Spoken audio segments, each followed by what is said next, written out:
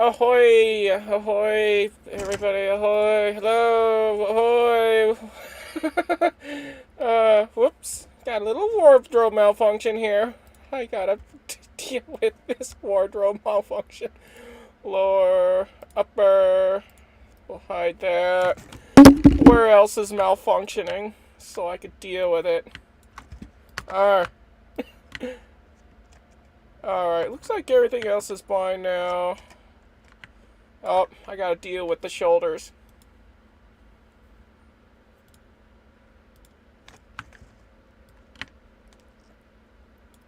Alright, sorry about that little mishap, everyone. In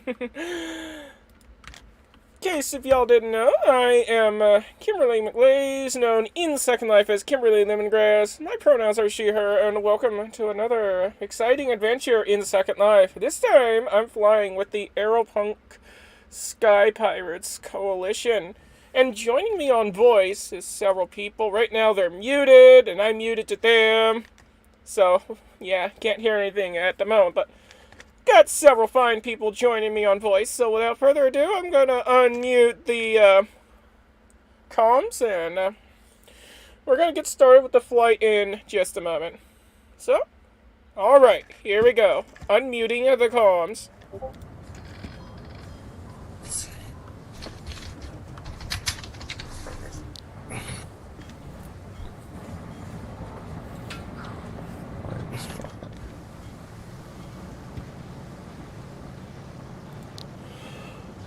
Alrighty, I am back, and just so y'all know, we are live on YouTube. Welcome back. I'm trying to get one of these. And live stream link is posted in the not the Discord, sorry, the the Second Life group chat. Aeropunk That has the stuff. The things. QT. Alright. QT. Oh, we got a little tiny thing there. Seriously.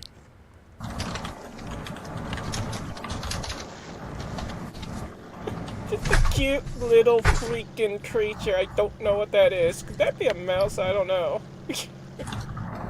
Mouse? I'm looking right now. Where? Brandy. Oh, hamster. Oh, that's a hamster. Okay. I had no idea. The hamster jam. The hamster dance.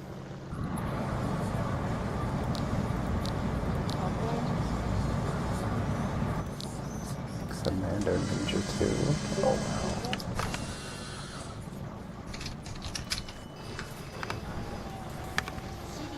Yeah, I gotta put that somewhere because I'm definitely gonna need to see that later.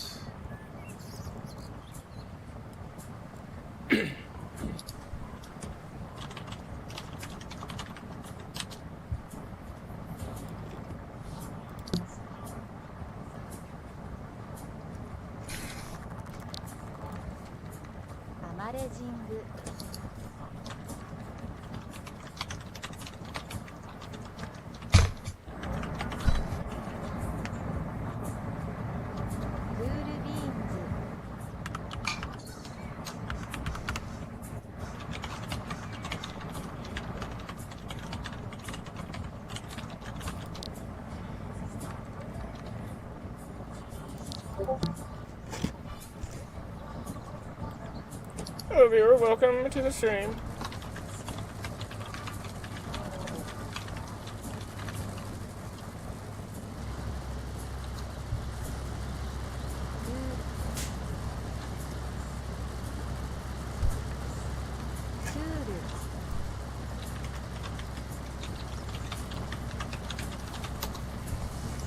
Alright. What's this?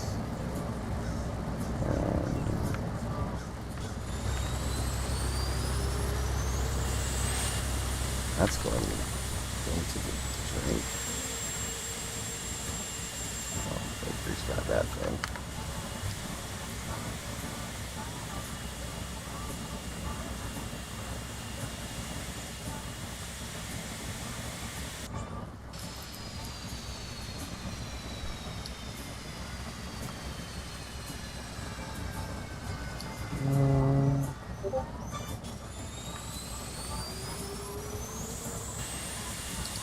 Put that on.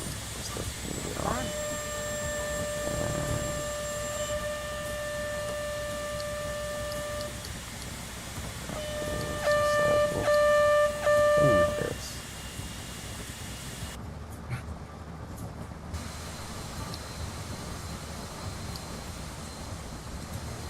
It's that time, and he hits it right on the nose of the clock. That Yep. did not work.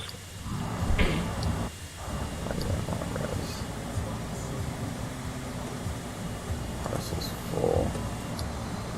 Oh, right. I have to do it exactly on the spot with this one.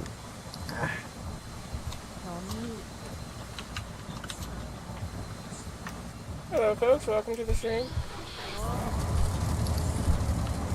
Welcome, welcome. Alright. Time to res the old tsunami and get moving. Chunk, chunk, chunk, chunk.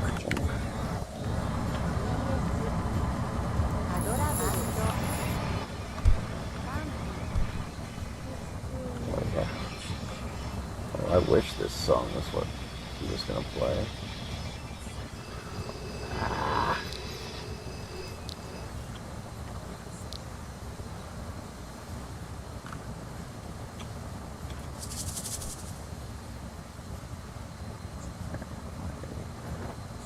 can probably just hang right here for the moment. Keep forgetting to take care of these pill things ahead of time. So I wind up doing it right at lunchtime.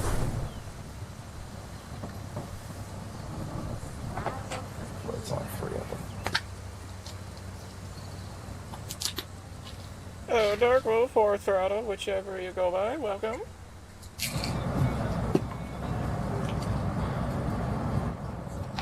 Welcome to the show. Welcome to the stream. Where crazy things happen. Oh, like me dropping pills.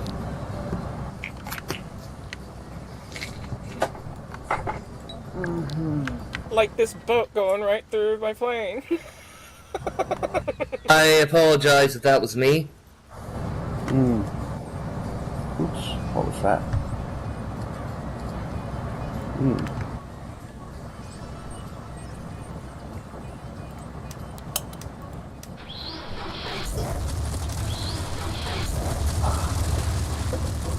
Alright.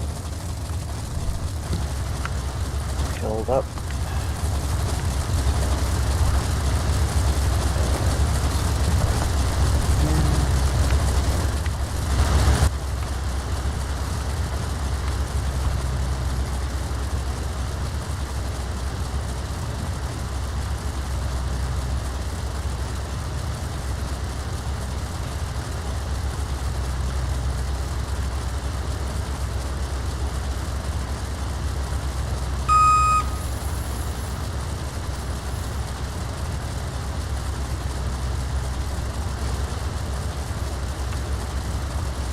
Throttle and second life. Alright, got you down.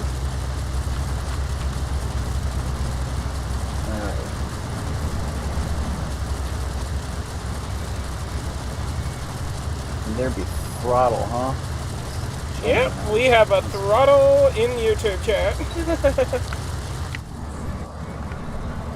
Let's see. Put my landing gear So, how's everyone doing? up. All right for now. Doing okay. Just trying to find a good place to get in the air. Alright, this is good enough. I'm already underway. Yes, I decided to whip out the hydrofoil for a little bit of a spin. Yeah. I saw you that pass now. me.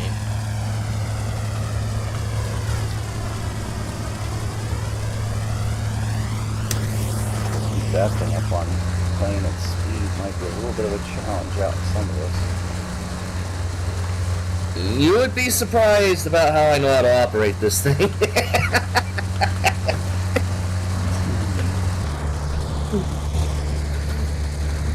Well, I should cancel that out. The weird thing is, I can operate one of these AT ships out here in the out here in Belisaria without batting an eye, and apparently Ed is even complaining about how I'm maneuvering. Yeah. No, Ed's usually complaining about anything that's not running with cloth. Someone purposely is in a small motorboat and they swerved in front of me to where I'd hit the sim edge. But that's not good. Cap, where are you going? I was gonna circle back over this way. No worries. You're like flowing in brony colors. You got a pirate flag on that? Yes, a parachute is important. Yeah, I Gotta tried to have put one one. That kind of. Let's see. Backtrack a bit. At least you get to watch from my point of view.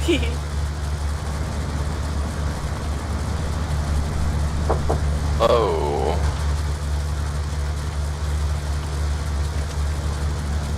Oh. Oh yeah. Okay, it's working.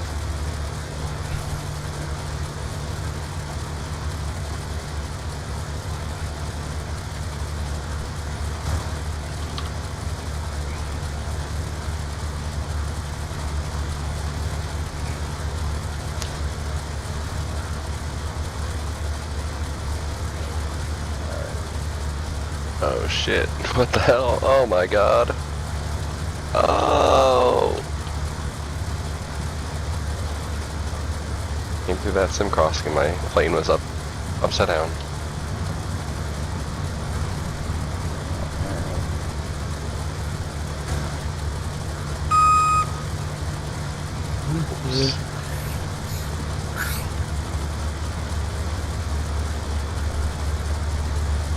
The magical wand.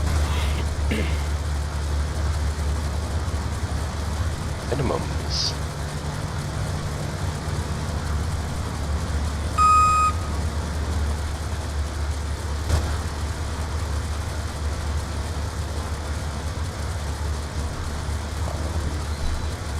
All the time.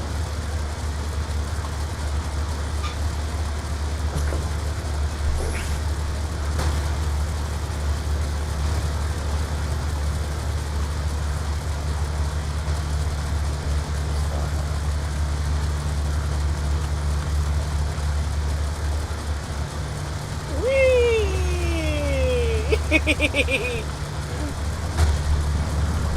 Barrel rolls are fun. Yeah, if I put on the maneuvers mode, I can do them a lot faster.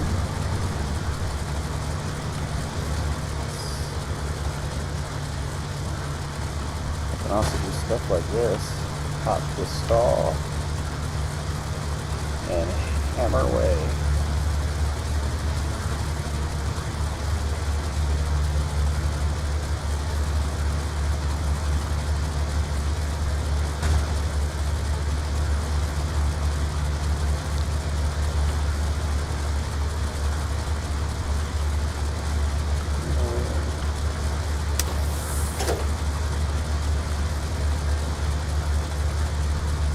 Where's the first red zone after the start? No.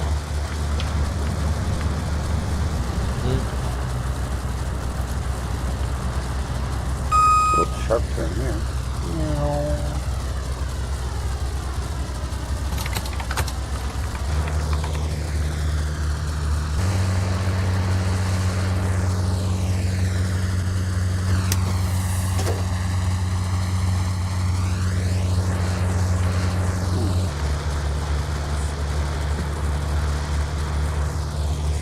Warning, you have 10 seconds to get out or else.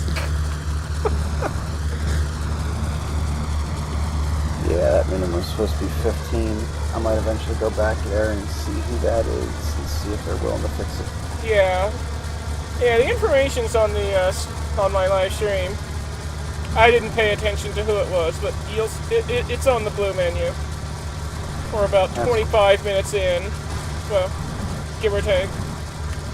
I can go back and figure out who that is and be like, hey, did you know it's supposed to be 15 seconds? I figured I'd let you know before the next person actually puts it. Yeah, there's quite a few people here in Belisarius that have their security orb set well below the 15-second minimum.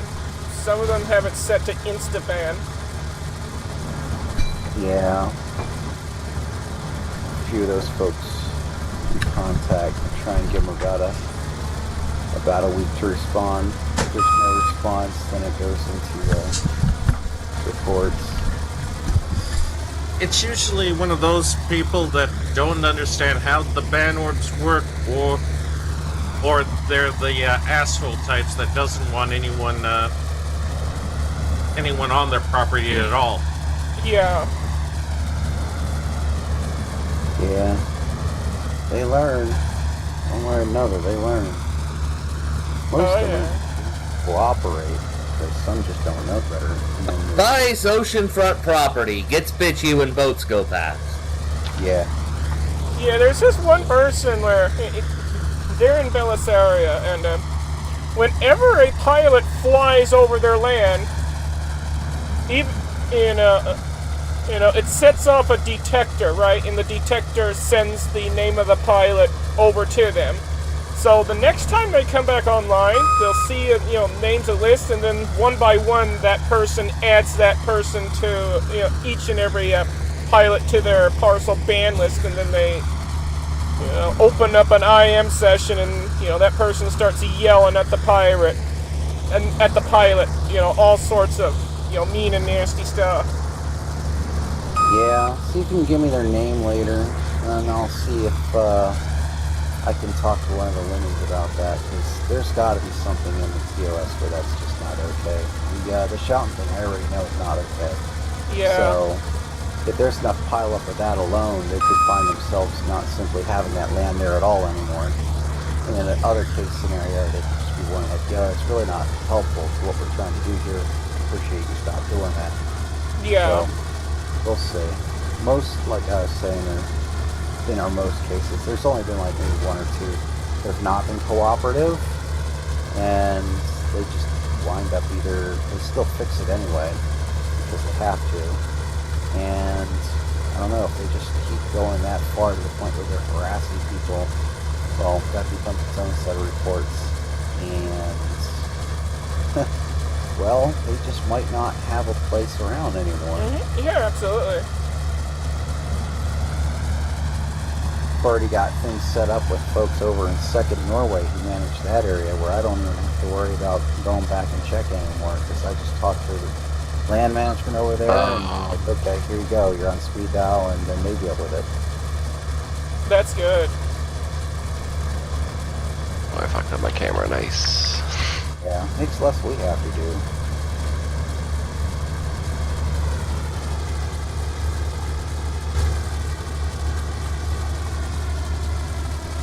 Bit by bit, it's been getting better. War on orbs is a true thing a lot of the time. Just need to educate them the first time. Oh yeah. They just need to get a little edumacation. Yeah. Hello, viewer. Welcome to the stream. A lot of them are just like first time users of like a premium engine just caught up in this kind of thing. So rather than get thrown in by reports, it's just better to let them know. Oh, oh.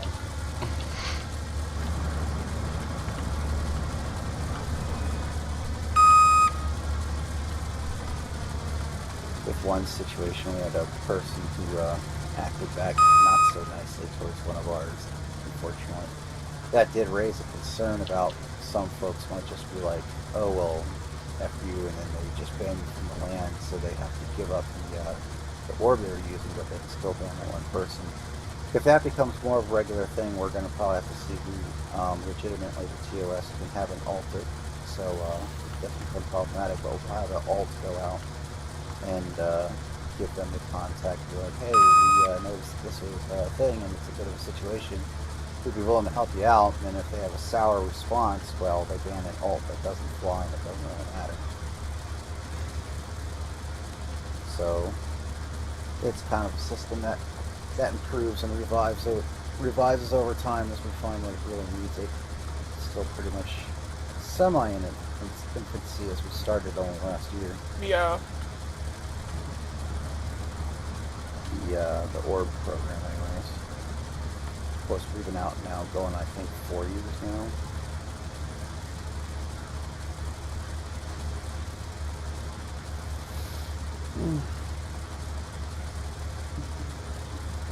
Let's see, what waypoint is camera at? Yeah, let's see if we can get everybody's waypoints here. I am at waypoint 16. Yeah, I'm coming In up on between 11 and 12. I've just hit 5. I'm up on 16 now, so you're right behind me. Alright.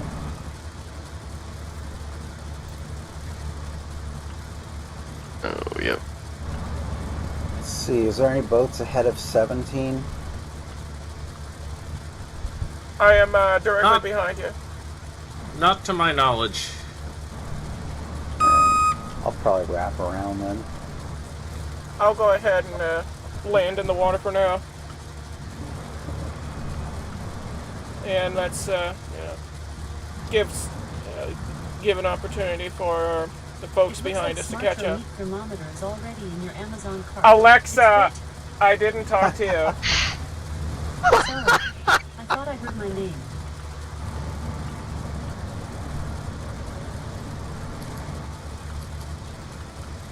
Wow. Okay. I might actually sit down for a moment to myself, because there's food out there, and I kind of Why want is to... it?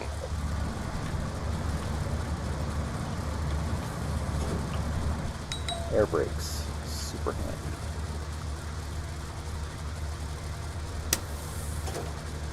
There we go. It's kind of hard here.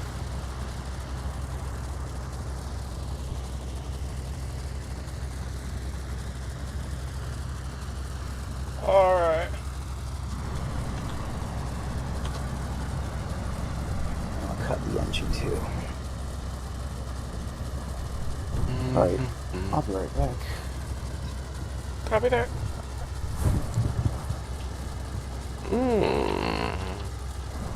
Rachel, I just thought of a new way to control airplanes. I don't know if it'll work, but it actually might.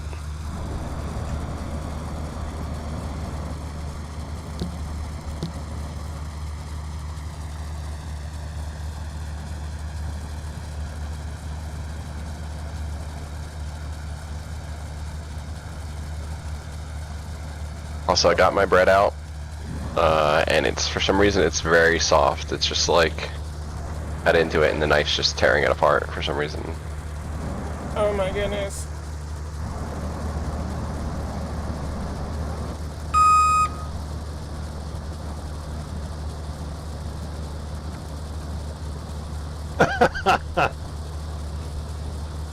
Shot it with a laser. LOL.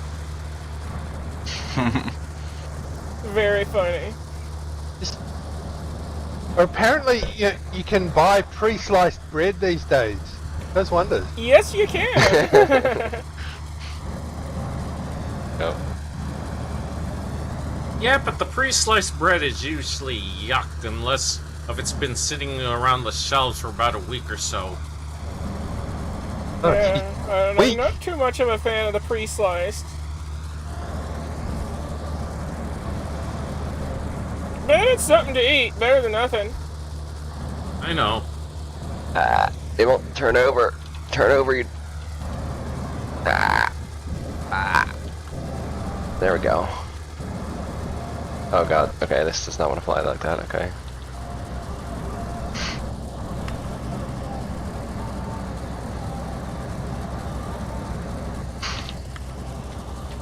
Usually the leeward chat's bustling with activity during sailing. It's kind of quiet tonight.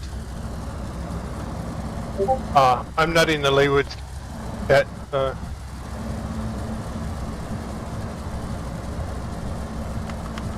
Whoa, someone's flying up here.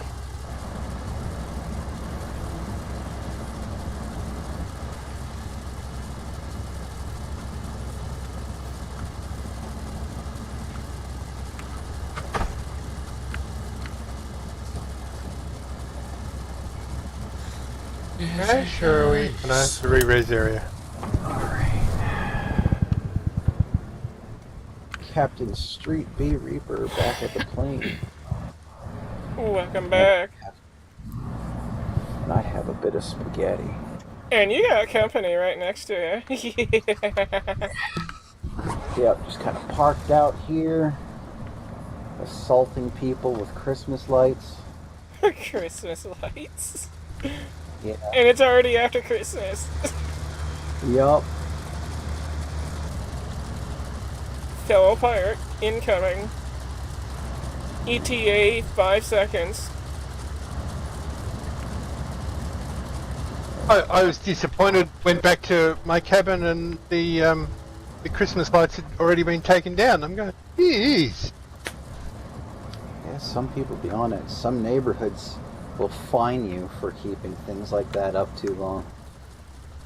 12th night, that's the rule. 6th of January.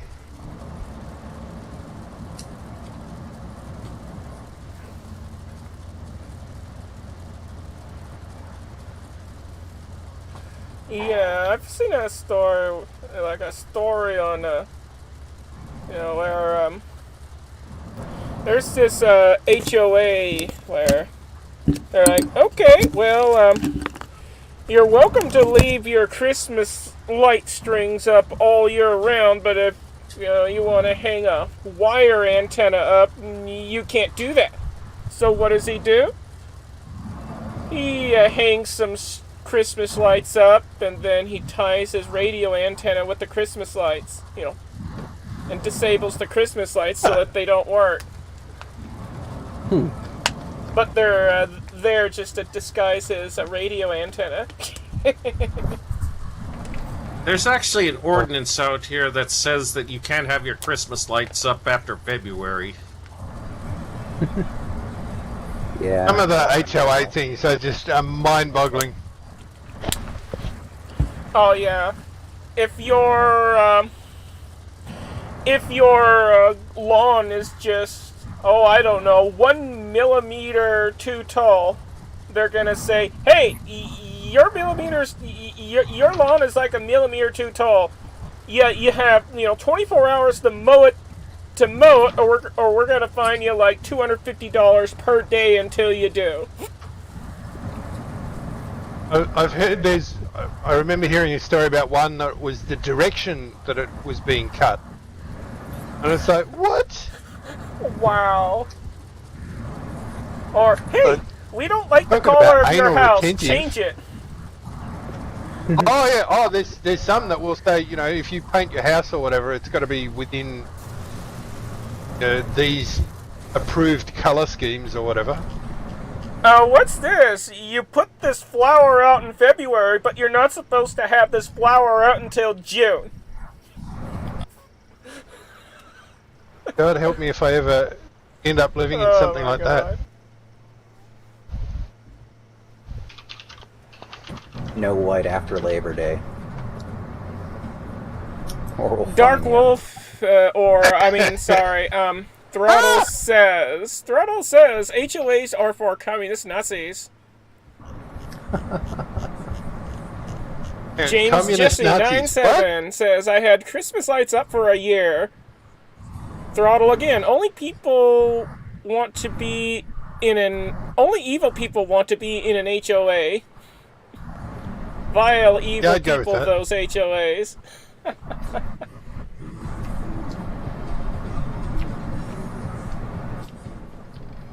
Problem is, you can't get a new home anymore without having to join an HOA. Yeah, I know. It's a Suppose it depends on where you are. Thankfully, they're not a thing here. So, no, good news is you can get a house without an HOA, but it's difficult. Throttle says you can if you get a tiny home. What if HOAs don't like tiny homes? They generally don't. yes, Alexis, the Behind a truck. yeah, the lag seems to be extra special today. Let's see, you're really quiet. I gotta turn somebody up.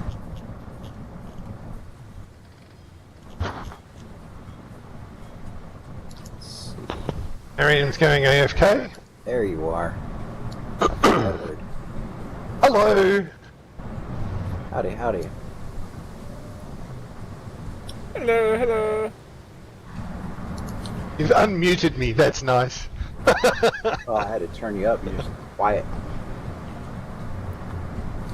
The sound's got to travel a long way. That's, Yeah. coming all the way from Australia. So, Yeah, I was about to mention, it's like, you're all the way on that other side communicating from the other side of the world. Your signal's just not strong enough. I gotta amp you up. That sounds like something Boost the that signal, would happen Scotty. on ham radio. Yeah. History Yeah, I 1930. talk to Aussies over the radio all the time. Okay, you into ham radio stuff? Yep, I'm into ham radio stuff, and I do have a license for it. Cool.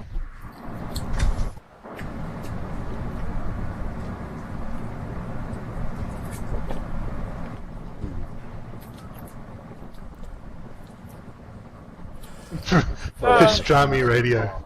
Nothing like being able to talk to someone clear across the globe without going through the internet. That's just amazing. Amazing what radio can do. Witchcraft.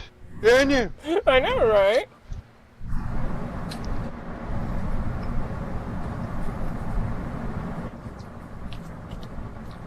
That's how they I'm did kind it. of curious on. Okay, go ahead. I'm kind of curious on something. Have you been able to contact NA1SS? I was able to talk to, people using that station's repeater, but I have not yet been able to contact the astronauts on the station. But I know some people who have. Just wondering.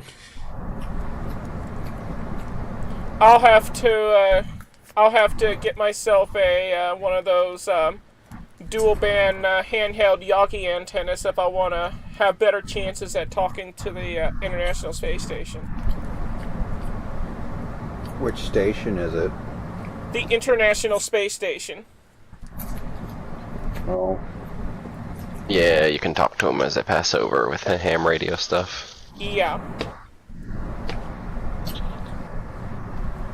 Well, if the astronauts are actually, Yeah.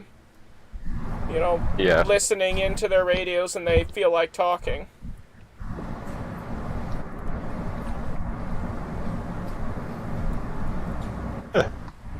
Probably busy taking pictures and throwing paper airplanes.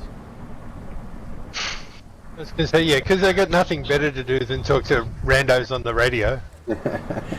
Some get bored. They do though. They're like nerds as well, so they like to do that kind of stuff. Well, true. James on the stream says, ask them if a glass of water stays still in space. What does that mean?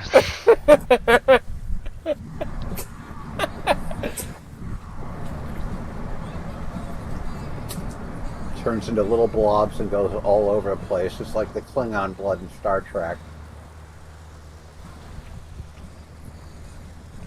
Actually, one of the things, if you guys have ever watched The Expanse, they took a lot of care to try and get sort of zero-G effects of water and fire and, you know, blood pooling in wounds or somebody crying, zero-G. I don't think I've seen that, but I know pretty much the basics of... Highly recommend it. Fire is just terrible and horrifying in space. Fire's like, which way do I go? I don't know. Screw it, everywhere. Here's the other problem. Throttle. You'll want to be careful with that radio, because it's technically illegal to use. Here's the other problem in space. You're in a pure oxygen environment, and the fire, therefore, has a very good source of fuel. Mm-hmm.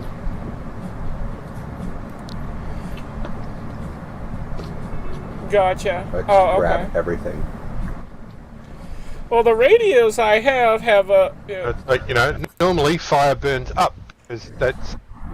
They have a hell of a lot more than just 40 with channels. gravity, but we haven't got that. It just goes, yep. Yeah. I get to access huge swaths of the radio spectrum, much more than CB can ever So do we access. Like the sun. say along here and go, I like that house, I like that house, that one sucks, I like that one. Oh look, band. Ah, what the hell? Oh, Where that's are somebody's boats tail. My screen suddenly went grey and I realised that I had a sailing ship come up inside my camera view. Oh boy. Going, what the hell's going on? So, oh, okay. In fact, let me turn my lights on. My other lights on. There we go.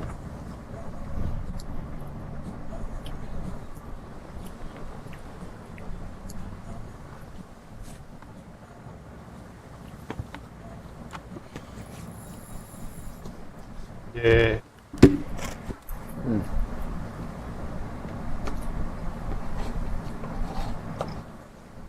What am I on? I'm heading towards Mark 12. Roger, roger. We're just... 5 of us are sitting here pretty at, almost to, Mark 17. I'm chasing a sub right now, almost hitting Mark 20. It's up the throttle a bit here, I think. Oh, backed into a buoy. So far, no sight of the idiot that crashed into me on the last stream. On the last flight that I did with a while back. There's somebody getting rammy earlier in the last run. Looks like we got a sailor heading towards our direction. The only problem is, I tried to retaliate against the sailor who kept ramming all the other boats, and they decided to ban me from the endpoint. Yeah, we were talking about dealing with that. I didn't get in touch with him. I didn't see him. And unfortunately, I think they're the types that's gonna say, sorry, you're still an asshole, we won't let you in. Yeah, they this do boat that. is on a direct collision course for one of us. Let's see. Zachary Lane.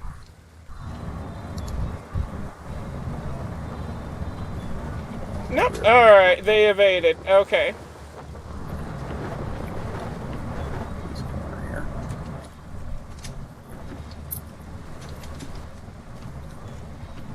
kind of up and floating about.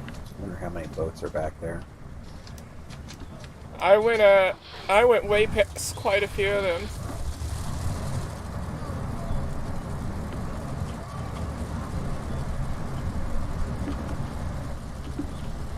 Ah, Throttle. You were glitched out of your ride again. That sucks. Yeah, some of these sim crossings are rough.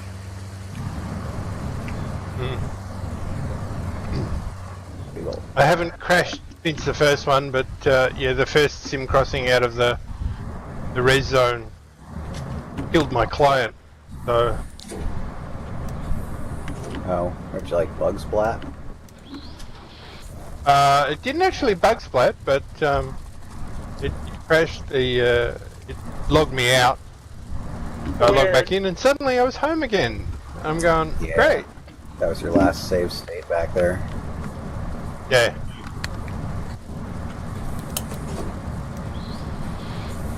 It's funny, some of those that you'll be online for 3 hours, have teleported to multiple sims, you'll crash out, and suddenly it's like, wait, why the hell am I back here?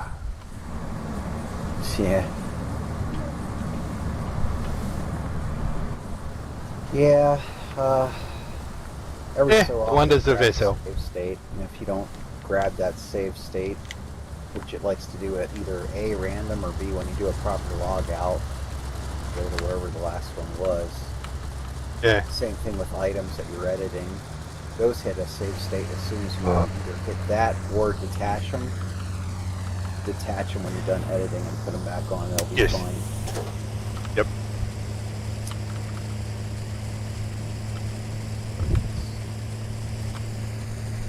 Where are we? Heading towards 16 now, so Yeah, we're still floating about here. I've bumped my throttle a bit so that I can. There's about 4 other sailing ships, and I thought, right, time to get out of this. Looks like Throttle is in Hacking a in front hover of me? car. Interesting.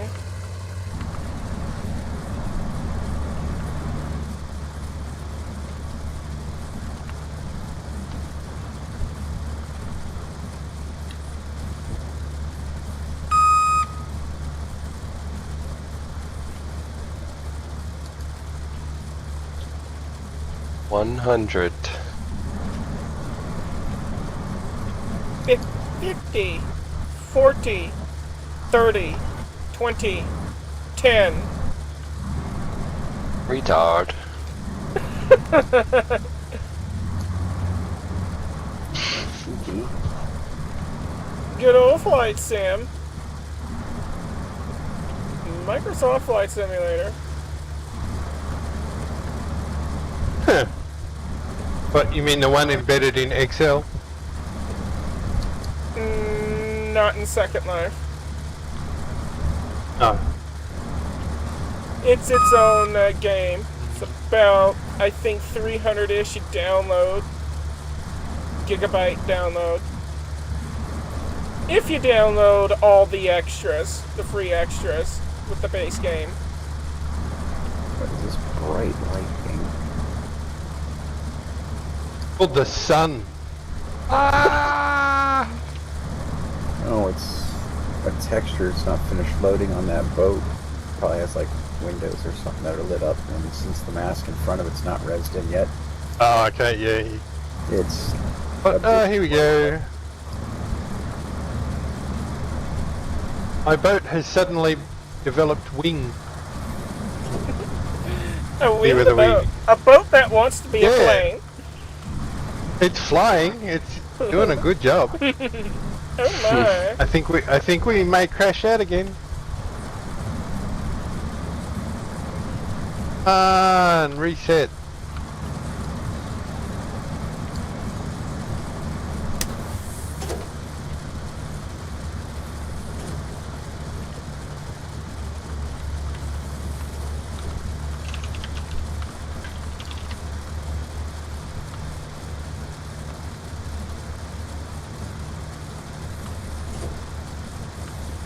Cool.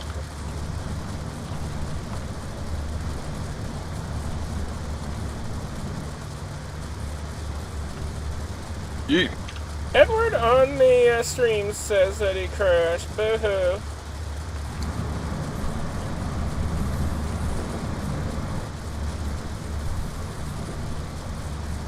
James, the boat that wants the boat wants to know how high is the sky. Too high.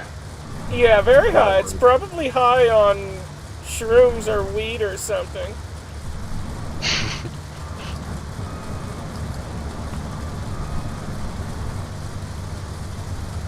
Got that height where the scripts stop working. Ooh. We're so close.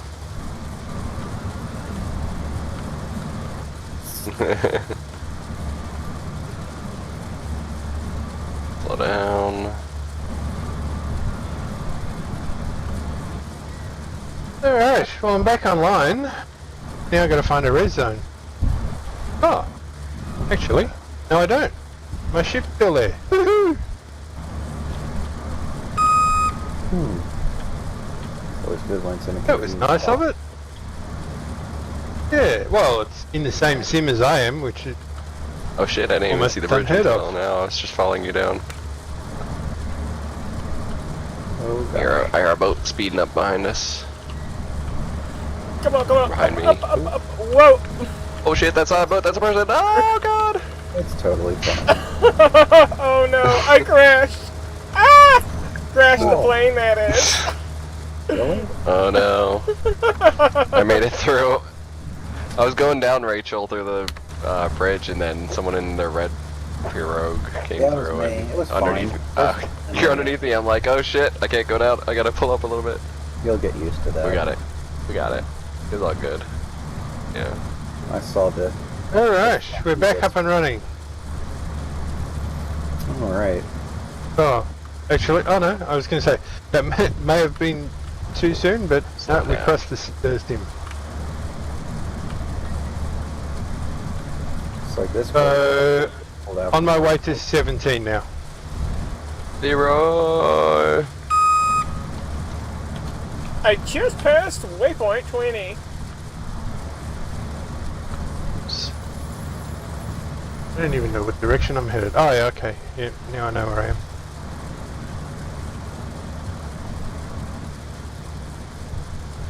Looking by the number of little green dots on the map there, it looks like that sim crossing coming into Drink Up is claiming a few lives. In 500 meters, make a left turn onto 16th Street.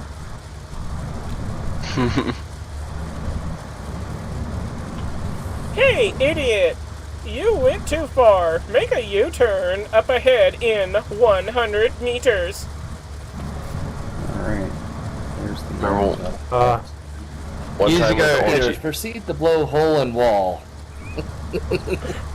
had some friends in the UK were putting together it was like an early GoFundMe project or something like that to get Brian Blessed to do a sat nav voice. Yeah. Not sure I recall who that is. What's that? You ever seen the old Flash Gordon movie? Oh, wow. Okay. The king of the Hawkmen, Oh wow, this big shouty bloke. That'd be funny. Oops, What sorry. a short- Oh, sorry. what a oh, short God. route. Ah. just gotta make Yeah. my way Actually, look around. It's a short one. See if I can Oof. plop myself down in the water here. I always remember I had, at one point, Ooh, I got some one of the old turbulence. GPSs, it had like, it was calling, there's an expressway, and it was like the abbreviation for it, and they just kept calling it XPi. Yeah. New York XPi. Sounds like a new cable program or something. Xfinity's next internet speed. Oh yeah, freaking cable, Xfinity, Comcast, all them. Oh yeah, yeah, we'll give you unlimited data, unlimited everything, unless you go over, you know, a terabyte Ooh, of the data, and controls are then not we'll amazing slow on you this. down to a crawl. Okay. That's bizarre. With this a precious resource that is very limited. Yeah.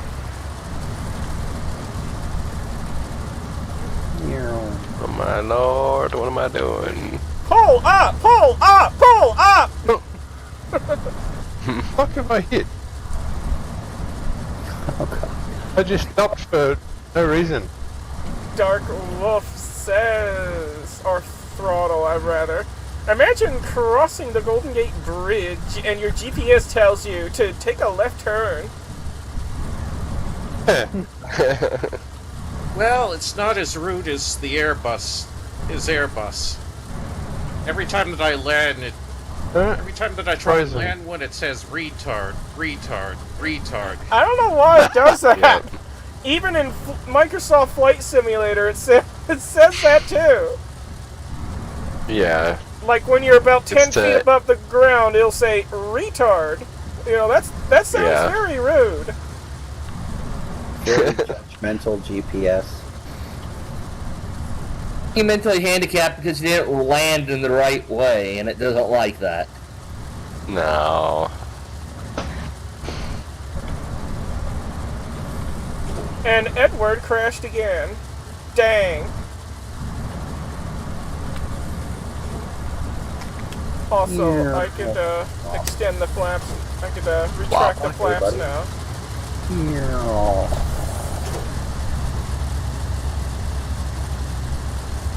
Touching wings, the aviation equivalent of a high five.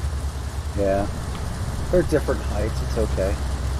Oh god, my camera just broke.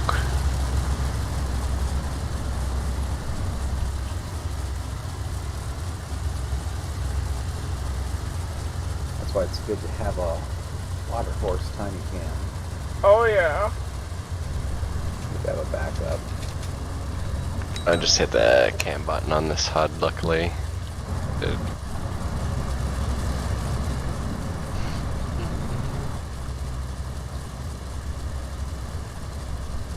Alright. Back. Now the question is...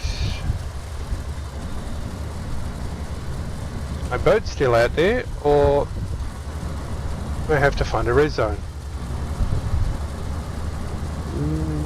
Should be some still out there. I know there's a red zone not far from Party Zone. See where we can go. oh.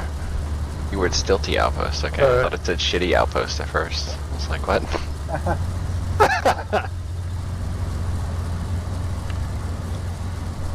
For when you're landing in Detroit.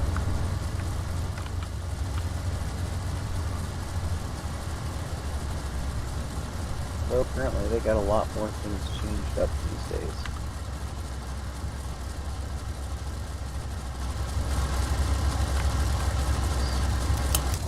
Please long it over here.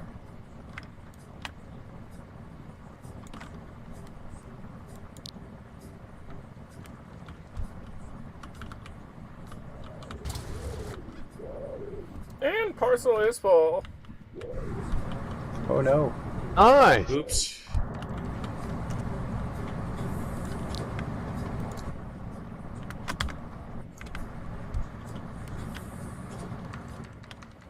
Alright. Looks like it's hit my boat.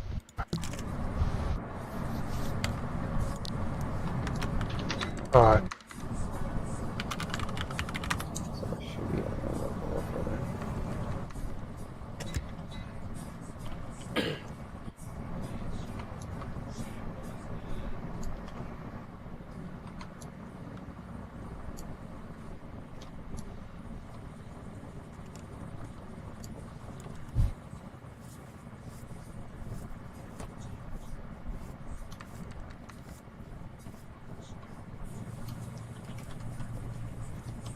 Oh, no, there we go. I've even got a message saying it's been turned to lost and found. Alright. So, res zone. Where is it? I forgot to do it. If I don't anchor it, it's going to get funky. I'm going to stand up because the height of myself and the height of the ceiling thing here.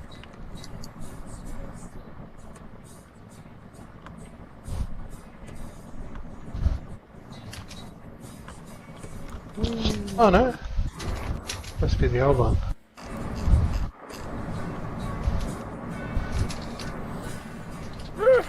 Now that we made it to our destination, now what? Well, now I pretty much dance around and watch what falls off when we try to take HUDs off and things like that. Well, I'm going to detach this HUD. Let's see if anything falls off. Think I'll do there a goes my avatar health refresh attachments before I try and take anything off. I'll detach this HUD and see if anything else falls off. Nope, my hat fell off. Uncovers that this is my hair that I use with the hat, and thus there's no hair under the hat. So that's a thing. That's alright. Just means it's an opportunity for me to throw another hat on. Gotta love Second Life, eh? And its quirks. Where is it? There we go. This one yells okay when I put it on, I think.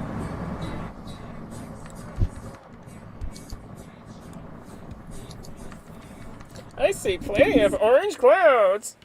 Go. Put an AO on here. So I stop standing like this.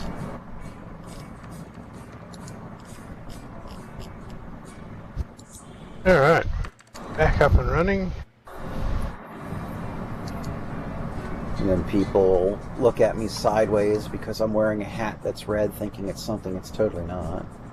Yeah, I know what you mean. A lot of people like to wear that one particular red hat that I am not going to talk about. Yeah. It's fun and all, but people are like, oh, Ooh, you're okay. wearing a red cap. I'm like, yeah, but it's the ones that we've had for decades, long before you decided to have like a political battle. Well, Here's the other problem too: is if I wanted to go work for Costco, I'd have to wear a red hat. And those are probably all the more. See, They probably assume all the more. that reminds me, I must get the graveyard shift. I was going to put together a cap for the those that come out on the graveyard shift. Pretty handy. I've got to actually finish uploading the texture for that.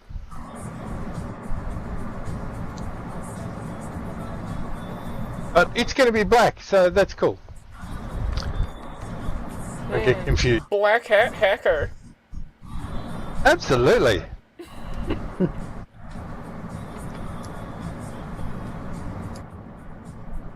James Jesse on the chat says, Cheeto dust. You'll have Cheeto dust on your fingertips. Red hats. That's so true. Cheetos. Thank you, Cartman. Oh, okay. What the hell is this? I'm sailing next to what looks like a My Little Pony barge. Okay. There's like 6 of them, I think, on it. 1, 2, 3, 4, 5. Yes. Six My Little Ponies sailing a catamaran thing. Something or other. Interesting. Yeah, if it's the one I think it is, it's like a castle on a catamaran. Yep, that's the one.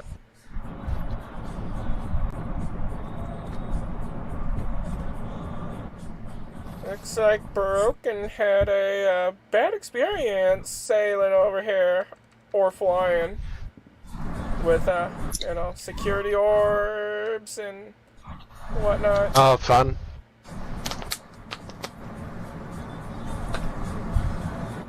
Let's see.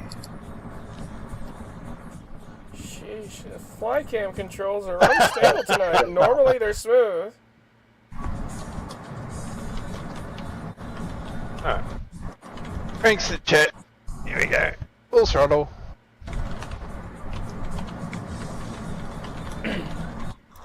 Floor it! Whee!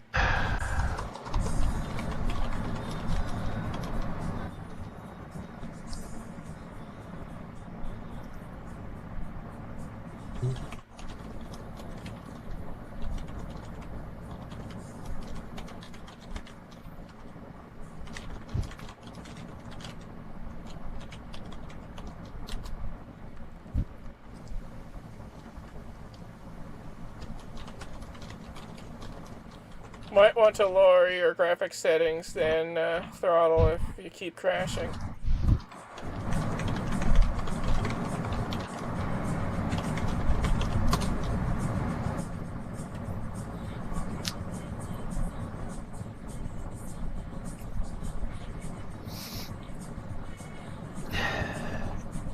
Yeah, when flying, I have my draw distance bit up, but things like max non-imposters, that goes down, because you want to talk about the things that'll cause a big sudden shug, pulling up on like 10 avatars that are fully rendered at the same time, that'll do it. Yeah, even if you have There we something go. like a 4090 or something, latest of the greatest graphics cards, you'll still have a problem with Second Life because it's just how it is.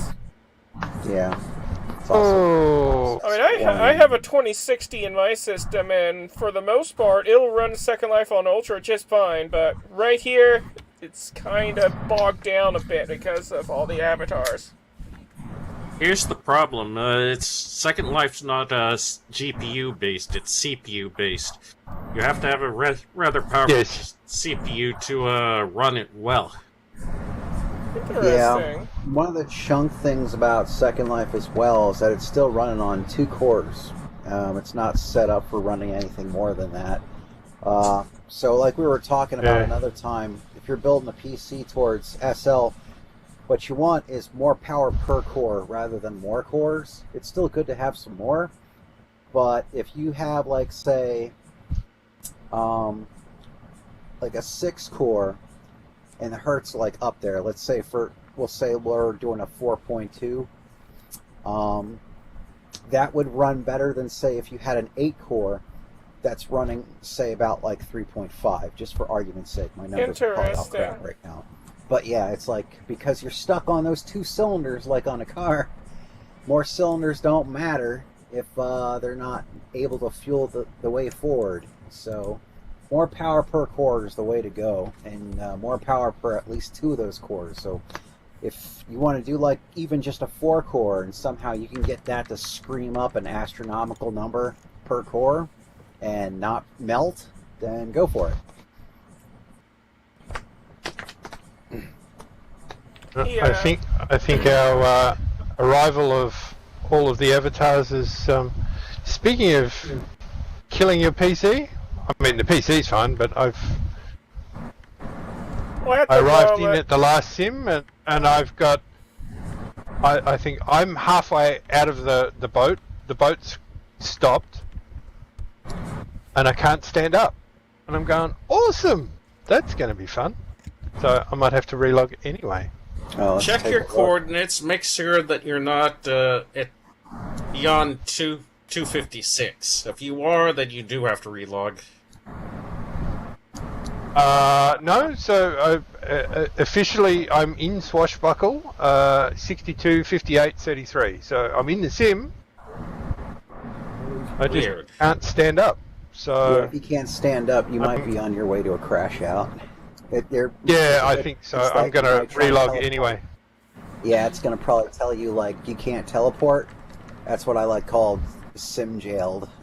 Some sim jailing can keep you there and not crash out, but chances are it means you've already lost connection. Like, you'll be able to see things happening. Well- Like, if I move around, you'll see it. If you try to input anything, it's not going to give it. The server's not going to pick it up, and it's going to say, "Oh, well, you're not sending signals, so goodbye." So it's probably going to crash you. Huh. You know? Yeah, you might Yeah, as well that's- just right, relog at that's this point. interesting. It just sent a boat back, and now I can walk. So I'm going. Huh. All right, what the Weird. And then So- dealing them. All right, we'll fly over. That's going to be easier, I think. And sometimes, when you'll become detached from whatever that is that you're sitting on, like a boat or something, and occasionally you recover, but then you lose the ability to turn left or right. You can only go forward or yeah, backward. I've had that. Yeah, I've had that happen plenty of time. But I do Yeah. have this one special HUD that actually fixes that. Doesn't always work, but sometimes it works.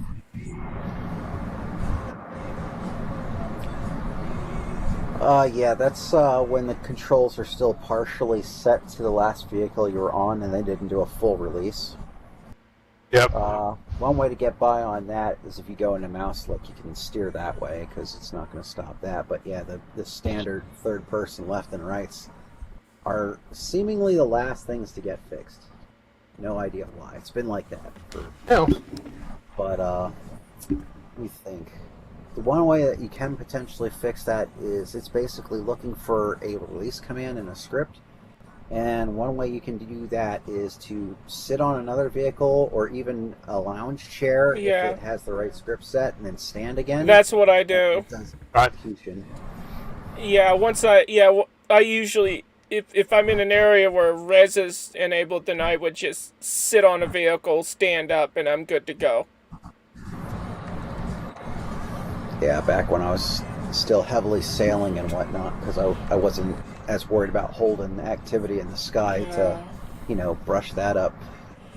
That's how I would get things back and working sometimes, because it'll lock you up good and hard in some places. You can to a lawn chair, though, and get to that lawn chair, stand up, and you can move around again, see my boat, and just get back to it and sail And off. another weird issue is, if say you recover from the type of crash that makes you lose your partial, navigation abilities, and you put the HUD on to recover those controls, you regain controls, you're moving left and right, up and down again.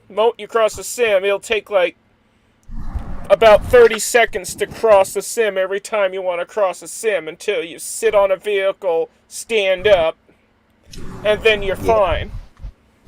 Yeah, we were discussing that as well the other time, and what's going on there is since every single simulated crossing is technically a reset, means every time that you got bucked off that vehicle and you're crossing, it's still trying to find a vehicle to attach you to.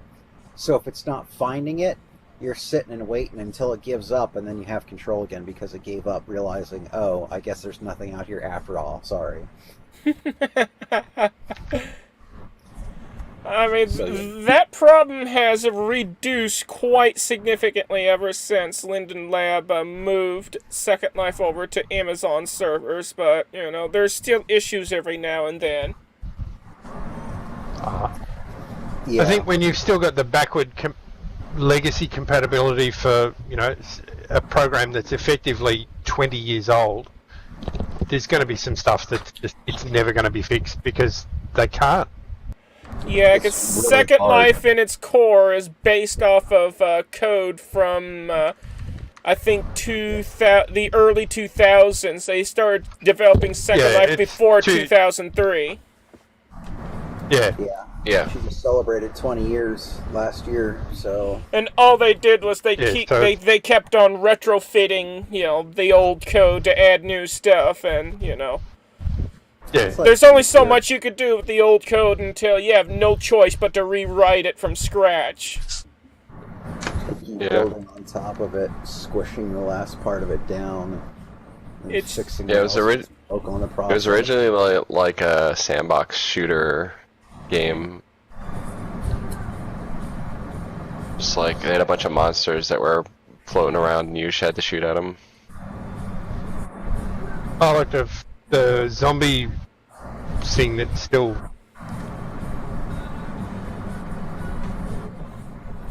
Yeah.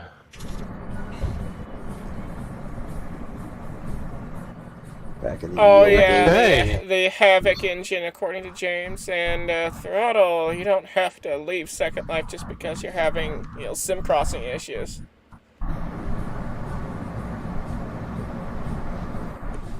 Second Life still uses a Havoc engine,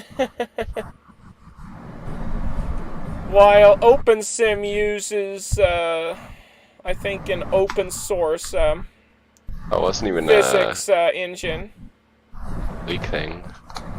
Seems like sim crossings in OpenSim are a little better than Second Life, but not by much.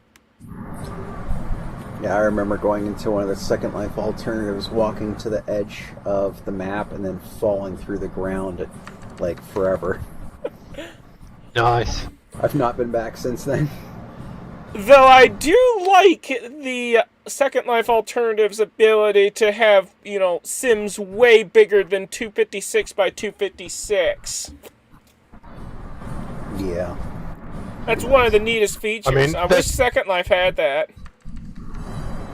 I mean, that's probably a legacy thing that they could do it, but you'd then have to change everything, and dealing with estate managers and people that, it's hard enough to get people in your group to read notices, much less actual people owning sims to read notices. So can you imagine the how many tickets? "Oh, suddenly my sim's big. Ah!" So, yeah, okay, deal with it. Oh, let's see. It's like, it's why America hasn't joined the rest of the world with metric. Well, the U.S. Good start. tried to join the rest of the world with metric, but, there had been an enormous change. amount of resistance from the population. So, we gave up. But we did manage to half-assed introduce metric here in the U.S. It's Most- I a think- weird I believe- combination of, U.S. custom and metric. I believe, like, everyone that does science-based stuff is taught metric at the very least. Here's a practical But- thing too. but- But people with truck nuts and all of that sort of stuff resist it. We got My- the no, whole- I haven't My really foreign coming friends there, would measurement. always tell me that we Americans would literally measure with anything except for metric. There is For a example, website this that thing is is like 5 bananas anything tall. but metric. Yeah, or there was a hole on some road, that had opened up like a sinkhole or something, and the news report, and it was as big as, what was it? Something about as big as so many washing machines, and you're just going, what? Wow, so the hole boulder. is Some terrible a visuals. hole that is about 5 washing machines wide, or 20 washing machines wide. Yeah, so I can't even remember what it was, but it was like, they'd measured it compared it to the size of washing machines, and I'm just going, Yeah, that Okay. that's America for It's, you. That's a it's stretch like at that point. it's like this: a boulder the size of a boulder is blocking the oh road. yes, I remember that one. Oh, And the boulder is Yes. probably about, I don't know, maybe 400 bananas in diameter by about Yeah, something 300 like- bananas tall.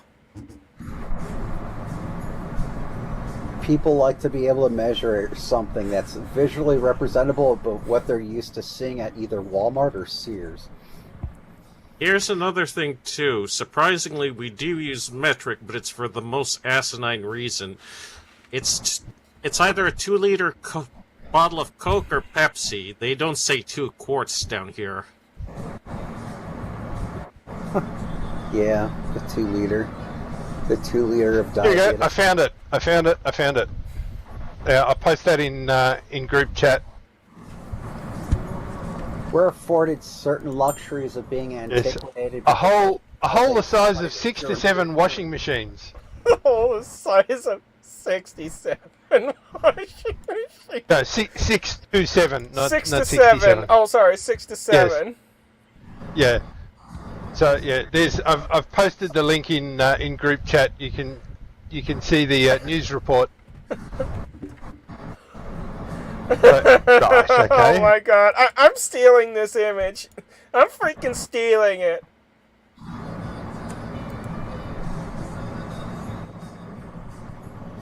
Well, at least it's And not with- like in some places in China where people are being sucked under by a sidewalk that gives away on a rainy day.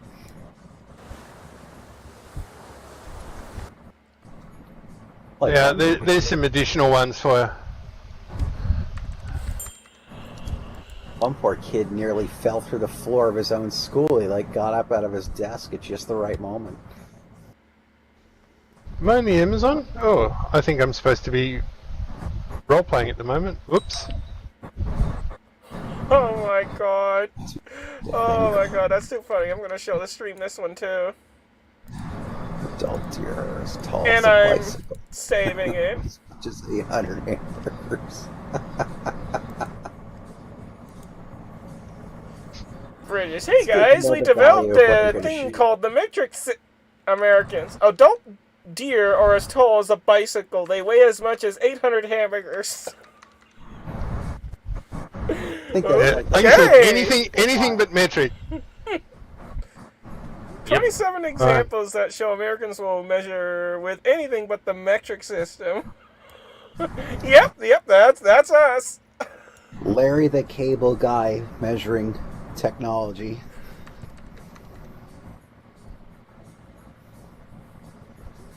All right, ladies and gents, it's been awesome. I'm being summoned away to.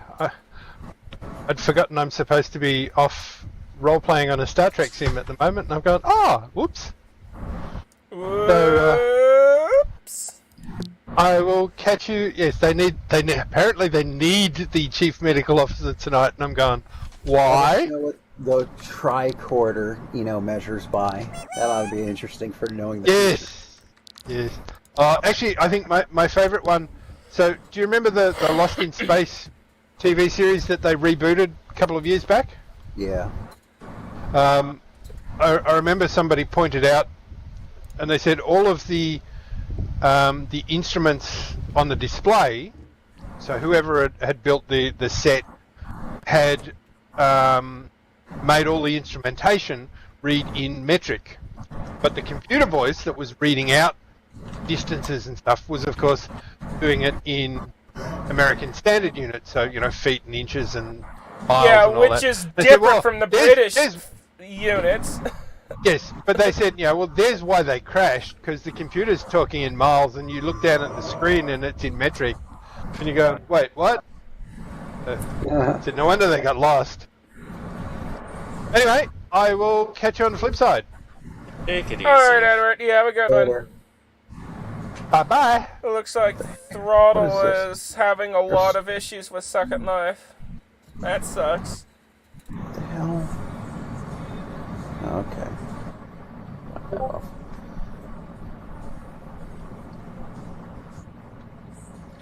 That's a funny thing. In video games, I'll use metric, but I'll have an idea, how big something is in metric if it's in a game like Second Life or whatever. But in real life, if you tell me something in metric, I'm like, oh, what's that? I back seriously to need to learn the metric system. I seriously need to learn it. Let's see.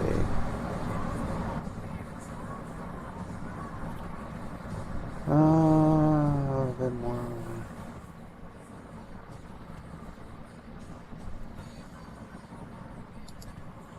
Well, Throttle, there has to be some way we could get your problem fixed. Because, this is not normal that you're going through that.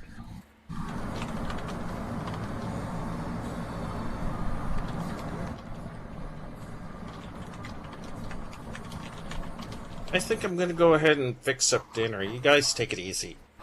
Yeah, have a good one. Enjoy your See you dinner. later. Right.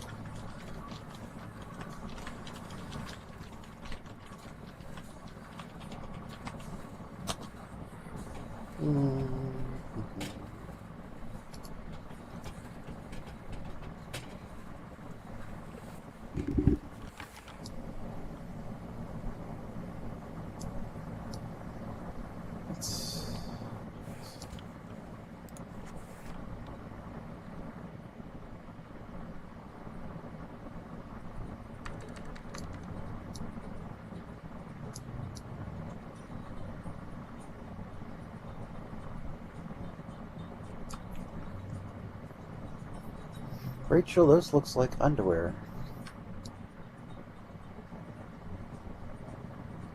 Half expect to see... Oh, they are. Yeah, I half expect to see a Fruit of a Loom tag on them somewhere.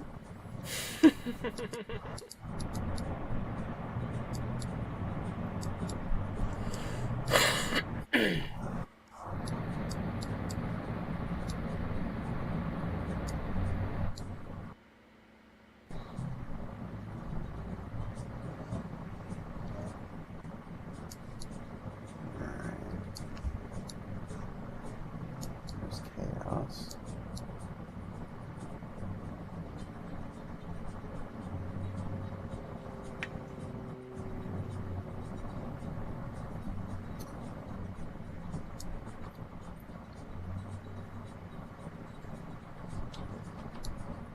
That's what I forgot.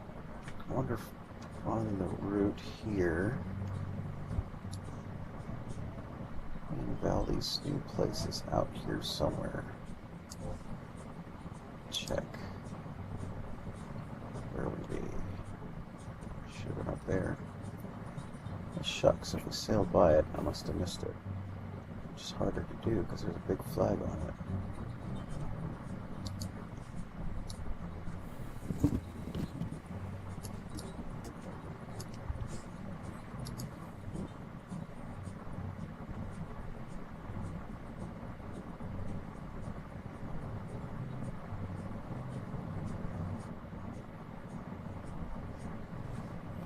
You would think that a big flag will be easy to find.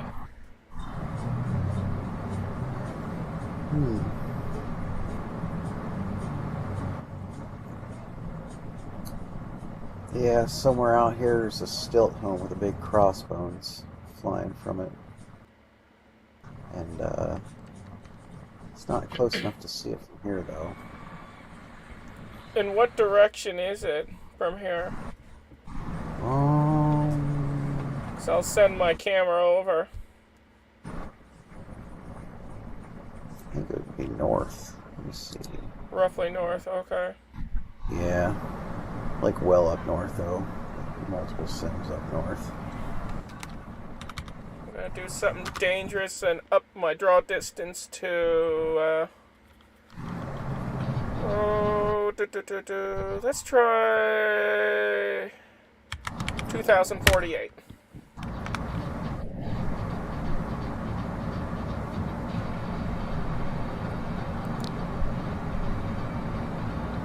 And we're gonna disable the rendering of avatars. There.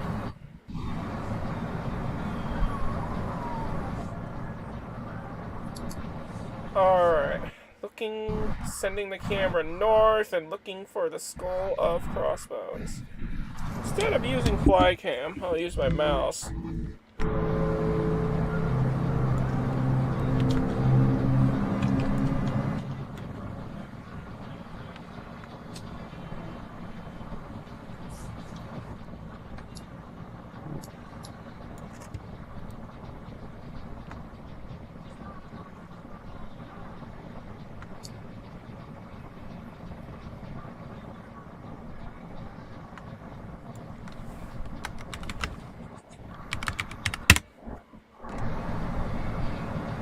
draw distance, 4096. Here we go.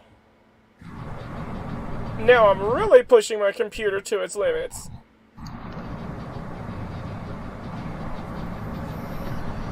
I gotta check something.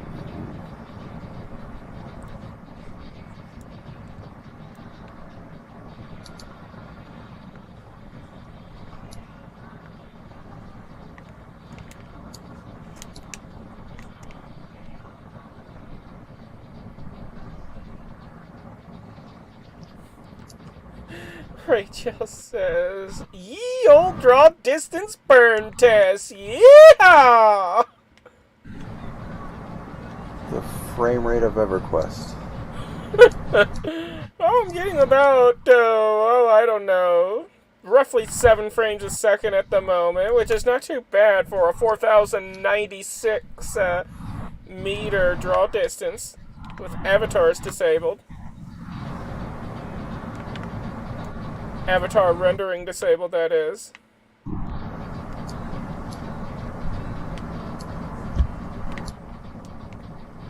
So far, I am not seeing a flag. Yeah, it's like way up there. It's like around to where the corner is.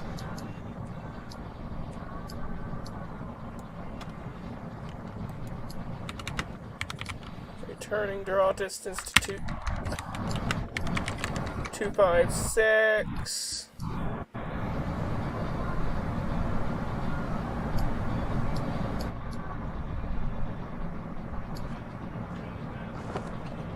That's no one.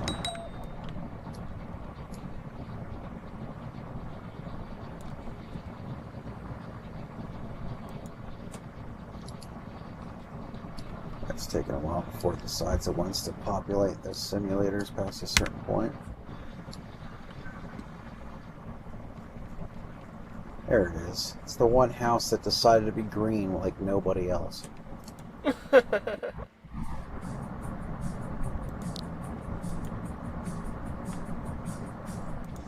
turn avatars back on. Alright. A bunch of other people probably don't even know how to change their like outside house paint settings and don't bother. Yeah, on my house, Belisarian house, I did change the colors and everything.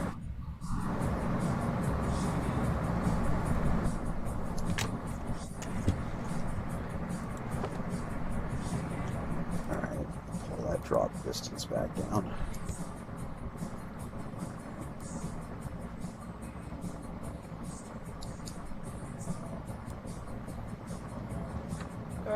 If only that... I don't know why YouTube decides to put the heart symbol right on top of chat, and that's obscuring part of it. That's so annoying. I wish YouTube didn't put that there.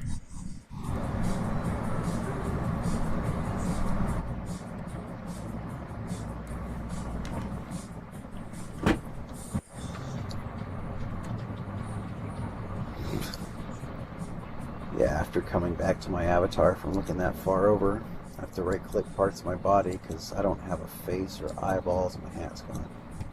I know they're there, but I have to do things to Let's see. make Yeah, you look fine to me. Let's just do this. Fatal Fury.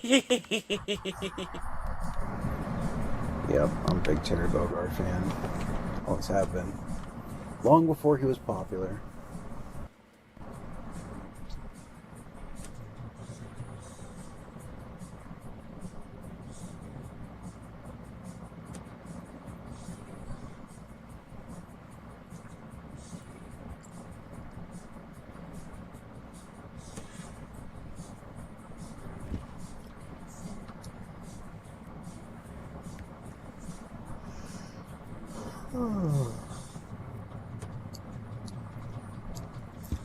Let's see here. Check on this.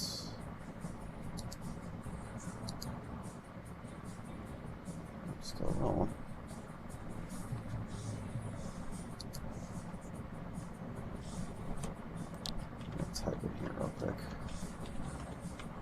Ooh.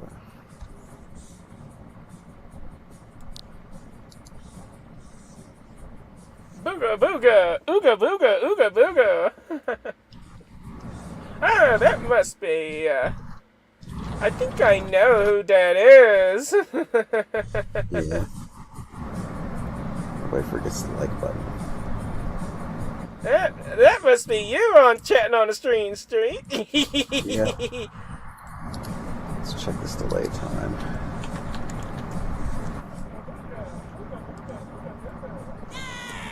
Yeah, how long's the delay? I wonder. 7, 8, 9, 10,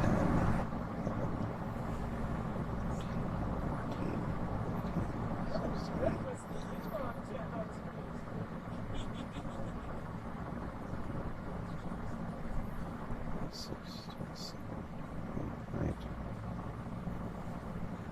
There it goes. About 30 seconds. Okay. Yeah, that's to be expected. Yeah. Let's see. 30-second delay. I've seen some cases where the delay is as high as 2 minutes, but 30 seconds seems to be the norm.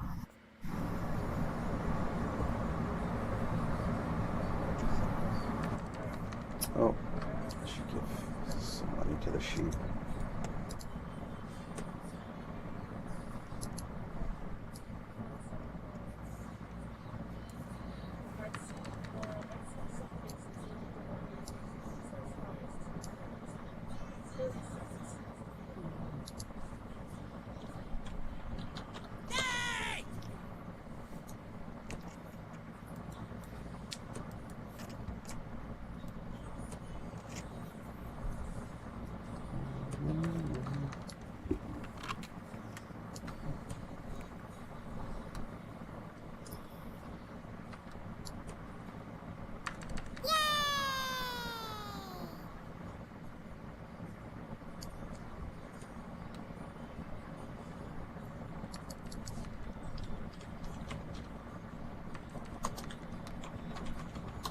Good luck.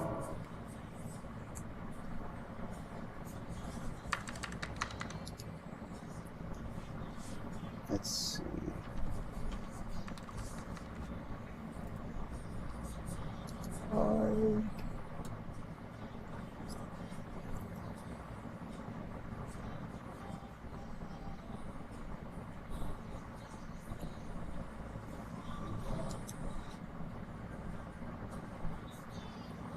I could pull out my deer gun.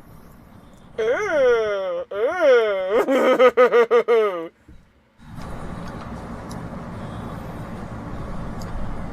His nose lights up when I shoot him. Oh my god, that thing. Oh no.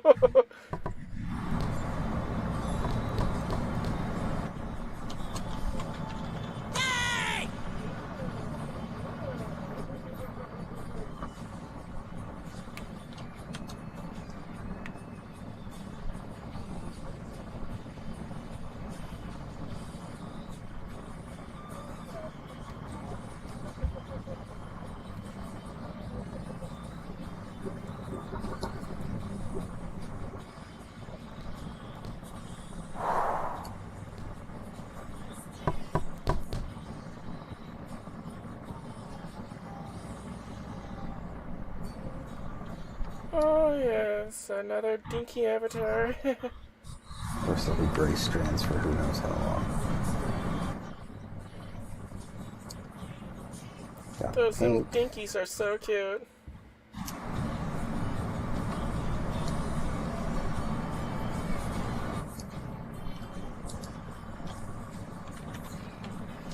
Good luck.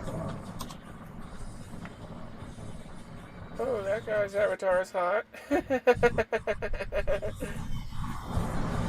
Checking out the dudes. Which dudes? Tingle Delta Far. Let's see. Even Oh, some of the girls here have hot avatars too. With the face light. Yeah, I noticed. Yeah, someone's got a face light. Should give everybody a cool looking necklace like mine that has a colored light on it.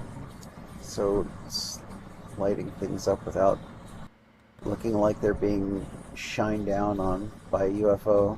Oh, that's cool.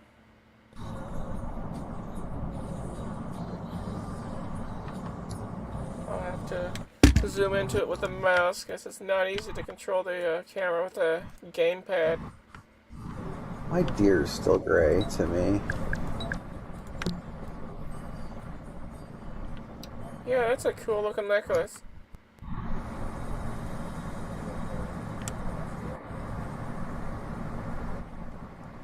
Yeah, that reindeer doesn't look happy.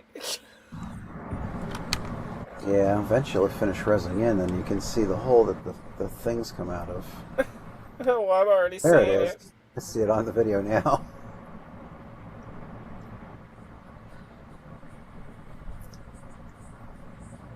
James Yessie says, "Too bad I'm not online to show you my avatar." Oh, well, maybe next time. What the heck is that sound? I heard a fart. Who farted? That's the deer when he shoots. Oh. His nose lights up and then he goes poo. Oh my god, that's too funny. Yeah. There we go. Now we can see more of the colors from the strands rolling in. So your Sky Wolf Divine gets flirted with often. I wonder why. I wonder why, James. I wonder why.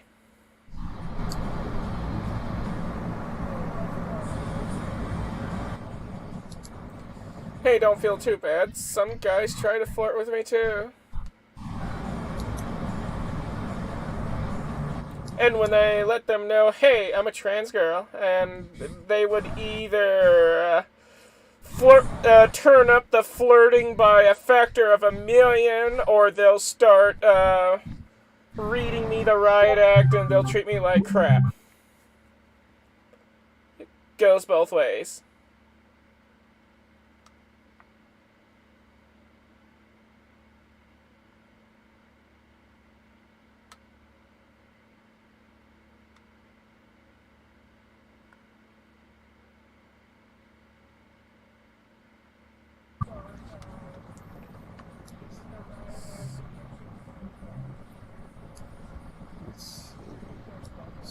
Also, your avatar is an 8-foot tall, sexy blue and white wolf. Okay, so a furry.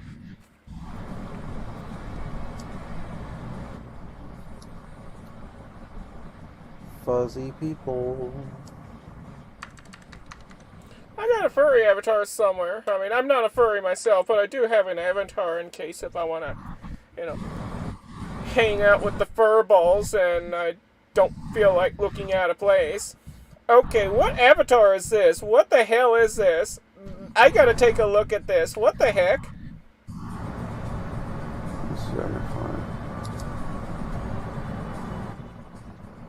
What is this thing?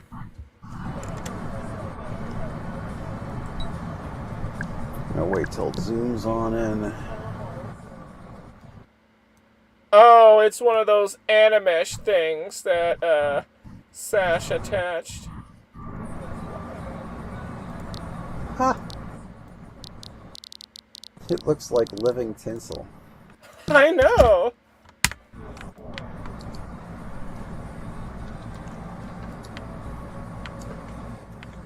This is one of the weirdest things ever. Oh, eventually turns into a rainbow. Fluctuating rainbow tinsel. Oh, now that's cool! It's stuck in a washing machine. Washing machine.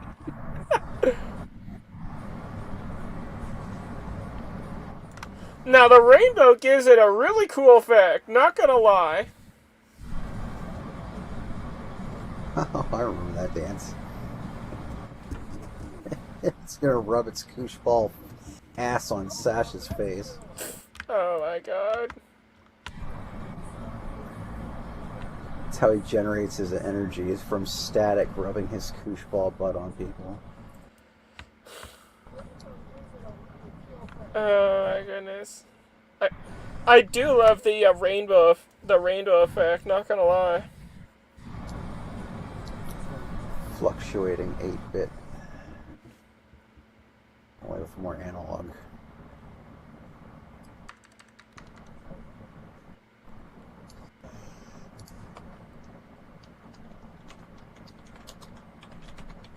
Good luck.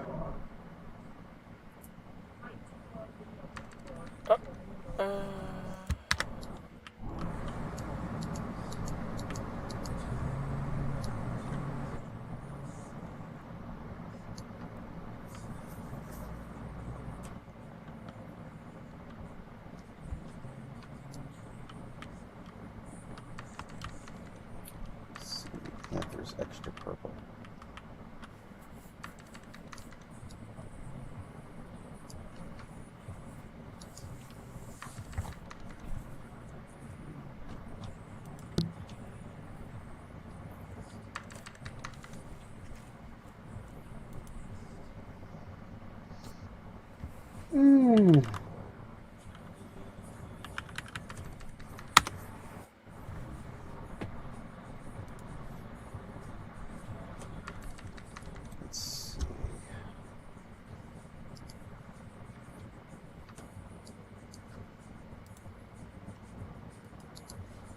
Alright.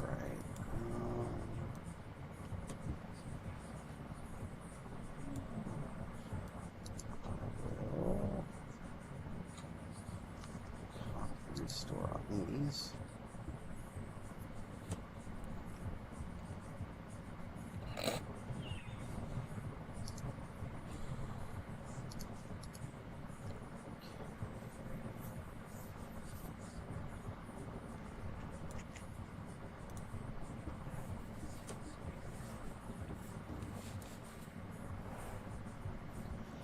I remember someone was talking about how Steamboat Willie is entering public domain, and sure enough, days later, I hear all the more horror stories and how Disney's angry about it.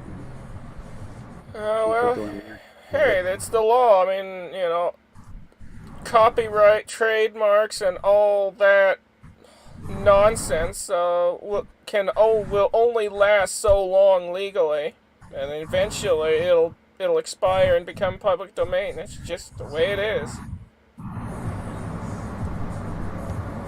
I haven't seen what people have done with it yet, but I've been seeing things pop up left and right about, and quick thumbnails about, like, horrifying things people have done with it.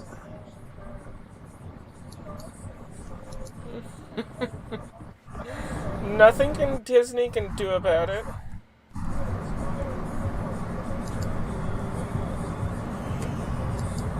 Oh, I pretty much welcome any kind of horrifying thing that happens to Disney anymore. Certain Marvel game I put a good chunk of money into back when I still had an income, and then it got shut down after less than 2 years because they wanted to put up their own Marvel game instead.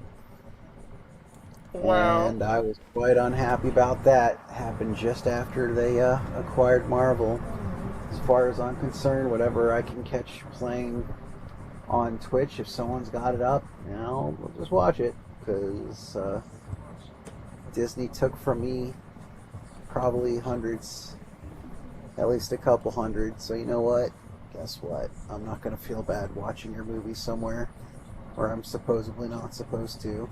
Although chances are I'll probably see it on cable anyway, because everything seems to go to, like, cable TV in less than a year now. If cable TV still exists. I mean, cable TV is, slowly but surely they're dismantling it and turning it into a streaming platform. Yeah, seems like every other thing wants to be a streaming channel instead of being in with that now, and everyone thought that they were going to be the next Netflix, and, well, the Stream Wars, as South Park put it, and not as much an issue of having enough bandwidth for it as, well, people don't have all the money for all these different streaming channels. And now some internet service providers want to explore the idea of heavily restricting the bandwidth of certain stream providers that the ISP doesn't own, and instead encouraging people to watch the stream providers that the ISPs own, and the ISPs will give full bandwidth to their stuff, but want to restrict the bandwidth, to others unless, they pay the ISP a little more money. So, yeah, what they don't seem to understand is that turned into a headache. A lot of these moves that they're making is leaning people further and further towards piracy. Exactly. And they're like, oh, it's so bad. Okay, well, then stop making it so hard to do it legit. Stop making it so expensive where it doesn't need to be. Stop making basically all these counter customer moves that are, just not helping. Because guess what? A lot of this stuff's going to show up on Twitch or some other thing that they're just not going to counter anyway. And Twitch happens to be probably one of their prime things they are going to have to give bandwidth to, because people would be in a huge uproar if they didn't. Mm-hmm. So Twitch is one of the biggest places where you can find all sorts of stuff playing left, right, and center. But if they were really smart, most of these shows and IPs and whatnot wouldn't even be all that mad about it, because quite frankly you have others like Bandai Namco who realize, oh, well, the money's not necessarily in running this thing here. It's simply letting people watch it and franchising rights, which is how Saturday morning cartoons did it, and Gundam never stopped doing it. Mm-hmm. So they put out a show, and it's like, hey, guess what? We happen to have our own YouTube channel. Watch it here. It's available. They go watch it there, then buy a bunch of video games, figures, shirts, and it's working just fine for Bandai Namco. Why others can't seem to figure, the obviousness of this out is beyond me. Yeah. And the other day I watched that video that I think it's Louis Rossman or something that put out on YouTube, and he had an experience with Netflix where, he paid for the 4K streaming plan, so he was promised 4K quality video. But when he watched something on Netflix with the desktop browser, the video feed was limited to 720p. Yeah, and I watched that. He was not, allowed to, watch 4K at all, despite paying for 4K. It wasn't until he downloaded Netflix's extremely proprietary, software that it, on a cell phone of all things, that he finally was able to watch it in 4K format. So they'll let him watch, 4K content in a walled garden walled garden type environment, but when he tried to watch a 4K program on his PC, Netflix all of a sudden says, nope, you ain't gonna do that. Yeah, there's also another thing that you can put to a browser. It's, I forget the name of it. It's an app, and it'll let you do 4K that way as well. But you really shouldn't have to go through those kinds of hoops to watch a thing that you're blatantly paying for on a computer. And here's the kicker. They weren't telling him that he, wasn't running in 4K either. Yeah. That's the thing that he was pissed at. It wasn't about the whole 720p and all that. It was the fact they even tried to kind of hide the fact they weren't, Yeah. that he had to use a specialized tool to see what he was actually, it's playing messed it. up what they're doing. It's because you pay for 4K, but they want to make you use a bunch of invasive DRM that clearly does not need to be on there because they're so paranoid because of some licensing agreement that they're afraid you might download something. And I think as long as they didn't spy on you, they wouldn't know. Therefore, the people who would get mad about the license agreement would not know and therefore would not get mad. But because they're putting so much effort into spying people, now it's an expectation of the license holder that you, have to spy on people, because Lord forbid if someone uses a VPN to use a computer to view some piece of content that you don't have a license for in the States, even though they're using a computer, i.e. a computer in that country to view that content. Yeah, it's stupid. And there's another scandal that happened with Sony where owners of PlayStation 5, I think PlayStation 5, where they bought a crap ton of TV shows and movies, digitally, of course, and then Sony decided, okay, well, due to licensing agreement, blah, blah, blah, blah, blah, we're going to pull all of your purchased, shows and movies out of your, library, and we're just going to delete them from your library. Well, too bad. Sucks to be you. They got a huge uproar. I mean, people made a huge stink about it. And eventually, Sony backpedaled, and they was like, oh, well, suddenly we came into an agreement with these license holders, and now y'all get to have your, movies and shows back. Yeah, there's no reason why it should work that way. I have no it's idea ridiculous. what they signed for it to be able to work that way, because when they sell, games, like Steam sells games and whatnot, as soon as it's been purchased, it still remains grabbable, as it may not be purchasable anymore, because there can be a limited amount of agreed upon rights to be sold for those people to use that software. But once they have it, it's theirs, period. So yeah, unless the whole service goes down, then it's still out there. With Sony, it should have been the same thing with shows. Like, there should have been, in the understanding of the legal agreement that people buy this, it's theirs. So unless the entire service is done away with, it should still be hanging out there, especially when it was purchased within the same, console generation or even just one generation back. There's just no reason for this kind of video to not still be there.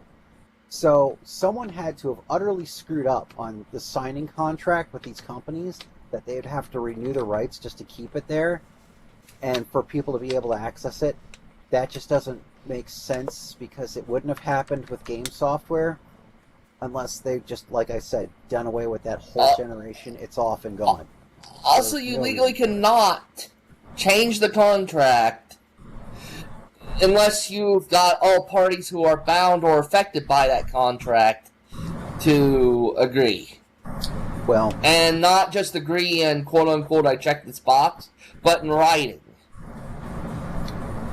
It sounds like once they realized people were going to fuss back about it enough, they probably paid the company what it wanted.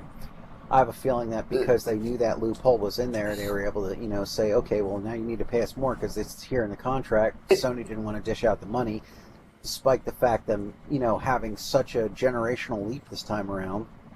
And it's been further showing that they've been willing to do more price gouging as well, because PSN in itself has gone up by 30% just for the basic subscription. So they have money.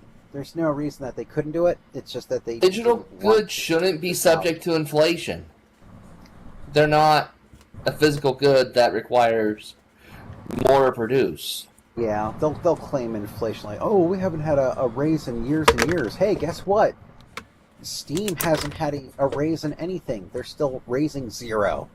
So guess what? Steam is able to keep up and provide a service that is free, and they're having their marketing platform, and they're making a cut on that marketing platform, which, by the way, so are you, Sony. You're making your cut if it's sold off of your digital storefront, which, by the way, works like complete ass on PS4.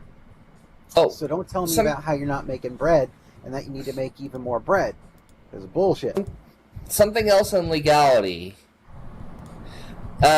You cannot revoke an existing or standing contract. If someone bought something, that contract still exists in perpetuity with the owner on that copy. First sale doctrine, basically, if I remember. The legal system's so bent. And it's funny how they didn't ever, a lot of people did not mention that your contract, when you buy it, exists in that form. Just because someone changed the contract later on doesn't mean they get to rip the copy out of your library. That'd be like a company saying, oh, you have Discovery discs?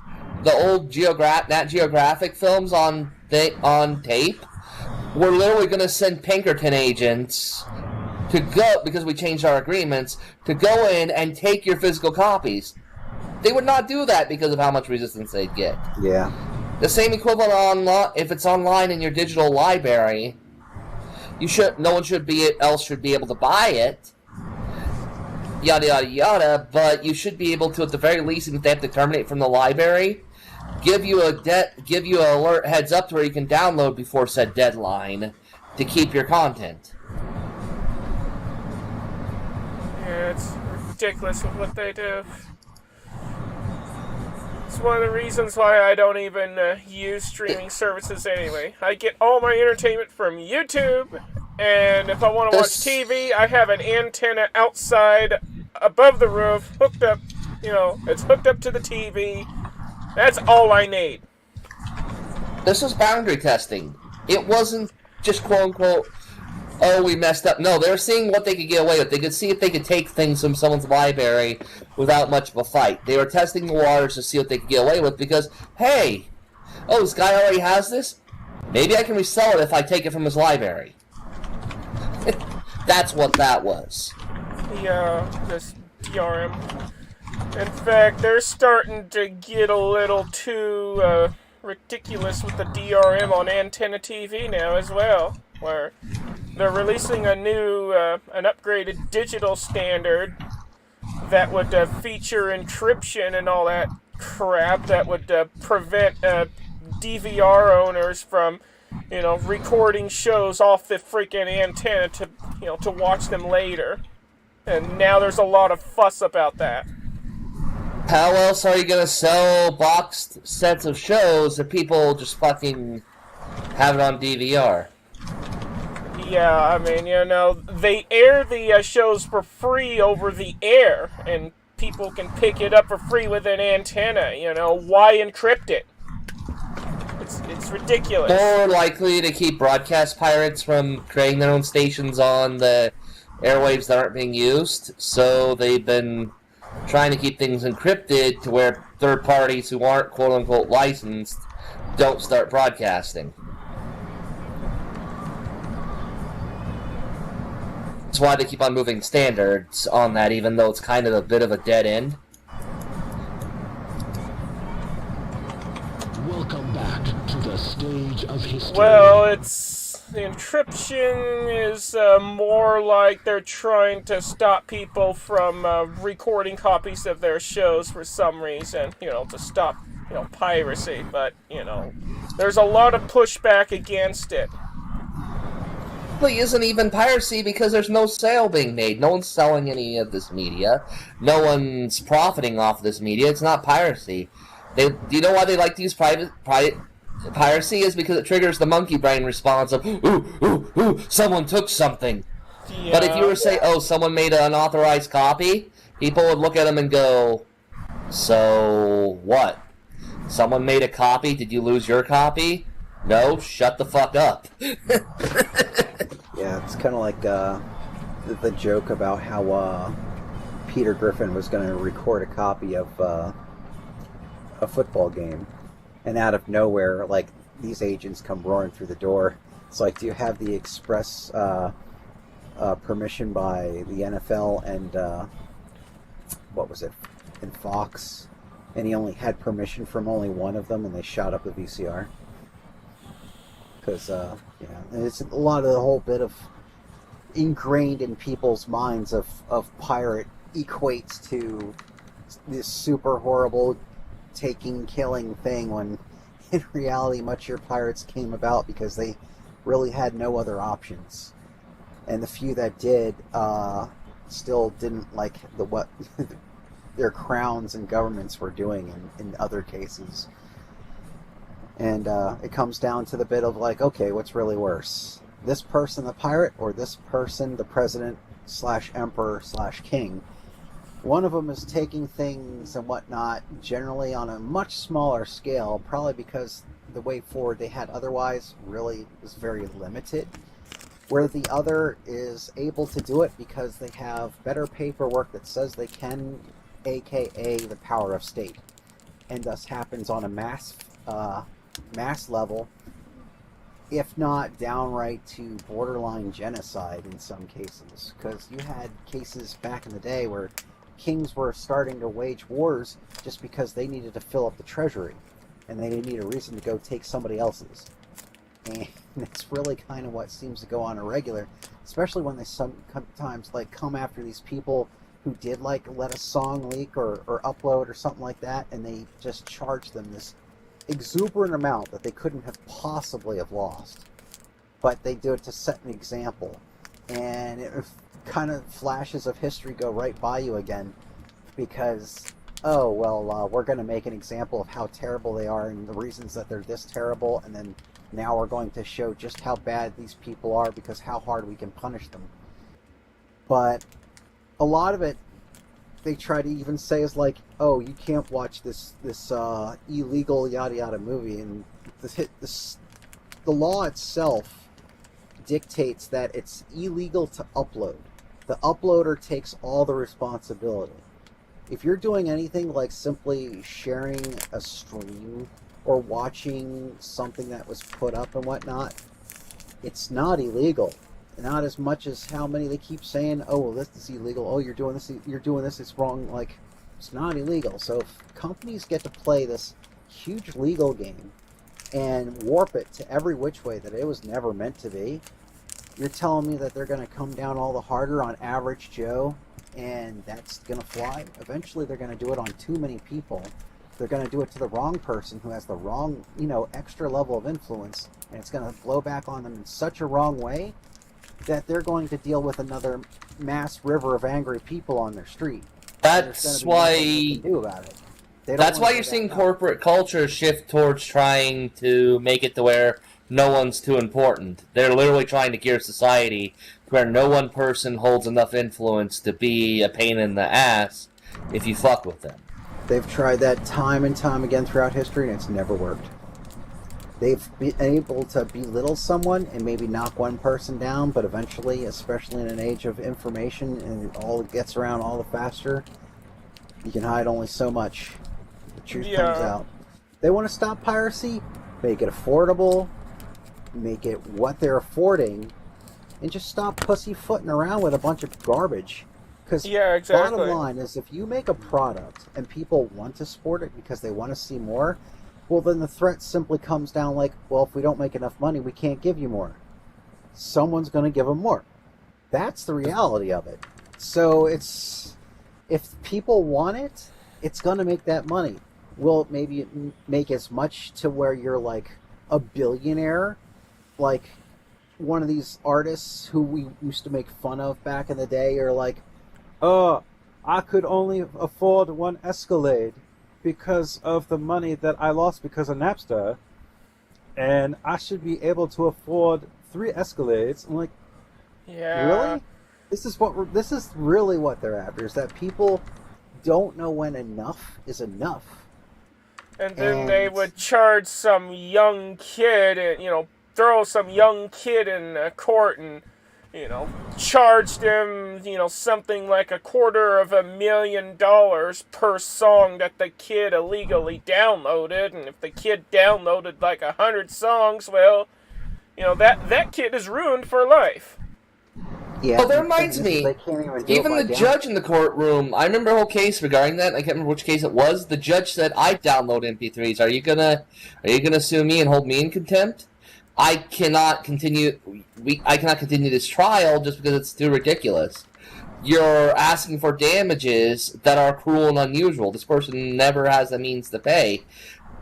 The judge was at the same time as fair, said, all right, charge them the cost of the, what they call it, song per what it would be per download. Are you willing to accept that as payment? What you charge someone if they downloaded this song manually? It's usually and it would have been a golden cents. Opportunity. Yeah, and it would have been a golden opportunity for this company to back down and, let things go. But you know what the company did? They got too aggressive, and guess the court judge said, you're in contempt of court. I gave you a reasonable option to where both parties could walk away non-permanently harmed. Yet you've insisted on harming someone who still has their life ahead of it. These people are always scared. It's literally set the court system against a lot of anti-piracy suits in terms of downloading, that most courts will laugh a corporation out of the room if they want to sue someone for downloading something. Yeah, well, it's not even legal accommodation for it, really, because, like I was saying, it's not by download, it's by upload. Like, you can be hit down for selling something, you can even be hit up for giving it away left and right, because then they can say, okay, well, you're doing this thing that's actually causing this kind of harm. But for a download, there isn't, because that's like saying, okay, well, we could go out and throw this thing about in a file, and it happens to wind up on a hard drive, and we can slam everybody for it to make money, like a forced sale. And they could, knowing a company, they would probably do that, especially big ones. But that's not how the law works. They already tried that. I can't remember what organization, they literally were sending people emails at one point because they were spying on people, saying, if you don't want to go to court, you'll pay us X amount of money to make this problem go away. But yeah, you can't go after someone for a download unless it's like blatantly illegal content, aka top secret information that's you know, a potential danger to the infrastructure of your country, or, you know, something like horrific, like underage people being, you know, done to stuff, then that's definitely illegal content. Mm-hmm. But say average Joe Marvel movie that came out, if it's up somewhere and you download it, that's technically not illegal, because, like, say it's up on Twitch, the only person who's obligated to be at risk on that is, one, the uploader, because they're functionally sharing it. Two, the platform potentially could be upheld, but the platform already has agreement, like, okay, well, when we find out and know about it, hint, hint, then we'll indeed shut that channel down. The thing is there's so many people, and you can't chase after all of it, and that's why YouTube tries to use a basic an algorithm type bit, where it recognizes certain frames of patterns, and it'll be like, okay, well, I know what this is, and it'll sing back, and then they'll probably do a strike against that channel. But that's it. The uploader and the platform. They're the only two things that could be really held responsible. As it is, it's already tongue-in-cheek when, say, Putlocker, I think it was, got hit up, and the guy was in his panic room, and, like, gosh, where was it?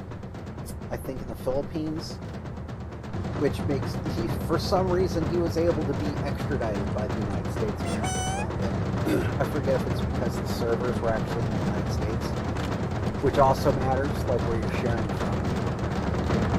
But, like, say Russia or the Philippines, you know, someone who gives about two shits about copyright, especially when it comes to the United States, yeah, if someone downloads or whatnot, there's really not much they can do. Yeah. Except, you know, the attempts of extradition, but the downloader, he's not a guilty party. He can just say, he or she can go on about, like, well, it said a Marvel thing, I was a Marvel fan, I want to see what it was. I don't know what it was. But the greedy corporations will still try and sue the downloader anyway, just because.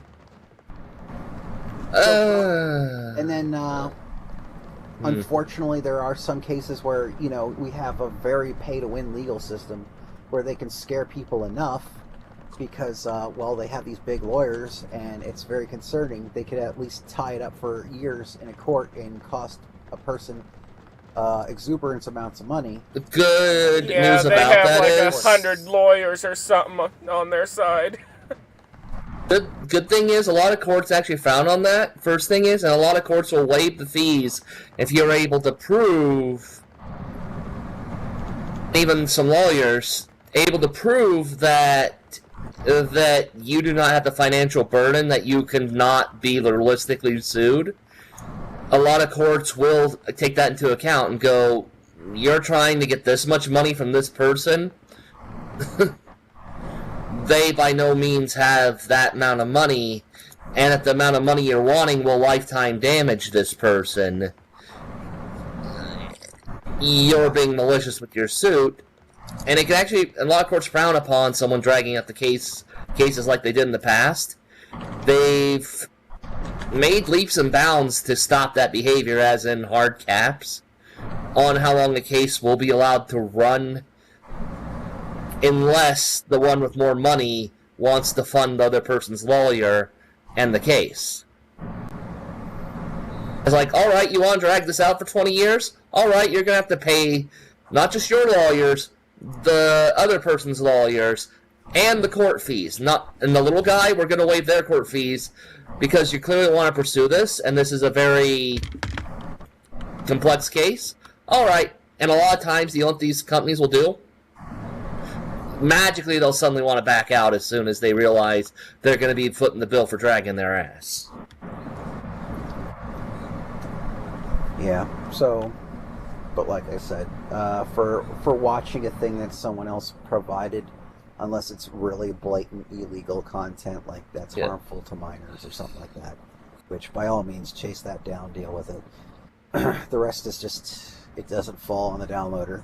And they've been trying to hide that stuff for years. They try and scream and repeat this thing, illegal downloads, illegal downloads, illegal downloads.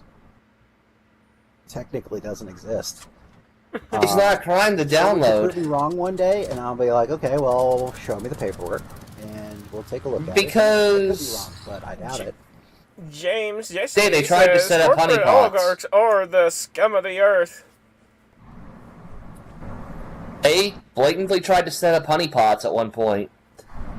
Remember that whole fiasco? What is it? Oh, yeah. The honeypots that they purposely leaked out their own info and were trying to sue people who downloaded, and that's why they even knew who downloaded, was because they're the ones hosting the download or the upload for people to download. Yeah, that's like basically their form of entrapment. Yeah, I remember one time where these, megacorps that hold the copyrighted content, they started hosting the copies of that content on these, file sharing networks. And what they would do is they would host a very poor quality copy of the content on there. So when the downloader connects to it and, downloads the copy, they'll have the downloader's IP address and everything. And then they send their investigators out to see who it is. Yeah, which is basically doxing, which technically in itself is supposed to be illegal. So, yeah, they probably actually had to start, answering for some of that. Even further back, a lot of these companies actually used to do work with some of the websites because things like Napster and whatnot were the big rage, and they were supplying software that was supposedly able to do it faster and better than standard Napster software and so on. And they would advertise this. When we fast forward to today, and now they're the same companies screaming about how they're hurting because of downloads of content. And this is actually something that's been looked back on as well, too. So they like to play both sides of the pie, and they want to, basically double dip the benefits. And that's what companies really do, is that they look for the way that they can make the most money. And if anyone's doing anything that's going to decrease from their bottom line, they want to show you why it's a bad idea. And basically, then you come to those ridiculous amounts of money that are charged of people that they supposedly catch. And it's basically the modern day version of, hey, guess what? We caught a pirate.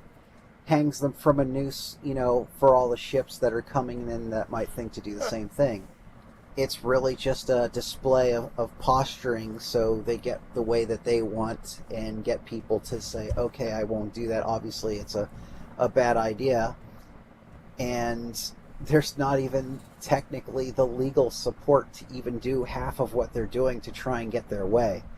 It's a lot like I'm really frowning on a lot of companies and their ability to write terms of service as they see fit, to the point where it's practically circumventing law, because it's basically making new rules that are, able to be such punishable levels without any form of legislation whatsoever. Yeah. And And let me they think make of the any- terms of service so damn long that you can't, and written in a way that is so, difficult to understand that, people don't bother reading them. And then that's how they trap everybody. Yeah, that, and they don't like any alternate versions of interpretations. But then they try to literally force new laws with it, like I was saying. And one of the most prime updated examples of that is YouTube trying to say, oh, if you have an ad blocker, that's against our terms of service. Basically trying to push this idea that what they're doing is wrong on their very own end, with their very own browser, on their very own PC, that's simply stopping content that they don't want. And you can't blame them at this point because it's gotten so exuberantly over the top that it's worse than like TV commercials back in the day. Oh, yeah. You can't even watch a YouTube video anymore without having, multiple ads before you start the video. And maybe 3 minutes into the video stops. Multiple advertisements. Some of them you cannot even skip. And then the video resumes another couple minutes. More ads. You get the idea. It's getting ridiculous. Yeah, and if you push those limits, that's when people start finding ways around it. It's just every single time throughout history when generally a crown or a corporation, like the whole bit, even for easy reference for those watching out there, Pirates of the Caribbean, East India Corporation could just keep pushing because there's nothing out there to stop them because, well, they have the backing of the crown. The power of state, like we were talking about before.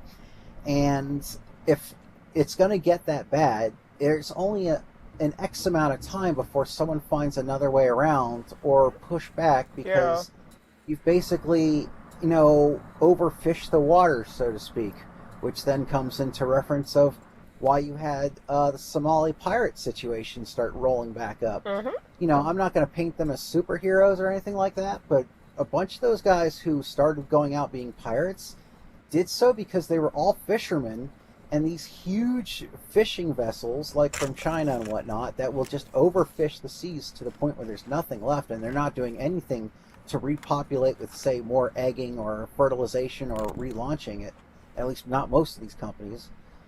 And they got nothing of fish left. So how are they making money? How are they feeding their family? Well, guess what? Guess it's time to go get a boat and tell them, give us a bunch of money to get your boat back, and insurance would generally pay it. That's the idea. And that's why you had those like warlords and pirate lords who were coming on up, because there was not a limit or proper balance observed.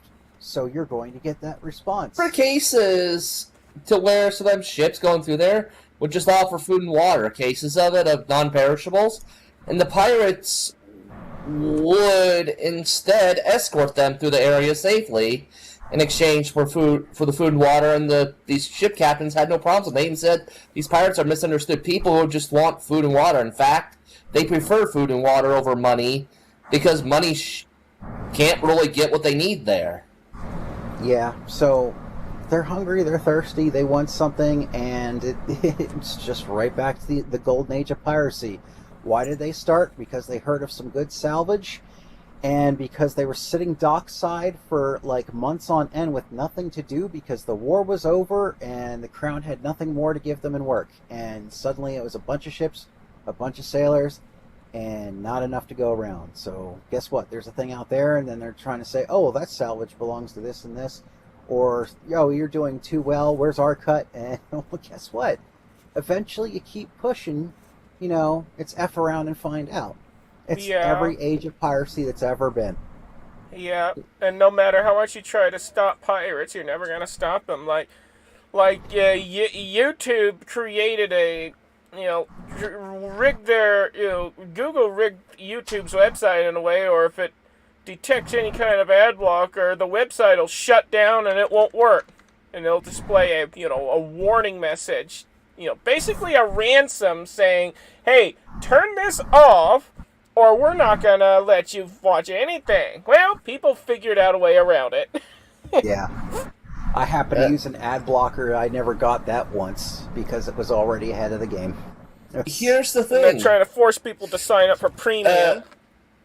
they don't watch their ad pools, and a lot of malicious shit comes from ads. A lot of the main cyber threats that even, like, the three-letter agencies, the Alphabet Boys, have even said an ad blocker is one of the few ways that effectively combat this shit.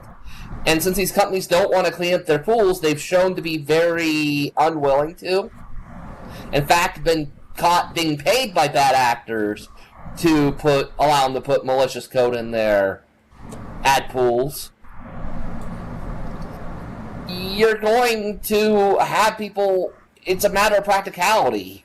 Even if people wanted to run ads and be a quote-unquote good citizen, they can't for the sake of their safety of their equipment. Because Google ain't paying them back for their equipment.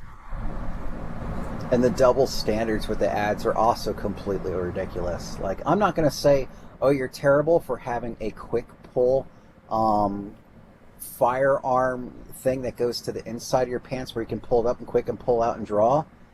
If you want to advertise that, that's fine.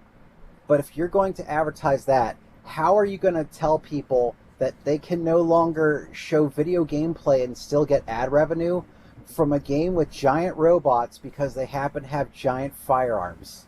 Or like, oh, they have guns. It's not ad friendly, so it's not family friendly. You can't get the ad revenue from this. Yeah, it doesn't make sense. So they can have but you can host a firearm pulling thing. What? It makes no sense. They say these things just because it's another way that they can get all the more money and have a BS excuse as to why they don't need to pay you or give you your dues, because they just simply want a bigger bottom line. It's all what it's ever been. That's another thing ad blockers help provide. Transparency. Alright, you demonetize this person, then the video should not have ads. If they're not making ad revenue, the person's not making ad, and you claim that the video's not suitable for ads in the first place, and that's your excuse to the creator, alright, then ads shouldn't be running. If there's ads running, you're committing fraud. Yeah, and they were all caught up on that too, because there's a couple examples where they've done wrong on that. One, they'll say, oh, well, it's not ad friendly, but they'll still indeed run the ads, and you're right, they will indeed still get the income, not the uploader, but it'll all go to Google, all of it. So what's supposedly is not ad friendly, they're still getting ad revenue, probably even more than if they were to do the fair share that they were once held obligated to do. Another situation, however, is there will be investigation moments where they're not sure of something of that, like there's a false claim or something of that bit, and they'll say, okay, well, we need to investigate this, but for now we can't give you your ad revenue. The ads will still be playing, revenue's still coming in, and then they never get that backlogged ad revenue, even though they were supposed to. So that was a blatant situation where they were, taking money like right off the top. Yeah, it's and ridiculous. Just not giving you, yeah. So I feel like content creators, when that happens, they ought to pull all their content. Oh, that's when demonetized. Just flat out pull it. The ads have gotten so ridiculous now. Live streaming.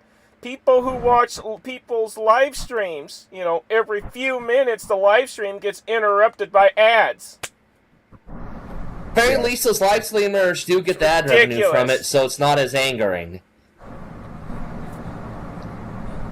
At least Twitch, from what I've seen, does give people cut of that ad revenue that when the ad airs on the person's video. So that social contract's being completed.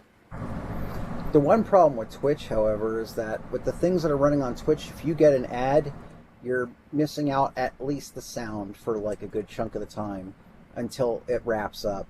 And gosh, some of those channels that opt to really go all in, I was watching like a Mystery Science Theater thing, and that's fine, it's their content, they're putting it up on their own Twitch, good for them. And I love MST3K, but they would throw up like 8 ads in a row, and that's just horrific. I don't think that there's been 8 advertisements that would run that long on a lot of TV stations.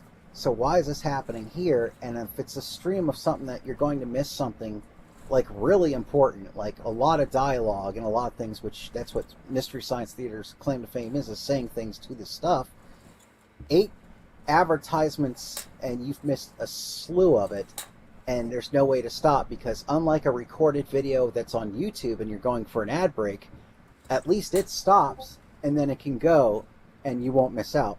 On a stream, be it YouTube stream or especially the Twitch stream, you're not getting that back. You're not hitting rewind to seeing what you missed. It's just not happening.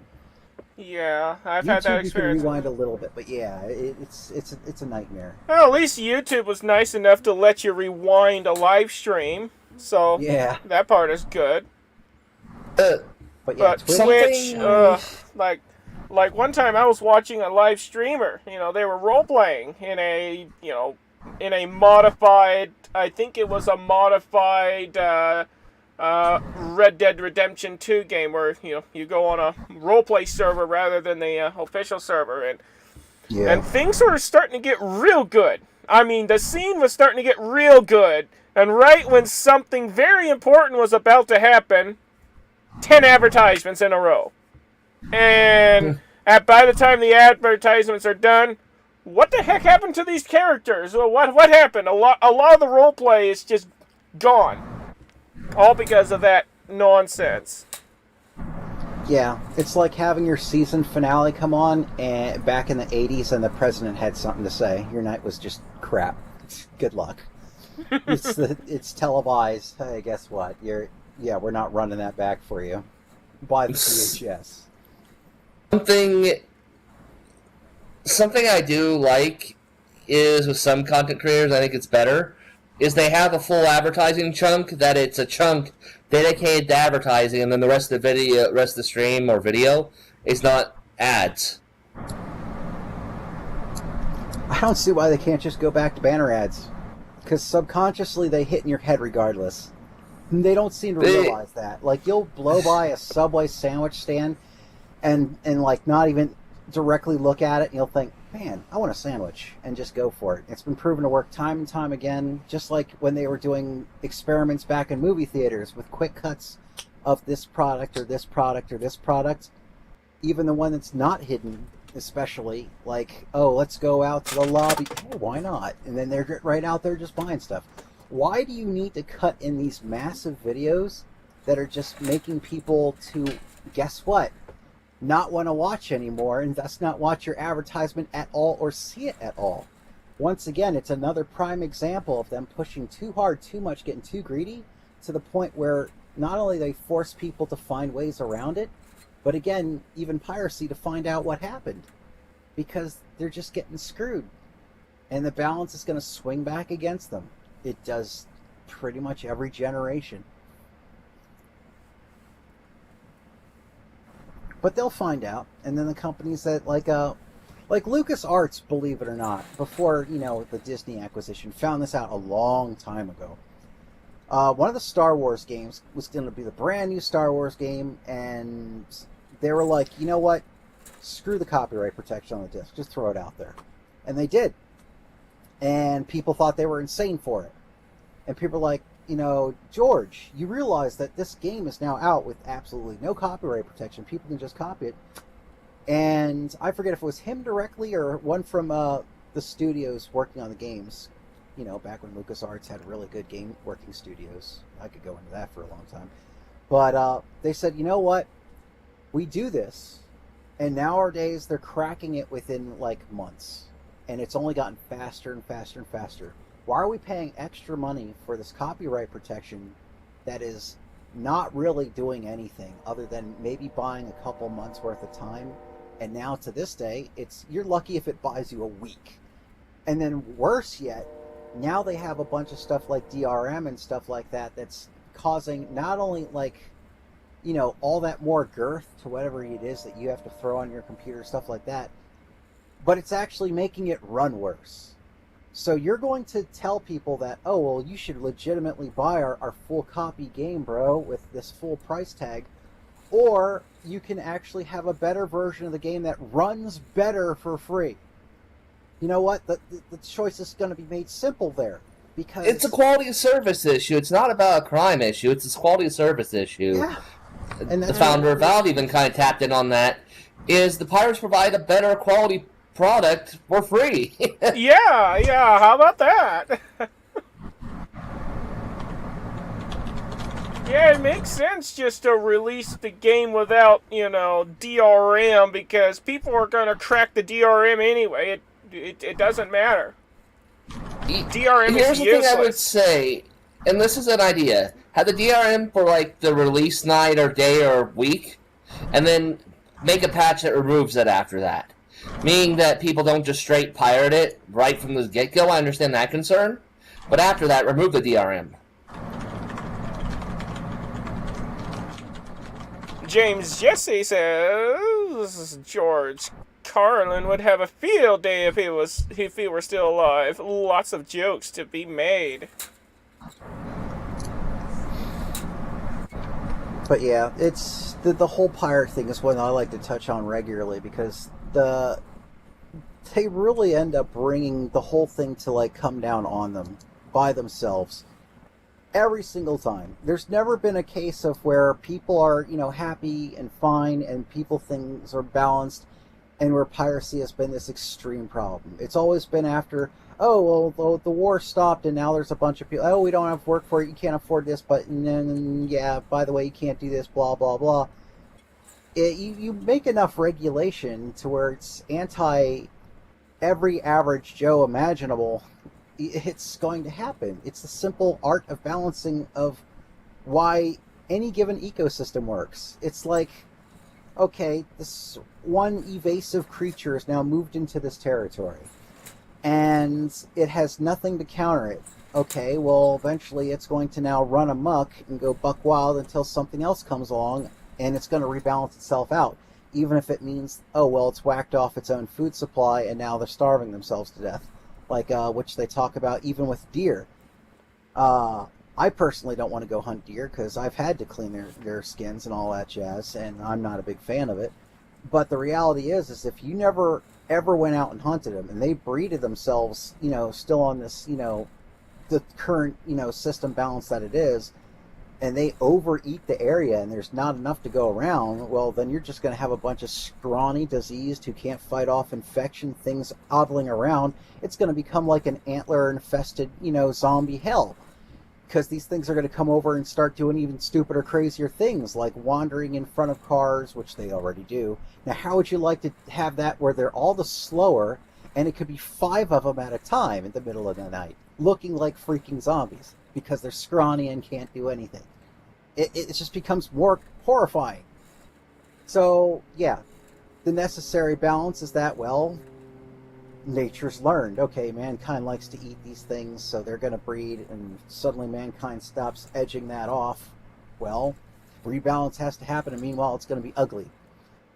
And it's really the same thing with, companies getting too big. They think that they're going to gouge all the more to the point, okay, well, what happens when you gouge so much money that where you've already seen, like, almost the disappearance of the middle class to where it's becoming higher, low class, and then all the higher, high classes, because they have all this money. Inflation becomes abundantly terrible as more needs to be printed, and it's just going to get worse until it draws to a head, and you get riots. And you've already seen some of the effect of that, of like one way or the other. So, how bad do you want to keep staying it off? Yeah, you can't delay the inevitable for too long. Yeah. Oh, You yeah, go and it so gets far. even more, these companies get even more ridiculous, with the right to repair situation. They would much rather you buy a new device for, thousands of dollars than to fix the existing one you have for, like, $1 or $2. Like, say, for example, you got an iPhone or a John Deere tractor. Your iPhone, your screen gets busted. Okay, well, you need a new screen, so you replace the screen. All of a sudden, Face ID gets disabled, your certain feature of your camera gets disabled, and your iPhone starts acting up, and it doesn't work right anymore, all because you replaced a broken screen. Or let's say, for example, on your John Deere tractor, let's say, for example, one of your pistons blows up or something, and you need to replace the piston in the engine. Well, if you try to do that, then all of a sudden the computer on the tractor will be like, oh, wait a moment. This is not a genuine piston. I'm not going to allow the engine to turn on. Yeah, it's gotten completely ridiculous. But It's I could turn that ridiculous. circle for this segment because a lot of people think that these Tesla cars are the answer. And, oh boy, is there a bunch of things that would say the otherwise with that. First of all, if you break a Tesla, unless they think it's okay, they generally don't want to send you the part. Unless you really muscle some things, behind the scenes where they really think it's a good idea, or right in front to where it's like, okay, well, you're basically telling me that this one car can't have this fixed, and it's supposed to be this economical wonder joy, only the moment you break something on it and you're not going to give me a part to fix it, it goes to the dump. So that means any given car accident with a Tesla, well, one, it's probably going to catch on fire. At least it's showing that nearly, I'm going to toss out a number, it's probably wrong, but let's say 60%. I think it's actually higher than that. Are catching fire. Already not a good show. But Not a good look then on if Tesla. it's crashed, it's going to the dump. Because unless you get parts for it, you're not driving it anymore. It's shot. So that is one so not economically, environmentally friendly whatsoever. And second of another... all, okay, go ahead. it's the Tesla thing. Remember how we were talking about how the batteries are... well, you have to strip mine a lot for those batteries, by the way, for the materials and whatnot to make them. Mm-hmm. Which, okay, I get it. We'd probably eventually find some way to manufacture the metals and whatnot. Hell, we've done it with diamonds. Okay, it's still going to take a while. But then all the further down the line is, oh, we have another immediate problem. They're exploding. And that's a real problem because some of the designs of these vehicles, the battery is not put on the outside of the crew compartment of any given, like, let's say the Jeep, by the way, and I could show you video of that, by the way. Has the venting of the port also go right into the canopy. So when it vents and smokes, it's all right there where you're sitting first before anyone outside the car even knows. It's like watching that Superman movie where a guy parked over a fire hydrant and now he's drowning, which makes no sense. Yeah, it's ridiculous. It's then fuming up, and then there's some models are actually to the point now that they'll at least auto open the back, so it'll vent out like the hinged up area, like if it's like let's say a soccer mom type van, electric wheel or hybrid. So at least they're trying something, but that gas is still toxic as all heck and ignitable. And guess what? There's been more than one occasion, and this was actually formally tested, not the guy who designed the roof for the Jeep, but afterwards tested, and it's been shown that the model exists of, okay, what happens when this explodes when it's in a garage? And the answer is, well, the door flies off. And then it happened in real life. A firefighter's helmet was lost to this. He's lucky he didn't lose his actual head, and that video is also up on YouTube. It's ridiculous. But then there's another video on top of that where this Jeep is just sitting there simmering, the smoke's all up in there because the battery went, and out of nowhere, bang! And the roof is gone, and then then the roof comes back because about 2 or 3 seconds later, it hits the ground on the other side of the wall that the Jeep was on. Jesus Christ! Yeah, these Teslas are bad. Another crazy thing about Tesla is let's say for example you're driving, and all of a sudden you get a warning that one of the battery cells has gone bad. So be like, okay, well. We'll just replace the battery cell, no big deal, right? And the Tesla guys are like, nope, sorry, you have to replace the whole entire battery pack for about, $20,000, maybe $25,000. Yep. And then there's a third-party repair, thankfully, there's a third-party repair outfit that'll be like, oh no, we could do it for $5,000. We'll just replace this one bad cell and you'll be on your way. But then, and now Tesla's not too happy about that. Yeah, they're letting companies write their own laws way too much. Whole thing, Tesla was even caught red-handed using refurbished cells. That they were selling you something as new, but it was a refurbished cell, which is even more insulting. Yeah. And and sometimes on the back end, they were contracting the same company that would be willing to do it for $5,000 and sending your car there anyways. The subletter. Yeah, there's so much shady stuff when it comes to company bits. And the overarching demand of control is just completely and utterly ridiculous. In the end, they're going to lose that fight with the right to repair the companies, which, if they don't, there's going to be riots. I'm letting you know right now. I won't be involved with them personally, but it's going to happen because it's completely ridiculous, because it's theirs, they can do what they want, and then it's going to start carrying over not only to those vehicles, but a lot of other vehicles that are basically famous for being updated and worked on by people who have aftermarket parts. Suddenly you're going to have these drag strip crowds and whatnot, and who have like these vehicles, and it's going to enter into sports and racing vehicle culture where these car companies are now going to get in their heads of like, yeah, we don't think this is a good idea. We don't like that image you're trying to spin. So yeah, you can't put these on there and then try and force about how, oh, because it's against this that they can send people to cause you problems. It'll just get overarching, and then, well, you see what happens with overarching control. There's a limit. They never know where that line is until something gets broken, smashed, and it's usually Windows and something of that nature if it can't be handled on a verbal level. And it's not advocating for violence, it's a warning of what will happen. Because if you... I can't remember the exact quote, but I'm going to try and paraphrase it anyway. When you eliminate all reasonable recourse, only the unreasonable becomes the new reasonable. James Jesse 97 So what's worse on the stream is they says, go out of their way to try to prevent communication. That you can't get to them and try to negotiate or talk things out. Like they purposely tried to make themselves unreachable. Yeah.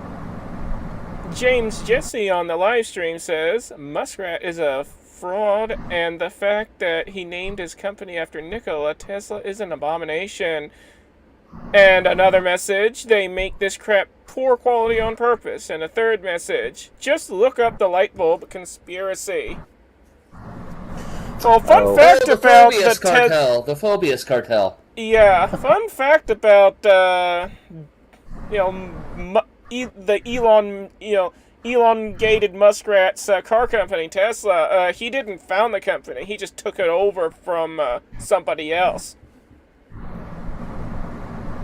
That's how it often goes with a lot of the major companies, just like certain presidencies and stuff like that. It's like, well, how did we go from some person here with the other person the same name on a regular basis? Yeah, bloodlines are still a thing. You think you've stepped out of the dark ages of kings, queens, barons, and so on? It never fully went away. Things get handed down, or things get bought out. If you're not big enough, someone else can do hostile takeovers. There is that. But you have some countries that actually have that made illegal. The United States is not one of them.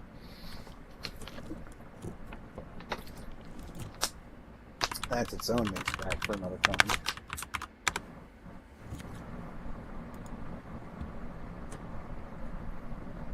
I think France is one of them, though.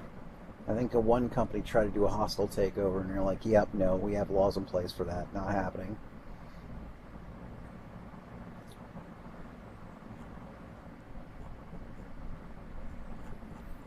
And then take a look at the elongated Muskrat Twitter takeover. Well, Twitter was working perfectly fine before he got his grubby little hands on it.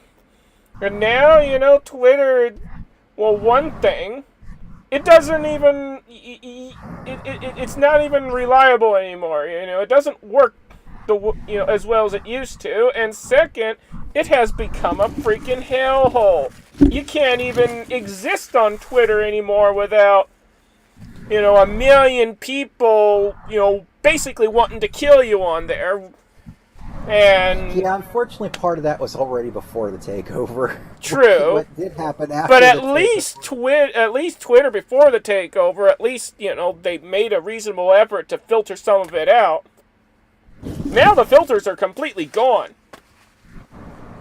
Yeah, well, there's some of that, but Twitter was already pretty bad, but that's what happens to the toxicity of way too many people that are completely unbalanced all in one place. What did happen worse, however, you are going to see situations of its structure basically degrading because the idea for Twitter now is that it's to be taken over and it's going to become a multimedia kind of an outlet where the idea is it's going to be not just messaging, not just pictures, and not just some calls or yada yada. It's going to encompass all of that and more. Video games, I guess TV shows and stuff like that.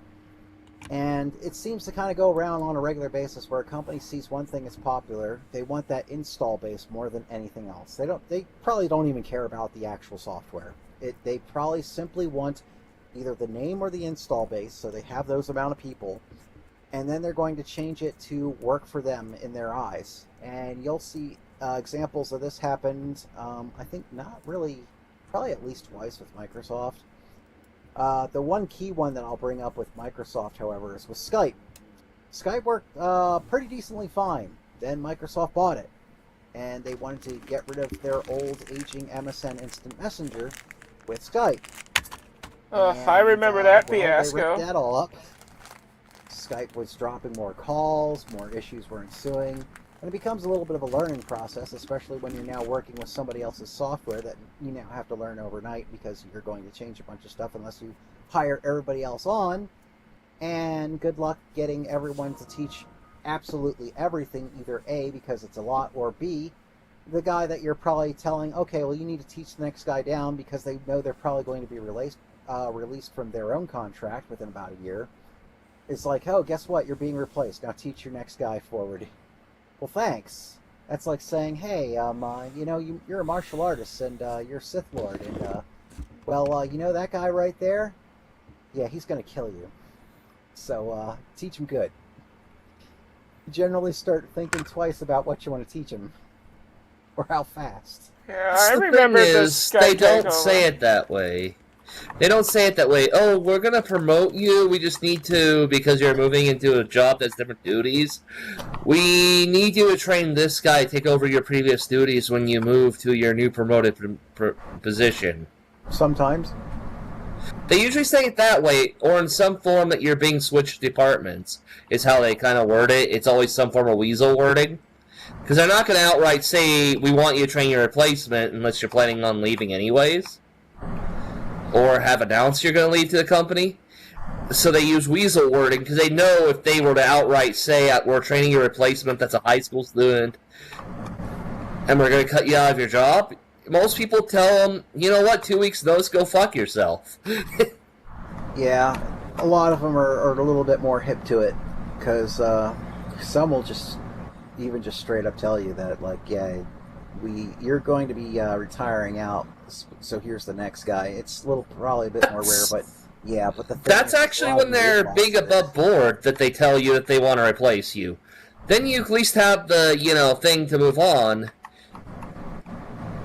But what a lot of people I've heard in the industry has had problems with is non-compete contracts. They'll literally try to test the water to see if they'll get you to sign a non-compete contract after you've left.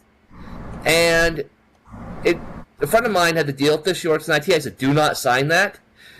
Chuff a little bit, puff up lightly a little bit, and watch it evaporate. Suddenly they'll start backing off when you flat out blatantly say to them, drag the elephant in the room. Say, so you're going to, 1, replace me, and then 2, you're going to try to prevent me from getting a job in the same field.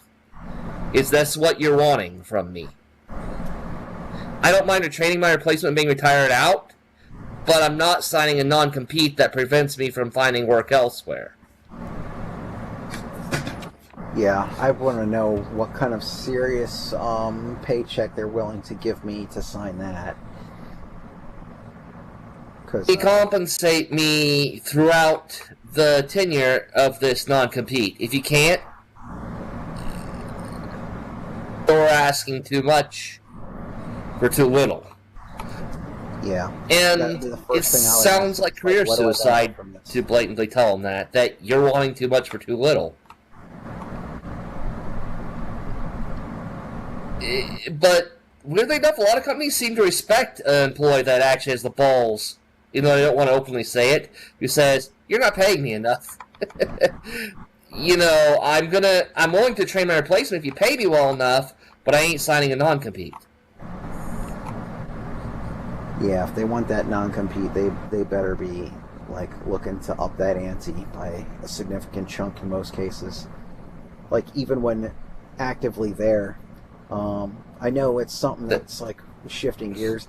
It's something that goes around a lot with certain shows like wrestling and whatnot in particular. They have the no compete contracts, and gosh, if they do that for too little, they're going to be broke. Because unless they hit superstardom or whatnot, if you're just like a jobber with a no compete contract, just say goodbye. Because you're going to probably be doing nothing but house shows and occasional TV shows to be thrown around for a while, and you're also driving yourself. You're not getting a bus. It's not good.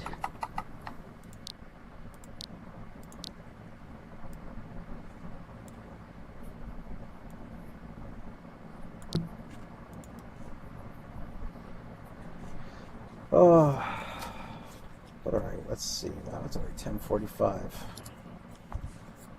Eastern here.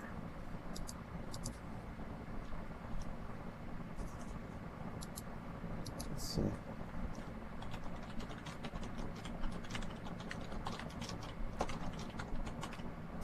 But yeah. But all right. Probably gonna eventually wind that up. I'm sure it's going for quite a while. Okay. What a clock time. There is a concept they don't really cover in the media, but it's starting to become a thing publicly publicized. It's called talent hoarding, and it's starting to be discussed. Is where companies purposely try to make highly talented individuals that they're laying off unemployable because they don't want that talent on the market because they consider it a problem. So they purposely try to get people in NDAs and other things that would force them out of the industry. Companies do that with intellectual properties all the time.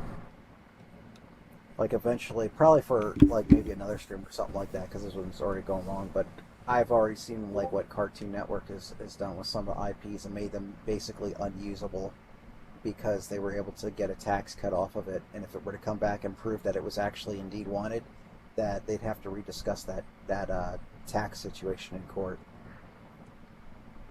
And it's happened multiple times. Things get thrown under the bus for, another leg up on even cutting taxes. It's ridiculous. Yeah. So yeah, any form of piracy I do is all the legal kind. Oh, Someone throws something up yeah. on YouTube, I will watch it on YouTube. If it's up on Twitch, I will watch it on Twitch. If I share it with someone else, guess what? It's being done through a link that is being provided by that platform. It is thus sharing nothing but all open stuff and all open source, no private servers or anything like that, other than pretty much YouTube and Twitch. And that's really just a safety mechanism, because most of what I end up turning around and playing and talking with others is just a lot of what other people do, apparently. But I'm like one of the few who do it in Second Life. Is show a movie that's out of copyright, and we riff on it, and I will go over some of its fun facts, and I do that every Wednesday at 1 p.m. And we have ourselves a good old time. And people will tip me for my comments, for the information I was able to look up, and really just pulling people together in the work for, making the movie, because I'll blatantly tell you, did I make this movie? Of course I didn't make this movie. What are you, drunk? Where did I get the 1930s flipping camera to freaking shoot this 8mm Wonder Piece? Yeah, keep dreaming. So they're not going to get me saying, oh, well, I pretend to own it. Good job. So there's really nothing they can get me on. If they do, I would drag that through so many forms of media.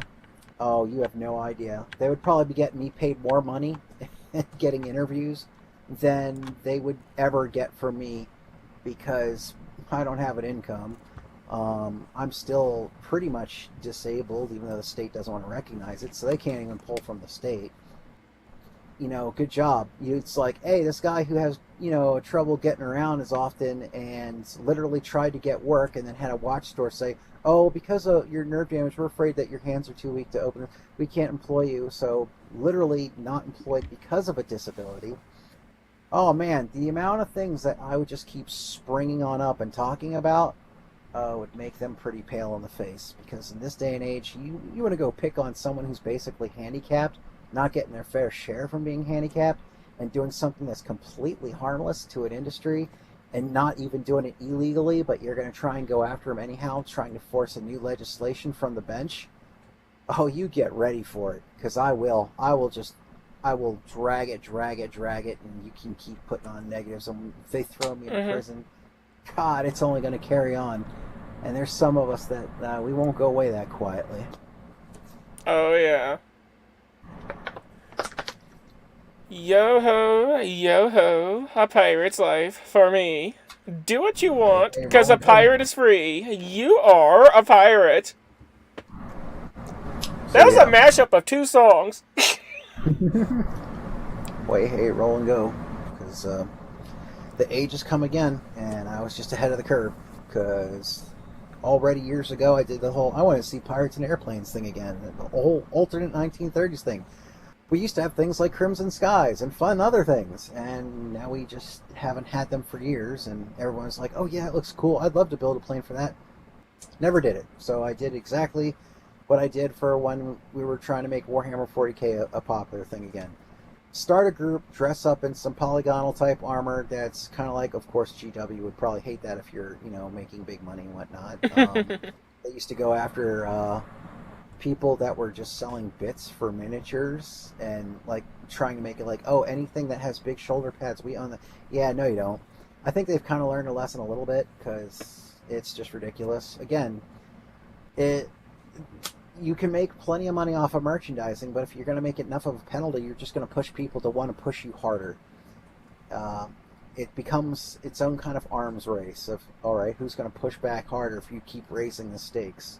It's like, oh, okay, you want to put police officers in tanks? Well, guess what? Now criminals are getting rocket-propelled grenades in the streets. It's an escalating thing. How far do you want to take it?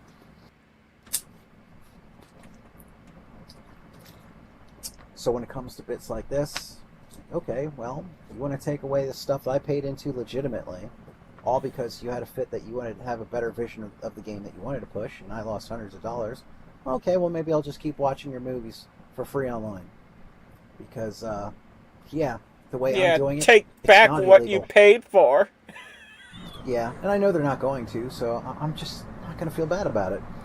I'm like, oh, well, what happens if Disney dies? We'll never see another Cinderella movie again. I hear that kind of discussion for video games all the time. Like, oh, if you make a video game publisher go away, the IPs will never be seen again. Wrong. It all just gets sold off because, one, they want to recover revenue, they'll have to pay off debts, or it becomes so uncovered by anything that it's in the breeze and anyone else can basically pick it back up. Yep. Oh, yeah. IPs don't go away just because their companies do. Never been a thing. Never will be a thing. And fans will always make their own versions of it anyway. Yeah, what are you going to do? Get sued by the company that no longer exists because you made like another Street Fighter game if Capcom went away? Yeah, good job. Try it. You might have a creator that might get out there and stuff like that, and he's going to lose because the copyright's going to be expired. The company no longer exists unless it got refiled under him personally. And it's highly unlikely. Things like that, they close stuff down, it's because they're already in the hole and they're expected to pay money back. It gets sold off, auctioned off. I remember THQ, they were getting ready to sell off, and someone actually leaked the beans on that early who was not supposed to, and sent it like right out on a big old media outlet, I forget which. And then he came back around and said, oh, I'm sorry, that it was definitely bad timing, and it was... maybe he didn't even know he was right, because sure enough, about a year or so just down the line, it turns out, yeah, he was right. They were getting things ready off to be sold off because they were going under, even though they had a lot of great IPs. And they tried to sell it piecemeal, well, not piecemeal, but as all as one clump, because they wanted it all to stay together under that name. And the court basically said, yeah, no, you don't get to make that call. anyone who wants to buy an IP and they get the money, yeah, they get to buy it. And that's why Sega wound up with, like, somehow Sega selling a Warhammer 40K Space Marine game that they had absolutely no interest in originally for develop or anything like that, because they acquired Relic, and Relic was currently the holder of the rights to that Space Marine game. Yeah. So James, that's what happened with that. Jesse97 has a few comments. 1. Can't be spitting facts. 2. Good riddance to Disney. 3. And considering how the quality of most big brand name video games has dropped, I wouldn't care if they went into bankruptcy. Yeah, there's always talk about how Disney's in trouble and stuff like that. I'm sure they'll survive. Oh But yeah, they're will swimming. they have to let go They some have of those infinite IPs? money. They may not be as infinite. A lot of people thought things were too big to fail before, and it eventually crumbles. Well, true. Will Even it mega all crumble away? corporations No. crumble. Will they knock a few legs out from underneath themselves to keep afloat? Shave some things off? Probably. There's a good chance someone else could come in and when Disney is like, yeah, people aren't watching or paying for these Marvel movies anymore because they've run out of new good ideas that people care about, or they try to say, oh, well, this seemed to work for the comic books doing this in the new age, and like, okay, so suddenly we're now having political sway for either this side or that side, which is never a good idea for any IP. It's like, dude, leave it alone. If you want to do like some kind of message, you know what? Revert to the good things. Like, hey, there's a Nazi, go whack it. Okay, cool. Yeah, Put it in a Nazi or suit, go whack Disney it. Disneyfying Marvel to the point that Marvel fans can no longer enjoy it. Yeah, when you literally have Star Wars fans walking away that have been there for decades, you know you screwed up somewhere. Because Yeah. I'll still watch some. I thought Rogue One was all right. I'm not gonna lie. I thought Han Solo was actually kind of a fun watch. But some of the stuff that they try to like throw in, throw away, and stuff like that, it's not all golden, and it's pissed off a lot of other people. And there's just some things that, like, can we just get back to the actual story of what could progress in the future, and not try to make the future exactly represent what is happening right now and polarize your audience all the further? Because you roughly have, and I know it's not going to be exact, half who believe one thing, half who believe another thing. Now, it's okay if you have half the people that believe in Sith and half the people who believe in the light side of the Force, and they can have their all little fun little clash because they know it's in this universe, that's their clash. Now, when you polarize it to an actual real-life government situation, first of all, both sides don't like you that much. Second of all, you're obviously going to say you probably have about half and half fans.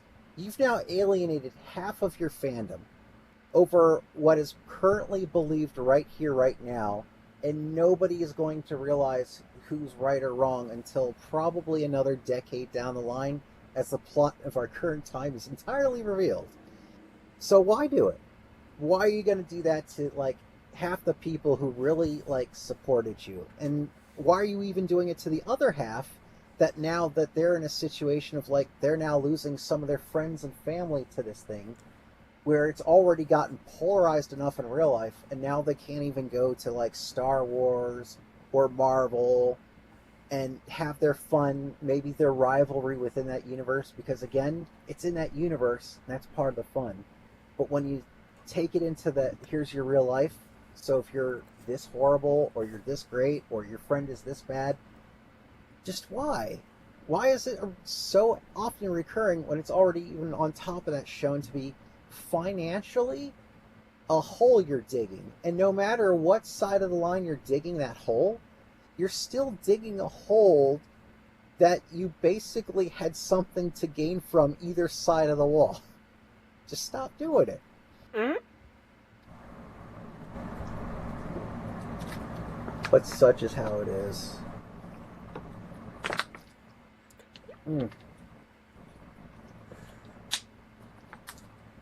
Oh gosh. I don't even want to deal with PvP stuff half the time anymore, unless it's like racing. And then when we get now, even that seems to be in trouble. Like, you go and play an arcade racing game, and now people are like, "Oh, you bumped my car and caused me to crash. You're terrible." I'm like, you're playing an arcade racer. We used to celebrate this shit with games like Burnout, Flat Out. And it's going to happen in these racing games. You're bound to run into each other. Even in real life racing, there's a chance of that happening. Yeah, rubbing is racing, Harry. Yeah, you can't control it. But yeah, like, I understand some of it, but come on.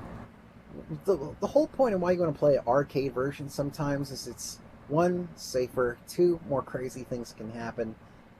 3, it should feel more real than real, because do you really want to sit through 20 races before you see the first guy spin out? No. Because that's basically what you'd be sitting in with a lot of realistic simulator stuff. No, I want Daytona 2. Because in Daytona 2, a guy would wipe out in front of you and the smoke trail would go blowing past your windshield as you go bursting through. Another guy goes flipping through the air and you race underneath of him. That's what I want. I want some crazy over-the-top bullshit. That's what I want in a video game. Otherwise, I could be watching CNN or some crap. You want to know why? Like, I watch things like, what is it, Arena Truck Racing? People should go look that up, because it is the closest thing to a real-life video game in racing you're ever going to see, because they put ramps that go over walls of the existing Oh my goodness. they'll put, like, they'll run over each other regularly. And it's in these trucks that have no business being able to do a $120 in monster tires, and I have no idea how they do that and not tear up the transmission, but they do it to the point where they're arcing around these corners on 3 wheels because the torque is twisting the chassis that hard and on the suspension. And it's absolutely wonderful, because no one ever seems to really get hurt in them either. They're just one firm-ass roll cage, engine, suspension, fiberglass cover, and wheels that don't belong to be on that road. And they jump these ramps on asphalt. That was the first thing that caught my mind. It's like, okay, I've seen these things jump dirt mounds and go into dirt. Dirt has some give. Okay. Asphalt does not care. So you jump off this steel ramp into the air to the point where you could hit this asphalt. In a normal car, it's not going to pull a Fast and the Furious and keep going. But these trucks do, because they have that much suspension, that much squishy tires, and they can fall on each other. They don't get hurt. They roll off of each other, roll over. If they can push it back over and race still, they're fine.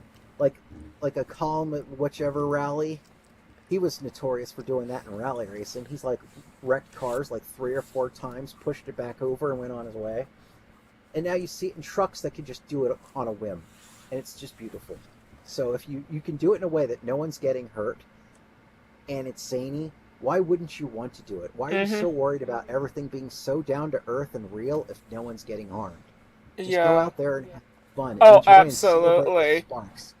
And it looks like James Jesse's got some comments now. More comments on the chat.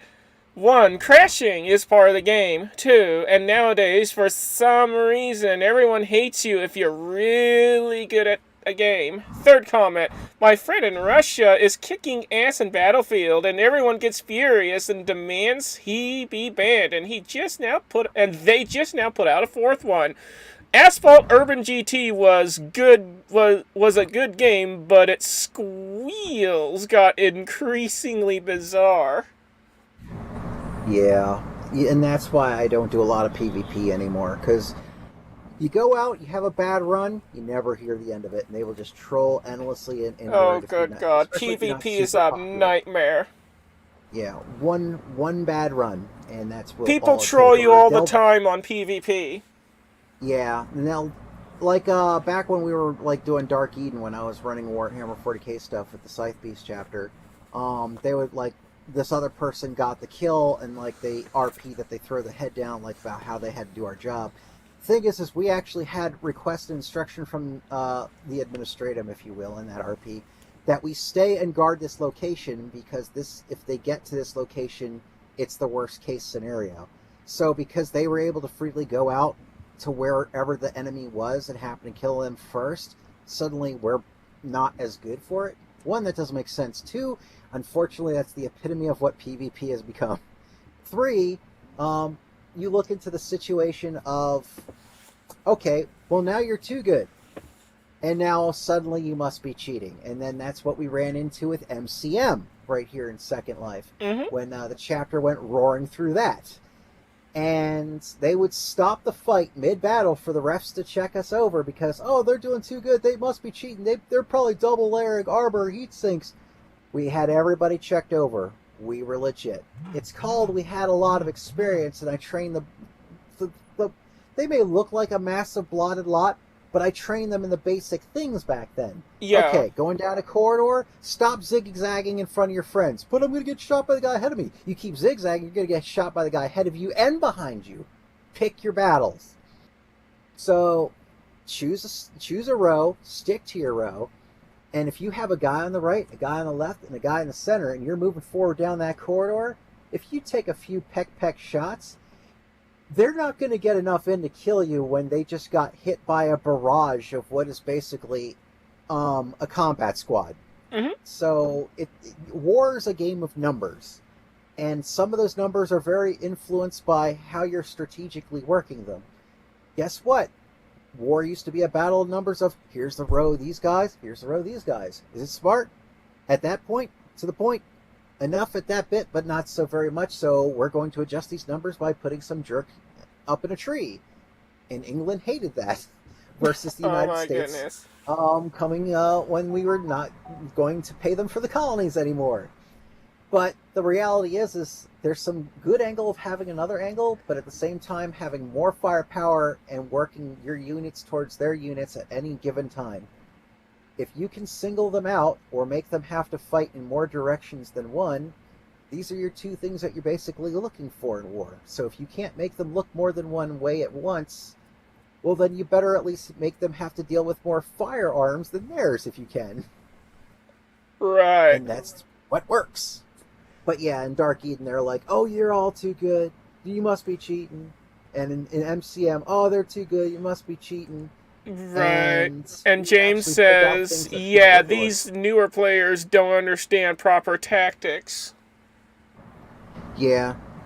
But furthermore, with MCM, though, there was a situation. It's not the current management there. Unfortunately, I don't know if he's going to be able to pick it back up. I'm really hoping eventually I'll get into a conversation with him about doing more co-op and PvE stuff, because that I can help with, because that's where a lot of your games really keep going, that really drive on, is if even when there's nobody around, there's still something to do, and it's fun.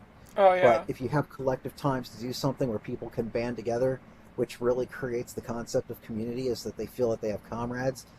If you have all the more comrades, you have the better start of jumping up a community, as far as from what I've seen in Absolutely. the past.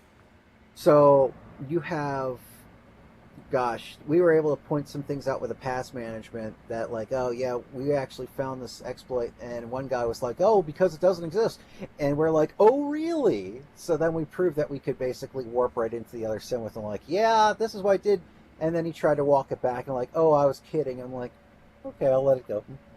But it wasn't enough that they were going to let it go. It came on further through that season after we were rompa-stomping mud holes in people's asses. Yeah, us and Rough Riders, we were just like marching along. Everyone got invited to the finales except for us, because we stopped playing because they stopped supposedly remembering to move us forward on the battle map where we're supposed to be moved up and who we collide with. Like, oh, we forgot to move you this week, sorry. So I'm like, okay, we got a battle this week. Oh, we forgot to move you again, sorry. So that was some BS stuff right there. And when it came down to finales, well, almost everybody got invited except for us. And we didn't have to say word one. Almost everybody else said it for us. They're like, how is Scythe Beast chapter not here? Like, that is bullshit. There's no reason they should not be here. And, yeah, they heard it all throughout. And people still did the finale. But after that finale, every season after was a dwindling player base, because they saw what could happen. If you do something that they don't like, or, you know, you bring up something very, you know, important to the game, or you dare to, like, you know, well, one other thing that they probably got me on is during a meeting, they tried to coyly, like, throw us under the bus for something, and I basically stood up on their meeting table. I walked up in full armor and said, yeah, we're not going to quietly just be under this. This happened due to this situation, and we were not at fault. So they probably didn't like that too much either. But if you're going to like say, make a wink, wink, nod, nod, it was these guys that will leave unnamed, but basically everybody knows the situation. Yeah, I'm going to have my day in court. I'm gonna find a podium and walk at it. Oh yeah. So they probably didn't like that either. But it was only once, and it's all it took. And they only once had to have that season where they realized that, oh, we don't want him here, and they didn't have him there, and everybody else realized, oh yeah, bullshit happened on an administrative level. That makes no sense. Yeah, it affected them ever after. And I really feel bad for the guy that, I don't know if he wants me to say his name or not. It'll probably come up, people who are fans of MCM. No fault on him. He bought what was the remains of it. And it's probably really hard to get too much more update. I kind of hope you can. I would love to see it jumpstart again. Not so much for the PvP angle, but the fact that you could take these mechs that are shooting their bullets, their missiles, and having this good old fun, and really just keep posting weekly events where there's big bosses that come up, NPC characters that are meant to be the challenges, see how fast they can take them down, and stuff that just really starts uniting a community that people want to go in and have their ways to stand shoulder to shoulder with other allies, because that's really how they learn to play. And as JJ in the comments was bringing up, that these new players don't understand tactics and whatnot, at what chance do half of them get the chance to learn? Because they're thrown in, they get rompa-stomped by the first thing yelling WOG, and have absolutely no chance because they're so good, people smell fresh meat on the table and they want their bite. But you throw them in a co-op scenario, okay, the PvE NPC boss is probably not going to go out for, their hindquarters, step one, and they can see what other players are doing that's effective. And they can actually start having conversations. Because one, if you have a PvP situation, it becomes like being a magician and having competition. You don't want to reveal your super awesome secrets because you don't want someone else coming up with, the better show. Right. Or worse yet, if you're at Hogwarts, are you going to teach the guy who can rompa-stompa ya butthola and you go flying out through a window? You're probably going to think twice again, like we were talking about, giving them this power to whoop their ass. On a cooperative level, if that's the main core of your game, it becomes every piece of their advantage to teach you. Because now you're a significant fire force that's with them, standing against these other things, getting better loot and better time. So that's why, it's war by default has caused levels of toxicity and things that will last forever, like we will forever have jokes about Germany. Because they've now been on the wrong side at least twice of the current, more modern day of an invention. Doesn't mean all their people are bad, but, the jokes are still going to fly. It is what it is. But you come into a situation where, Mars attacks. Everyone has fun. Let's face it. Here comes this big bastard head. Wah, wah, wah, wah. You can make fun of them. You can call them all sorts of things. Oh, it's not going to hurt them. Why? Because they don't care. They're not real. Walking fingers across my hand, as what was once said in a Kevin Smith film, fictional characters. Oh, yeah. Fictional characters. Characters that don't exist. Yeah, I mean, if I go up and shoot an orc in the face on a video game, and do it with friends if they finally make a co-op game I want to play, which, by the way, Space Marine 2 is around the corner, I'm not going to get doxxed by Daka Daka Daka, or have my girlfriend called up in the middle of the night by some guy named Six String saying, "Yo, your boy tried to mac on my girlfriend," because it happened to be that the girl he was trying to impress was riding along with him or watching him. Or in this scenario I'm picking from, was riding in the same airplane I had no idea she was in. or you get swatted or something in real life. Gosh, yeah. It's a good thing that those cover a lot heavier charges now. You do a SWAT now and get caught. You're getting like I've seen so many live streamers. They're having fun. They're on. They're live streaming. They're playing a game. They're having fun, and then all of a sudden the live streamer gets a knock on the door. FBI, open up! That kind of thing. There's really and then they get swatted. They can avoid that too. They just don't do it. But go on, I can get into that later.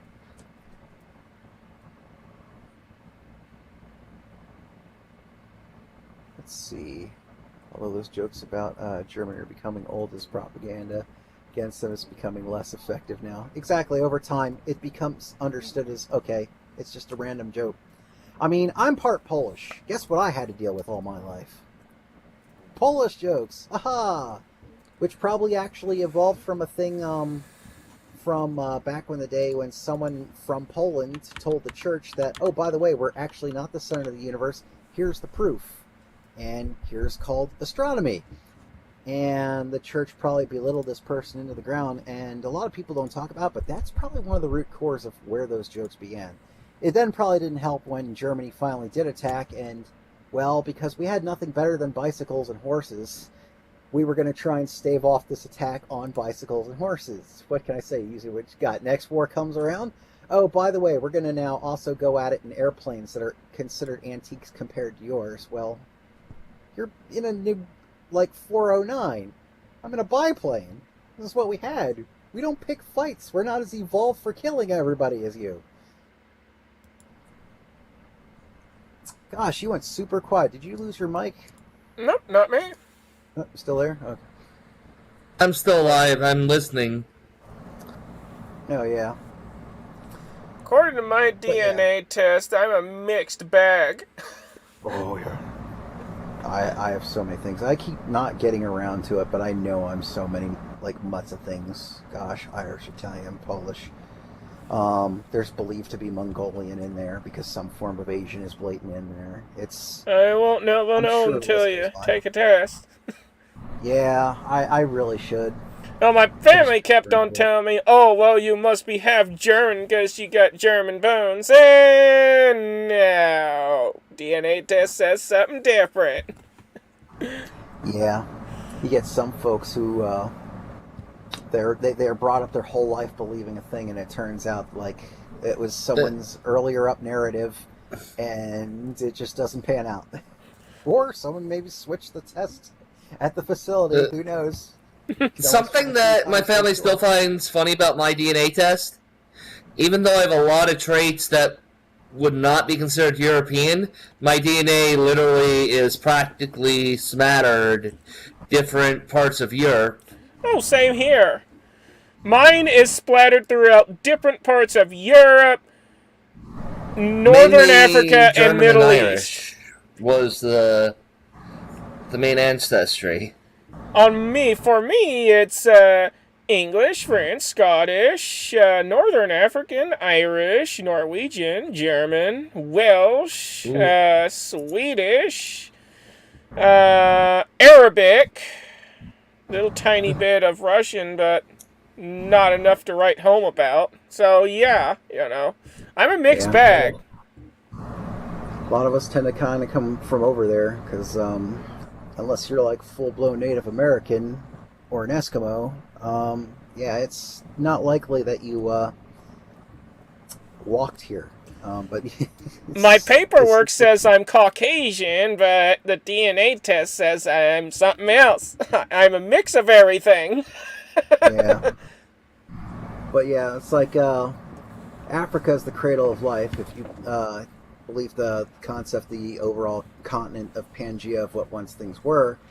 And, well, Europe is still kind of largely connected to that. So humanity went up that way, and of course things eventually split. You're still going to have people who were able to walk across that frigid north spot. Otherwise, you probably have ancestors who came over on some kind of boat, be it Viking or the Mayflower or whichever dose that kind of, went on over. And, yeah, like I said, unless it's Native American or Eskimo, there's definitely going to be some form of European, most likely. For one, Africa's very, very hot. I'm not sure how well I would do there.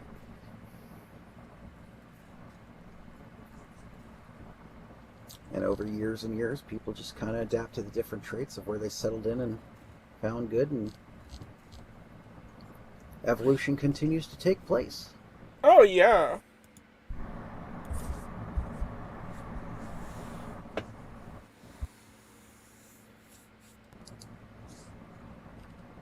Unless you're one of those folks who believes like that there's no such thing as evolution, even though. Hey, there's no such thing as evolution. The Earth is flat. Blah blah blah blah blah. Yeah.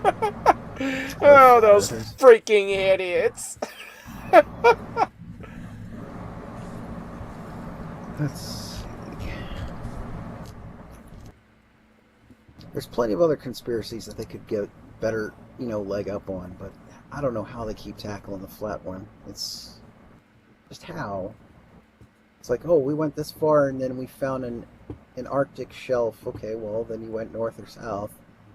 Now, how about you hop a plane and keep going east and see what happens? Yeah, there's this person that signed that logged into a flat earther forum, and he basically posted on there if the well show me proof that the earth is flat. Just go all the way at the horizon, take a picture, and tell me. Just go all the way at the end of the horizon and find out. Instant ban. Yeah, there was one claim from one of their discussion bits apparently is that they went so far east or west, I forget which, and that they still came up against like just massive walls of like ice, and that there was like no way to get up them or something like that. I'm like, okay, well that sounds like you broke your compass and went north or south. Yeah, there are satellites that go up high enough that take a picture of the Earth, and it's there's no denying it. It is round. The corporates and the governments are all in league together and whatnot. Because seriously, do you think we would be launching rockets the way we were if there was an edge shelf that we could just shunt them off of? That's interesting, Might James. still need the rockets to go up those walls if they're actually there, which I don't think they are. Yeah. Also, if I remember, the whole Flat Earther group originally was started by a bunch of trolls. Probably. Wow, trolls. Of course. It's entirely possible. It's like the Tide Pod Challenge. Do you really want to take a swallow and find out? Some of us know good better. God.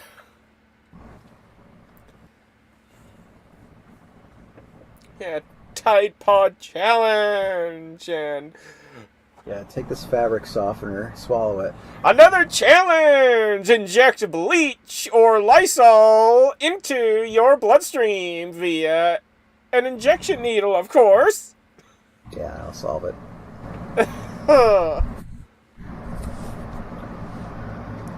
Yeah, no thank you.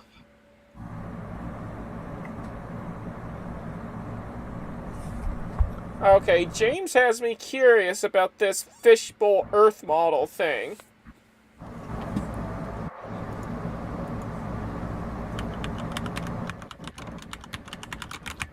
Between flat Earth and where this heart thing is that I can't see it because the heart goes over that word. Gosh darn it. I'll give it hearts, I guess that's what it's going to need. Something about and glow Earth. Earth and glow, I guess it's trying to say globe. Gosh, I don't know why they threw this little icon here in the corner of the comments on YouTube.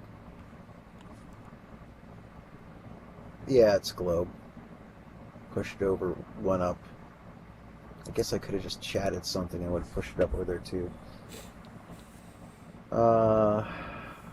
Wasn't the bleach syringe a joke? Yeah, it won't stop some politicians from believing it for a moment and ask a question live on mic, apparently, because that's happened. Yeah, well, without diving too deep into this subject, I mean, the guy really thought that you could inject bleach or Lysol or something in order to get rid of the virus. We'll leave it at that. Yeah. That was like peroxide or something, or something like that. Yeah.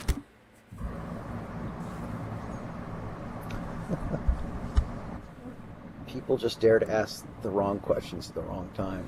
Of course.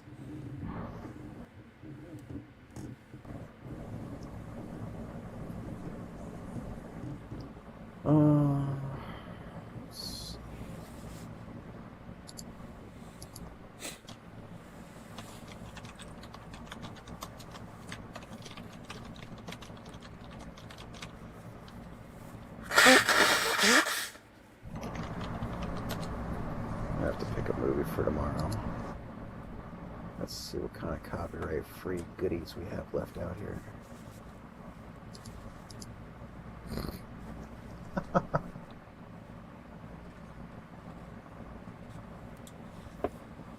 Oh gosh.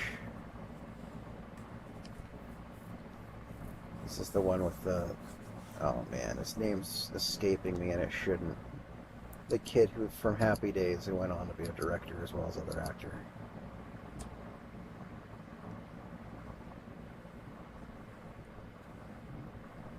Gosh. I might sidestep my own usual thing about sticking to only supernatural or sci-fi type stuff to go in with a movie that's just full vehicular carnage for just a change. By the way, has there been any word about drivers having a camp out for winter? Not that I'm aware of, but because I have deep connections with the person in charge of it, I'll know about it. Yeah, I occasionally talk to CC as well, and then CC also tells me like we think about doing it and then we get it out there. Like Double there's not C. this long Love the girl. aforementioned plan. It's just like, hey, how about we do it in a couple weeks? Okay. And that's just generally how it goes down. So I definitely want to know when it is because I like setting up a screen over there. Set up a screen, watch some out of copyright stuff. Because I'll save it for that if I know that we're going to have one soon. Because usually around this time. Yeah, I might hang on to that one then. I'm really hoping to play that soon, though. Certain film from, oh wait, that's the other one. It's being advertised in this other film. Somewhere I went looking for it. Still have a tab open for Sleepy Ocean Waves. Let me get that out of here. That's what I sleep to. I just turn the fan on and sleep to that. It helps block out external noise since my house is not exactly soundproof. Yeah, I always have a fan on, but my room gets really, really warm. I like airflow personally. Yeah.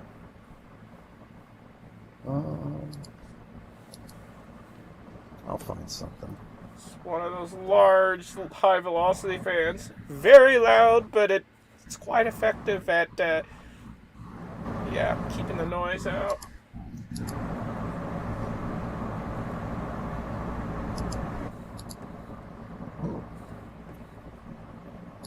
Eventually I'm going to start doing probably like a Kung Fu theater thing one too, because there's so much Kung Fu stuff that's out of copyright that I just want to play with. But I don't know if I want to do subtitles as much for my usual Wednesday run. Sometimes if I feel the film is important enough that it's just that off-the-wall hysterical, I'll still do it and get away with it. But I try and give them some English. So annoying. Yeah, like if we do, however, do subtitles, usually I have people just like typing if we have like English dub or English anything that's spoken. But if we have subtitles, then I'll be like, okay, we're going to trade spots on that. We have subtitles we have to read, so if you have to say something, just say it out on voice for a change. We'll see how this goes. It's something if Wednesday happens to land on opposite day, we end up doing that.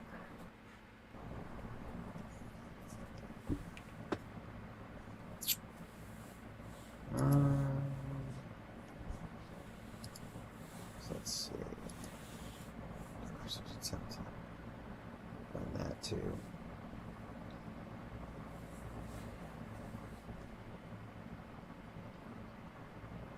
There's a Friday night run to the camp out, which I think there normally is.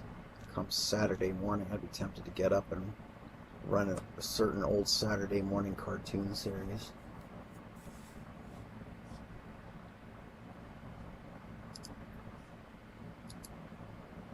Oh gosh, more birds. Let me find more birds.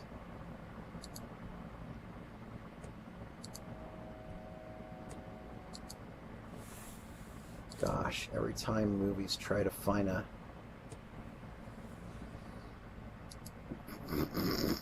That was unnecessary. I just saw a movie clip part here where somehow there's seagulls that are keeping up with a Japanese Zero, right? First of all, that's not happening. Second of all, the airplane that pulls up to, shoot him down somehow nails both seagulls and not a single shot on the Zero. Yeah, that sounds very far-fetched. That's hysterical.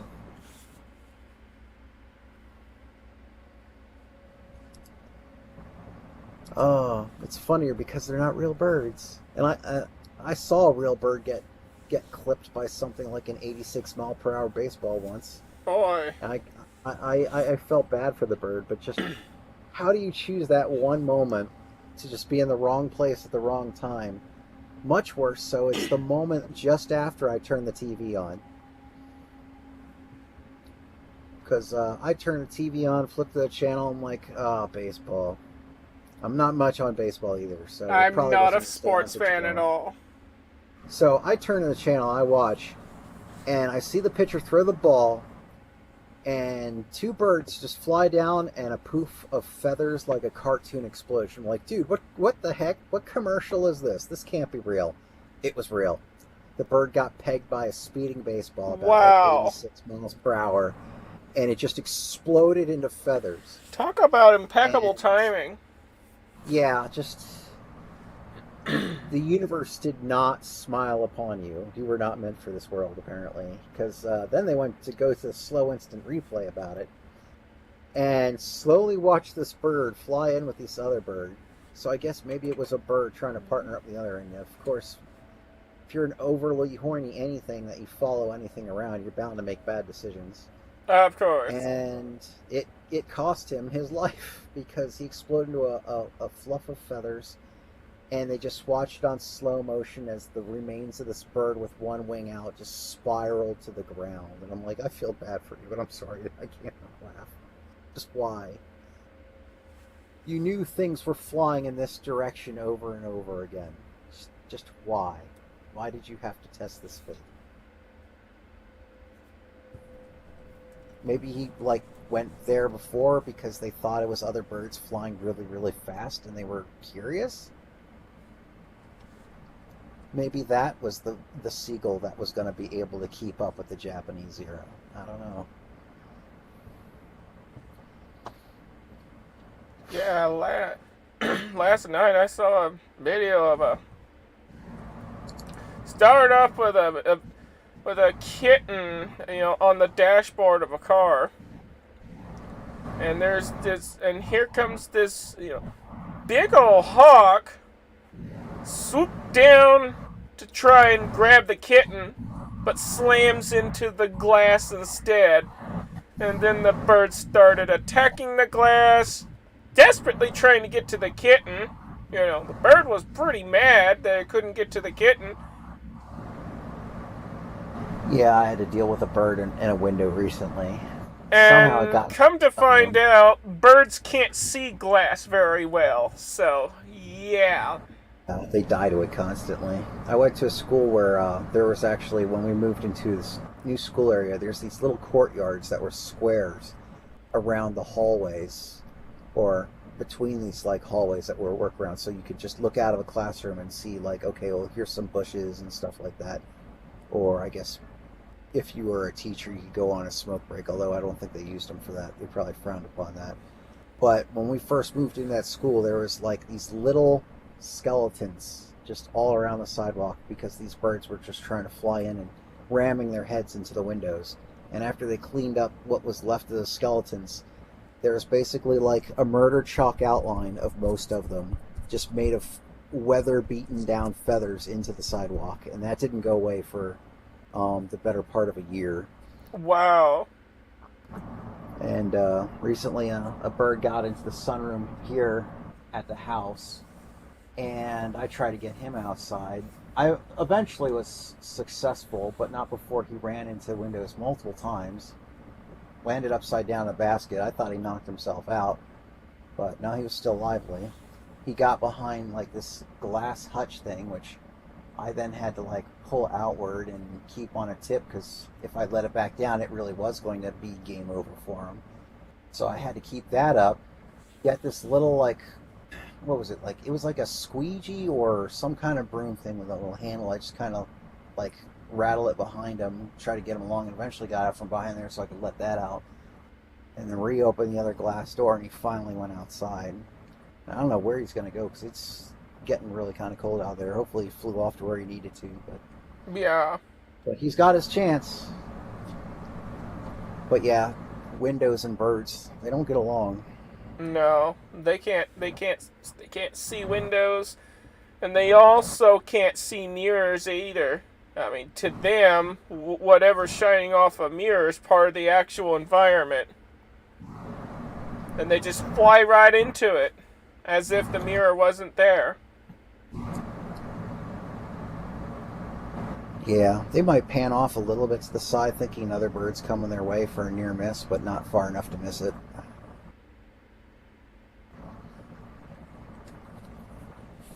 A lot of birds look at the mirror, think it's another bird.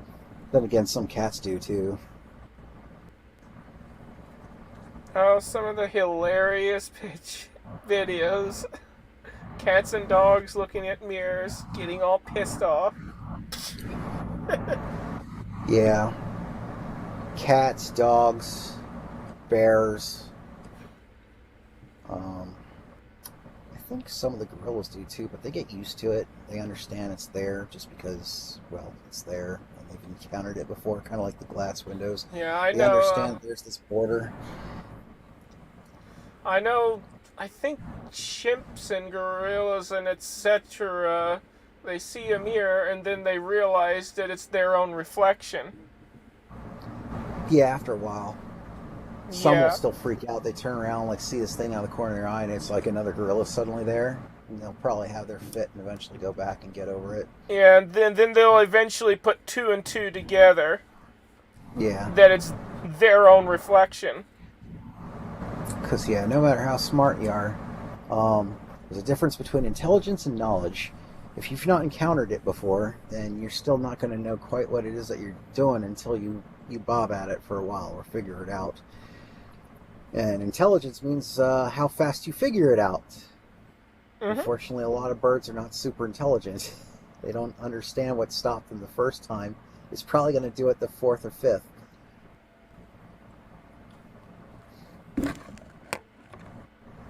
Some are smart. Parakeets. The ones that can identify things like truck. Parrots. Yeah. Car. Truck.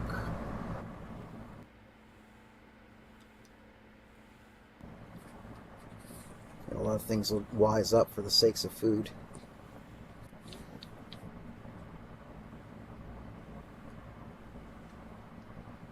I mean, shucks, they even do that with kids in school some of the time now. Get an answer right, you get a jelly bean.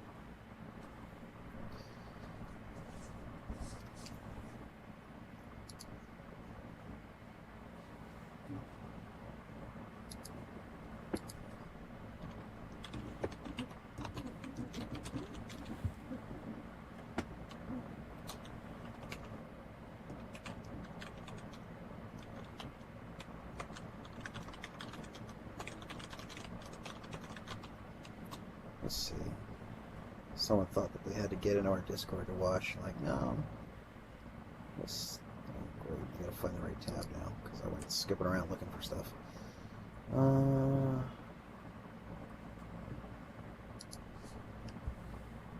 Here?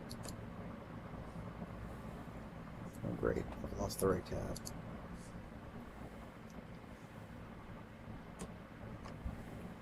Let's see. What's the link for YouTube? Because I have totally lost it. Which YouTube? The one that we're currently streaming on. Oh, yeah, yeah.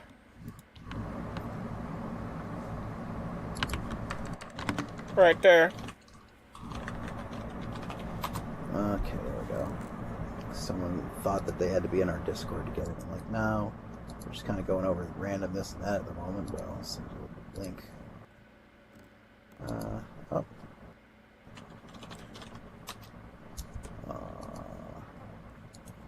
There we go.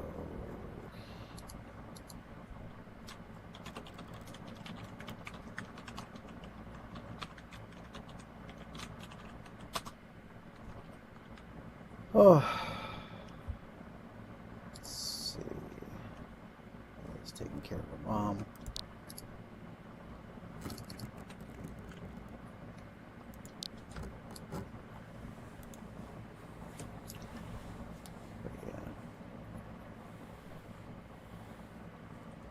But yeah, I guess it's just getting quieter air by now. Let's see, when's the next time you feel like streaming? Oh, I don't know. Just depends on when I'm around and whether or not I have something going on. Yeah. And whether or not I feel like it. Yeah. But yeah, most of our stuff seems to go on around either 12 or 1, and this is the one thing that happens at 5 o'clock. I think Friday is going to eventually get its 5 o'clock back. Triple F is on, they were kind of on a quick vacation for things going on because people are busy. And they're one of the smaller groups that we fly with. And everyone was kind of really busy, so they're like, you know what, let's just go ahead and take a hiatus. And I'm like, okay, well, that'll free up some time for other people to do other things on that day too from our own group. And let's see. There was a midnight run on Wednesday, which I think is now shift to Thursday. Edward there, I'll let him run that. Because if I run too many more things or fly every last thing out there, I'm just not going to sleep. Well, yeah, you gotta have your sleep. Yeah, and I promised myself I'd play more video games this year, because I barely touched them like the past, well, probably now 3 years. And 2 of them is because I had the massive nerve pain that hit in where I could barely do anything for a while, and I still forced myself to fly once a weekend, which we've been over that story. And then even after getting better, it's like, well, now I've basically got this thought and plot in my head that, you know, if it's not food, the body learns through pain. And if these other things hurt so much by doing them, then maybe you shouldn't do them so much and make sure that you have enough left over for the thing that you're really going for. So now it's in my head that it's like, okay, well, the job's done, so now I sit back and I watch Twitch, or I watch a TV show or a movie. If some of us have, the same game, and if it's a multiplayer game, we ought to, hop on that and just have fun. Yeah, and that's one of the conversations it's also been that I've brought up a couple times, because that's how much the time gets me to go gaming is if people are also going to be involved, and I can make a social randomness out of it, because it makes it all the more entertaining, especially when you do something like Dark Tide, and someone just like can whip their body around in inhumane ways, like they're possessed by a demon, and just play a fun 40k lore with it. Wow. Or watching everybody else's ragdoll physics go off when you hammer a baddie off the stairs and he does a half cartwheel upside down into a wall. I love ragdoll physics, and I love seeing every other angle you can get of it. But yeah, it's definitely a lot of fun. So some of the games we were talking about that is, of course, one of them is Dark Tide, which is the Warhammer 40k game where some of the ragdoll funniness can ensue. Although I chainsword things in the face a good chunk of the time because I like chainswords. If not, I'm shooting them in the face and they're flopping over. Let's see. Dark Tide, another game called Rip Out, which is actually handed by 3D Realms, I think it is, so I know it's going to get finished. I know that they worked on like regulars, like Duke Nukem and Ion and Storm, Ion Fury, or something like that. And even though they were giving the game away for free at some point in time, well, they still make sure it's going to get completed and done and whatnot. I know that project will be finished, so I dare to actually pay for early access on that, which it's going to be cheaper now than later, which is also on. Oh, heck yeah. A lot of other early access. Yeah, I'm not doing a lot of early access anymore because I kind of got boned on more than a few because they're just not beholden to finish it necessarily. So that, Rip Out, and there was one more. Right, Aliens Fireteam Elite, which is getting a little longer in the tooth. And there's a newer Aliens game out now, but that one's like a top-down RTS thing, and I don't think it's co-op. So might as well go on with smart guns and shoot up some aliens. So Yeah. stuff that people can basically get mostly cost-effective by now, especially if we catch on. So Well, Warframe is something that fits that description, and it's a free game. yeah, it's very different from what it used to be. I actually went in on Warframe when it was brand spanking new, and everything was down ship hallways. You could run on all the walls and ceilings, probably get caught on them, and somehow on the other side of the wall in the vacuum of space. And it's very different now. Now you're on planets and stuff like that. The thing about Warframe that still kind of keeps me away is it's not even the gameplay. It's not even the pricing model. You know, I get it. Free. It's got to make its money somewhere. I'm good with that. It's just, for me, the art direction feels really funky. And I feel kind of weirdly disturbed wearing this weird alien-looking bone thing all over my body. Oh, It's just yeah. kinda how I have to feel about it, and watching these guys come up like, okay, if I have to deal with the enemy and they look like that, okay, they're a weird alien race, or they're weird twisted people, okay, I get it. But when my own guy has like super thunder thighs and little skinny little shins, and this is normal for this universe, and I'm like, yeah, it doesn't have the aesthetic that I feel, you know, I have trouble inserting myself into it. So my immersion is just kind of completely gone, and I just feel like I could be playing something that I feel really rings and I can get into a little bit more. I'm not entirely against trying it again, but every time I look at it, I'm just not super encouraged to, because the art direction is just off the wall bonkers. Yeah, it's something. It's an it's an interesting game. I mean, I like the game, but only if I have others to play with. Yeah. It's just one of those types of games. If I don't have a friend to play with, I won't even touch it. Yeah, there's some games I'll play on my own, usually because I got it originally for the reason of the co-op, but some of it's just still fun and I can go back to it. Like, some racing games are like that, especially things where you can just really smash things. Like, why we can't get another MotorStorm makes me very sad. Sony just won't put out another one. I have yet to find another game, not even Burnout, has the kind of vibe that MotorStorm does, where, okay, we're having a festival, it's like a rally, great. What's going to be driven there? Everything on wheels. Motorbikes, cars, monster trucks. They just stack on more things that are, you know, realistic enough to that kind of thing, and they all have their advantages and branching routes that they could take, but they can take their chances on someone else's route as well.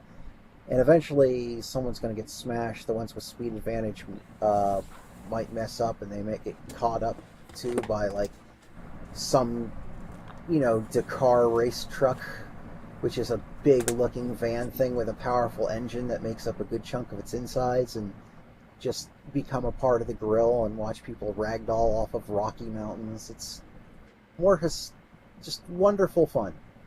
Oh, yeah. Not for real life, but for a video game, absolutely. And it's a festival. People are partying between races, drinking, bands on stage. It got a little dark in the last one, which was, what was it, MotorStorm Apocalypse? But it was like Twisted Metal kind of dark almost, but maybe not quite that far. But the music, I think they were borrowing some from.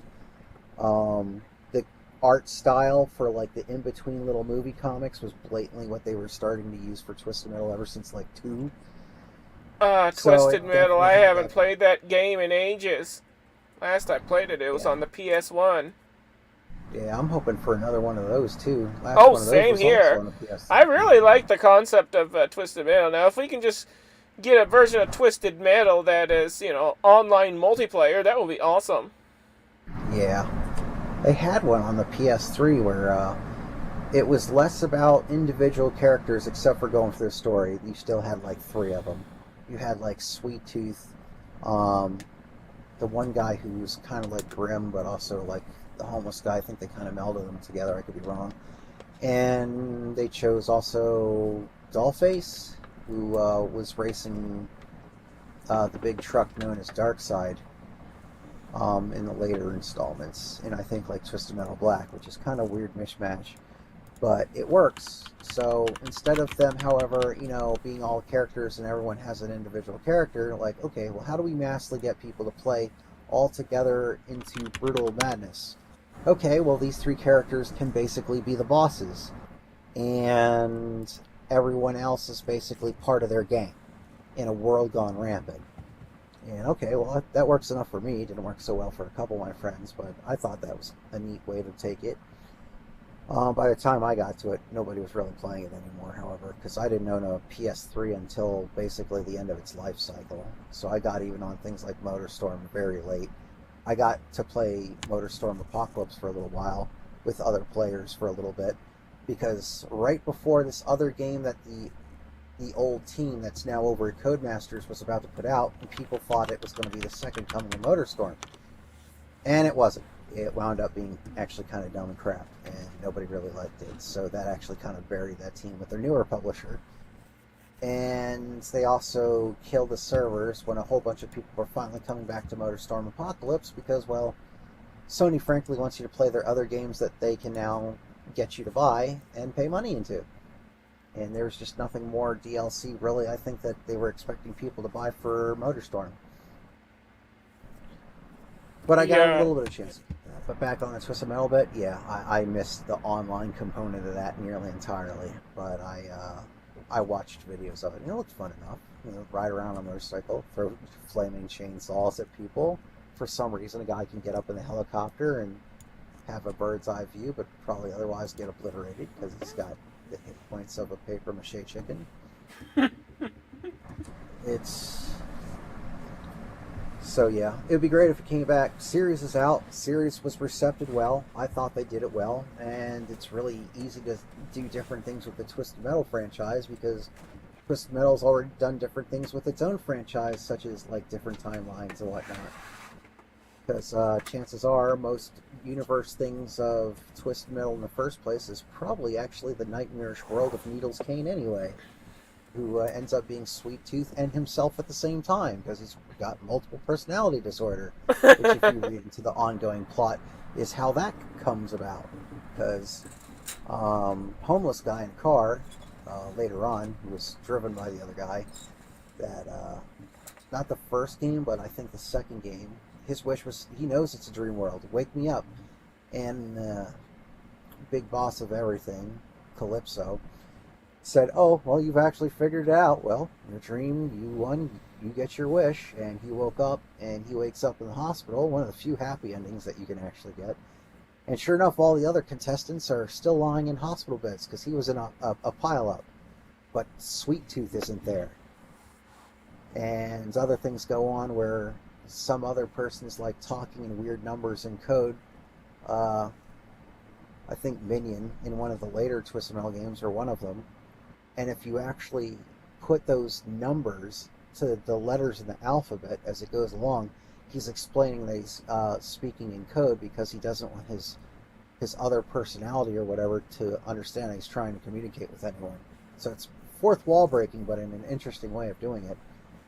And it turns out Minion is probably also either Minion or the one other guy that was kind of like the replacement Minion for that game was trying to speak out without getting caught, and it's another personality of Sweet Tooth. So yeah, at least one of those guys, Needles McCain and Sweet Tooth, are one and the same. One is innocent, one is just diabolical as all shit, and I think at one point they try and come to terms with each other. Mm-hmm. And I don't think that likely is going to last long because one of them was blatantly not really out to really wanting to kill people, but he was desperate enough to do so because he's tired of being in that nightmarish world.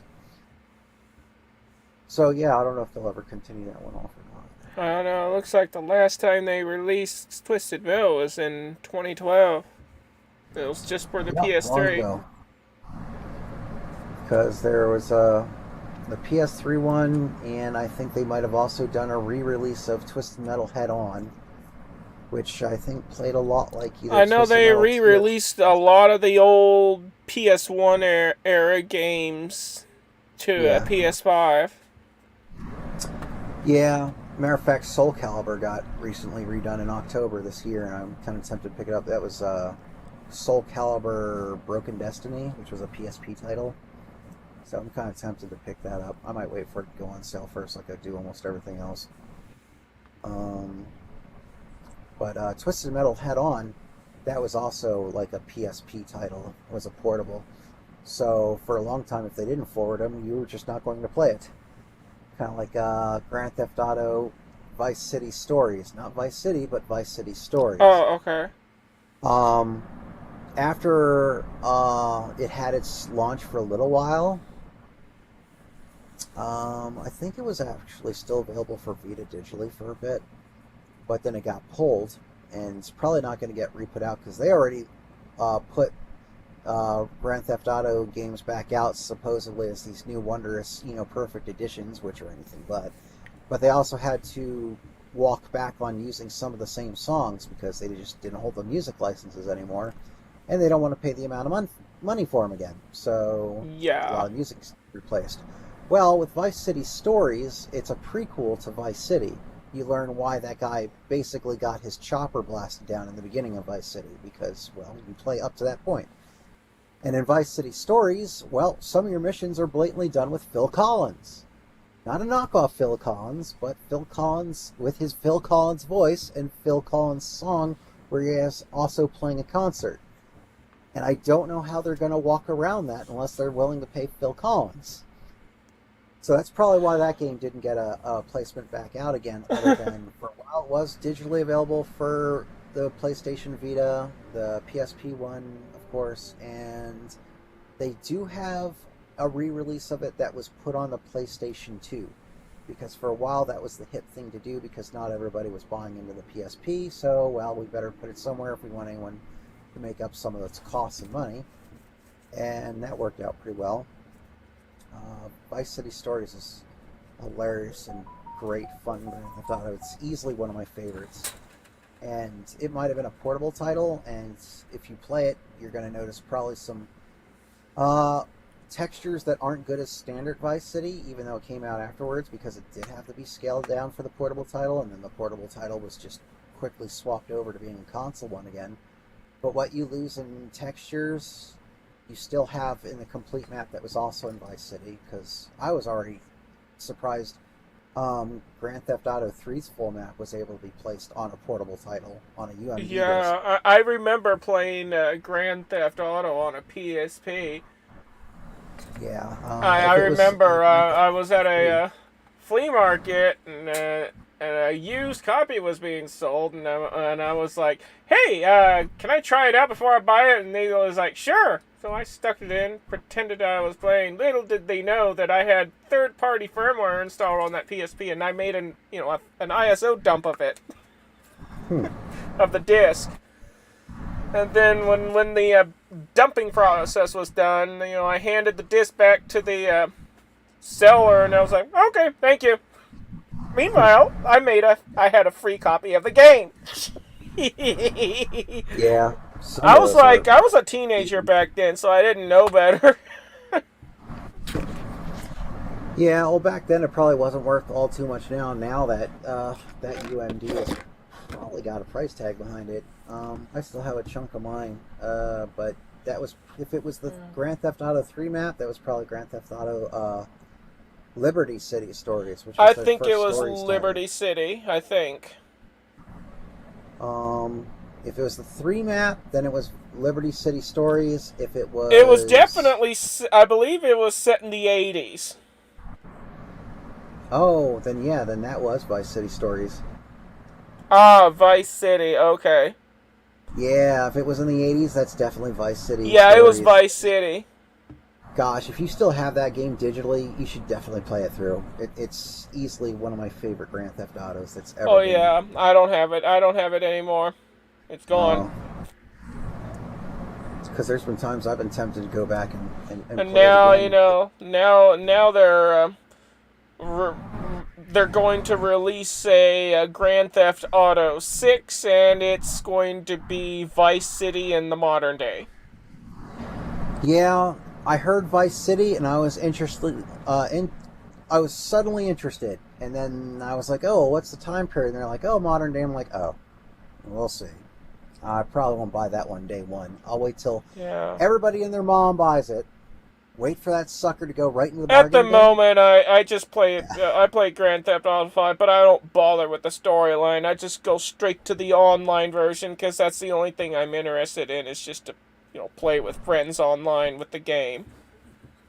Yeah, they have apparently. You're able to do all the missions from like private rooms now, right? Yeah. You can start an invite only or a crew only session.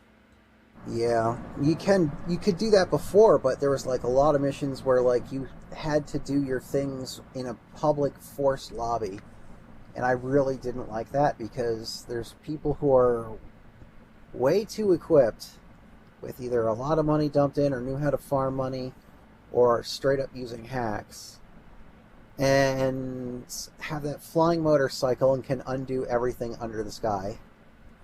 When you just want to, have an experience with like other players that, are probably not going to do all that.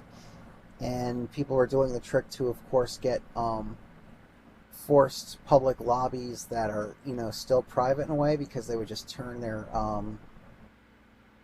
bit rate down or something like that to where it can't communicate properly and it still needs to set up the game anyway. So it'll set the game and you would be the only one in it and you'd still be able to farm that stuff without people doing all their shenanigans. And they did it for years. They were starting to penalize people for doing it. And I just don't think that makes any sense. It just means some of the people that are willing to really play your game or even pay into it no longer are. And when you could really just have the private lobbies that, quite frankly, most people want to have. So why are you, like, locking these other missions and stuff into this big public thing where shenanigans is going down that you don't want in the first place and that nobody Whenever wants I to do those missions, I usually do it with a group of friends, and we invite each other to either a whatever the heck a CEO thing is called, or whatever the heck the bicycle club thing is called, depending on how many of us are there. And we start the mission, we all go straight into it, not worry about randoms coming in. Yeah. And ruining the game. It's probably, I heard that was a fixed thing, but by the time they fixed it, I think that was like maybe only like last year or the year before. Or if you decide to go into a mission alone, then you gotta quickly go into the one menu and disable the open, the ability for people to just go in. I think you can have that disabled by default, but I don't know how to get to that menu yet. Yeah, that I wasn't too worried about, but like say like the whole, okay, you need to get this thing to your weed house kind of routine that was, in a forced public lobby, and out of nowhere you have this kill versus death ratio fiend who's just out to kill new players just so he can up that ratio in a game that it frankly doesn't matter because people can do that if they got time and money on their hands. And they would just, destroy and eliminate anything that you're working on, and because they're just that over-equipped, unless you're also that over-equipped or have friends who are, you're just not getting it done. Unless it's a very quiet night and people decide to let it go. Yeah. And it's generally not how it goes. And it was like that for years. Yeah.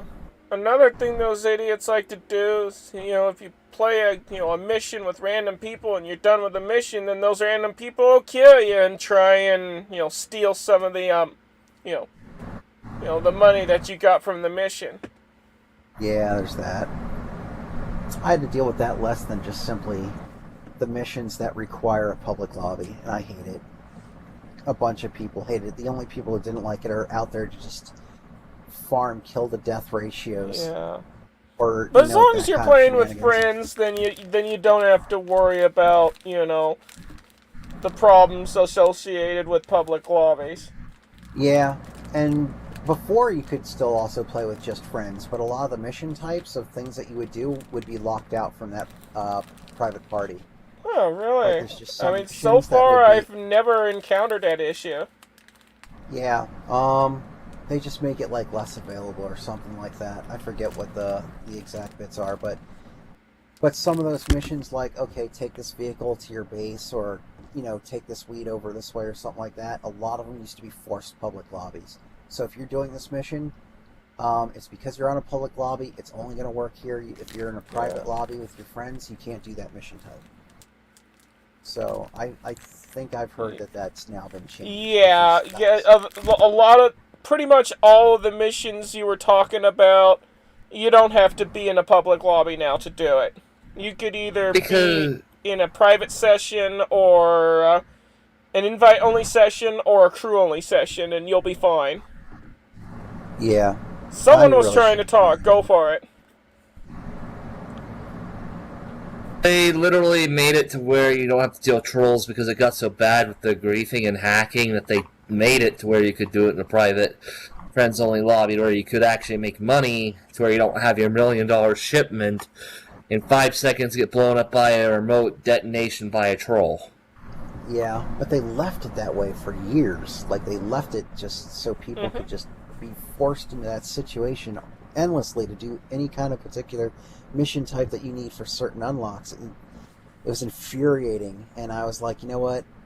I'm not going to pay for a bunch of shark cards, especially since things can happen that mess you over that money and those valuables. They're all losable, and it can cost money that in turn converts from those shark cards, so which means they have a very particular real-life value. And one of the things you can also do is if you have an aircraft with champagne on board, you literally pop that bottle, and I think it goes through like, what, $10,000? It was some exuberant amount of money for just if you click the wrong thing. I've never done it, but people would make jokes about it, like in the Grand Theft Auto situations of YouTube videos I would watch. And I'm like, and you can hear the guy who accidentally clicked the champagne bottle instantly costing himself X amount of money. And you just hear in the background going, oh! Just over microphone. Well, 10K in game is very small now. Yeah, they can get that back in no time. Yeah, well, like I said, I don't know if that's even the exact number. And James, the reason why there's imperfections is because the game is GTA 6 is very early in the development. So because it's very early in its development, of course, there's going to be imperfections. Most of it should be ironed out on release. But holy crap, GTA 5. That just opens me up to talk about even more about how that started wrong. You had the story. Story was working okay. That's fine. You go online for the first, I want to say 5 months or so. Nothing was there of importance. Absolutely nothing. You would go in there, look for missions, and there was maybe some of the run-of-the-mill side mission type feeling things, and that's about it. Other than that, I think you were able to drive a cab for a while, and then they took that away, and they took away the police missions. They just seemed to take away more of the things that were kind of just random fun things that you could do, and then push these other new game modes that a lot of people don't even care about unless they're running double XP. And let's see, but for the longest time, they were talking about, oh yeah, well, we're going to be getting to do those heists. I don't think those heists were available for even the first year.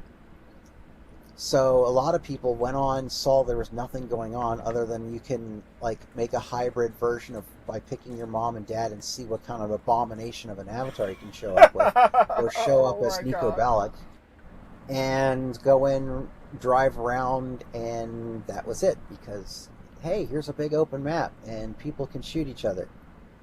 Okay, now what? That's about it. And people just walk away. I know I did. And then eventually I come back to Grand Theft Auto Online, because it's supposedly its own online thing. We're not going to call it 5. Which makes me wonder what they're going to call GTA 6 Online. Is it going to be GTA Online the second? We'll find out. But I come back and all hell has broken loose. You go out in the street and it's like World War III.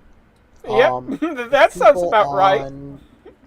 Weird stuff of these superpower vehicles, and if you're going to compete, you need some of that too. Okay, well, I can work my way from the ground up. I've done it before. Oh, you're taking this truck this way, and out of nowhere, this guy who's able to drop the equivalent of napalm on you because he felt like it and he could afford it. That would sounds just be right. left and right. That, And then that's drop GTA it right in for a there. while. Yeah, and then you come back, and then hey, guess what?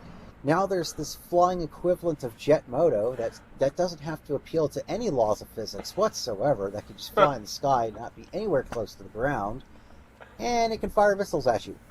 Like, oh well, what do they do? Well, they eventually run out. Okay, well I guess there's that. Oh, but it classifies as a bike for some reason, and they can land on the ground, call their MC to reissue it out, and be restocked instantly. Just why? Oh, well, the first jet bike was an actual bike with 2 wheels. Okay, I get that. At least it had 2 wheels. What's this thing's excuse? It spends no time on the ground. It can turn in place. This is not a motorcycle at this point. But yet your MC can replace it, because somehow some guys with, beards, leather vests, or a leather jacket, not too off from what I'm looking like right now with a baseball cap, is somehow able to maintain their own equivalents of missiles packed into this little package that can also fly. Yep. On anti-grav motors. Right. Okay. Because Doc Brown must be on the payroll. Yeah, just it was so unbalanced and so terrible. I just left out again. But now you can play with other people and not every other people. So I guess there's that. But by that time, there's still a bit of a sour taste in my mouth. And I don't know, someone could still wind up joining your game and somehow make cars disappear from your garage or leave a door in your garage for some reason. It's just weird. Yeah, the hackers have gotten a little too crazy. There are some instances where, a hacker would literally turn your character into a giant orange ball. Yeah.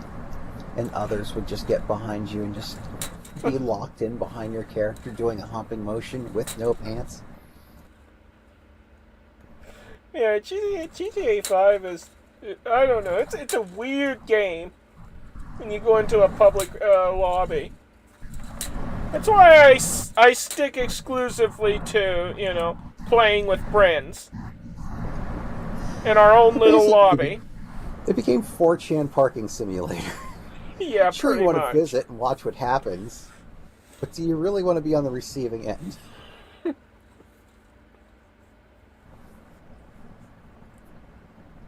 Oh, man. But I don't know. We'll see. Am I going to day one GTA 6? No. Yeah, probably not. Probably not. I'm going to let that utter destruction or barren wasteland get itself fixed. And then after that, I'm going to see where it goes. And I'm also going to wait for a sale because, oh, we have to raise the price of video games because we're suffering. No, you're not. You raised it up to $70 and oh, look at that. Within 3 months, it's 30% off. Gee, I wonder why. Not a single game that's come out at the $70 price tag has been worth even its $60 price tag. It's like they're all just worse. It's like you strap on that $70 label, you just Wheatie boxed yourself. It's like being a football player showing up on the front of the next John Madden game. Something bad's going to happen to you.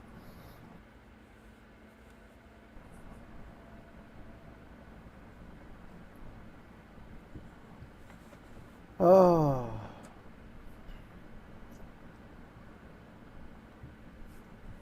But we'll see. Because, yeah, what? Need for Speed, what was it?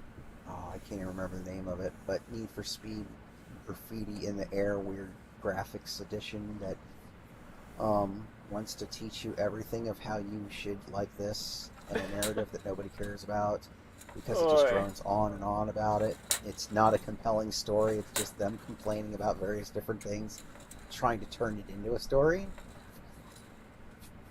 And yeah, 804 for $2, eh, James? Wonder why they put it on sale for $2. I wonder.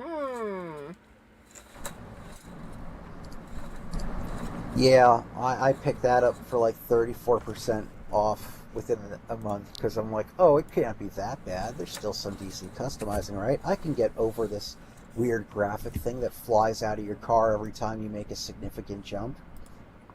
It's still dumb and weird, but I can get over it. But then everything else, I'm like, wow, this is daft. And then I went online, and this game that is talking on and on about how the cops are so bad, and like, oh yeah, more violent police officers, that's all we need.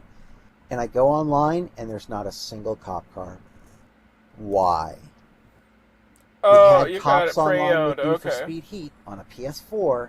Why do I not have cops online day one with this brand new PS5 Need for Speed, where it's such a compelling part of the offline game to run from the cops? I wanted to run from more cops. I couldn't. I felt cheated. I put the game down. Oh, and that's on top of the fact that, like, oh, all your progression offline that would go into online on, like, say, Need for Speed Heat? Nope, not for this Need for Speed. Separate cash pools. So whatever you unlock or work on offline for the story doesn't even count on for online. Dumb. Stupid. Overtaxing. Overstepping. And probably so they can sell you extra little things of money-making budget time savers just so you can compete with a bunch of other people who've put a lot of time into the game ahead of you. Just no thanks. That's probably one of the key things that really chased people away. Yeah. I hate that. You don't make a car progression game where you can race offline and then have absolutely none of it go towards your online progression. Like, you can't even bring over your customized cars, no engine enhancements, nothing. Just why?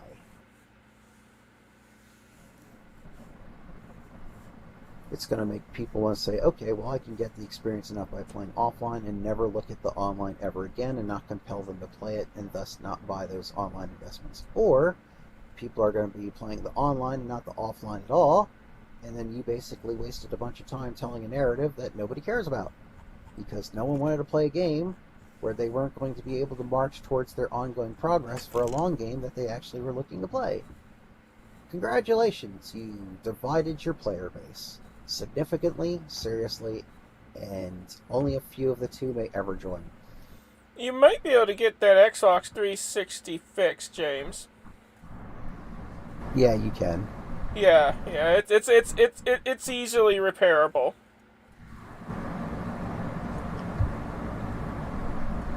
Let me pop this up here again. I'll be right back. I gotta relog.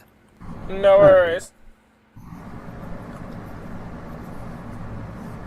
But yeah, I don't know. They're chasing so hard the things that they think are going to make more money, and they do everything in the complete and utter opposite. And it just oversteps, chases people off, and they wonder why their $70 titles, which have less content and less things to them than a previous generation $60 title, and the sales are in the garbage can to the point where they are like, oh, well, gee, here it is. It's now 40% off after 2 months because they couldn't even get to sell. And the ones that do sell, they're also going down in price rather quickly because they don't really need to make all that money, but they make their key sales at that key bit where they know a bunch of people are willing to pay it. And then they drop that price in about 3 to 5 months and get all the more people to buy it. So frankly, unless it's something I seriously want to support the numbers for, like Armored Core, you can wait 3 months. James, that's not a repair shop if they say it can't be fixed. Try another one. Try and find someone who's really good at electronics. Who said it can't be fixed? What did they say was wrong with it? Let's start with that.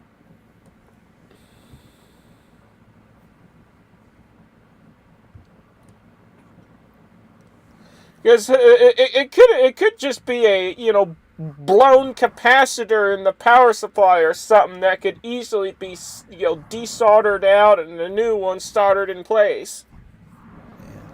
Or something like that. Power brick on the inside with that one. Yeah. The power cord had the brick, which is probably a smart move because power supply in the actual unit plus all the other stuff at the same time. It's quite a bit of heat. Yeah. Let's see. what the part they said it was. It's more than likely fixable though. Yeah, more than likely. Heck, it might even be a case of a blown resistor that could just be swapped out, and there you go. Again, console works again. Something simple.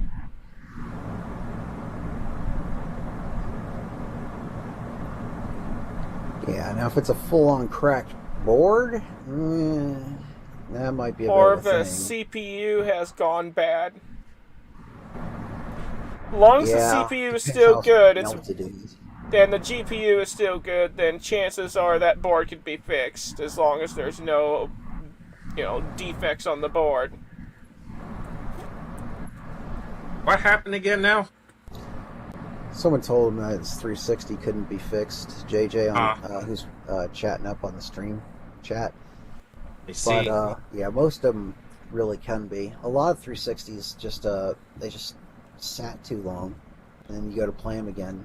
That's what Maximilian dude ran into. He dug out his old Xbox 360, playing Outrun 2. Out of nowhere, there's just no more track because there's no more loading it up visually, and so he's running down an invisible nothingness.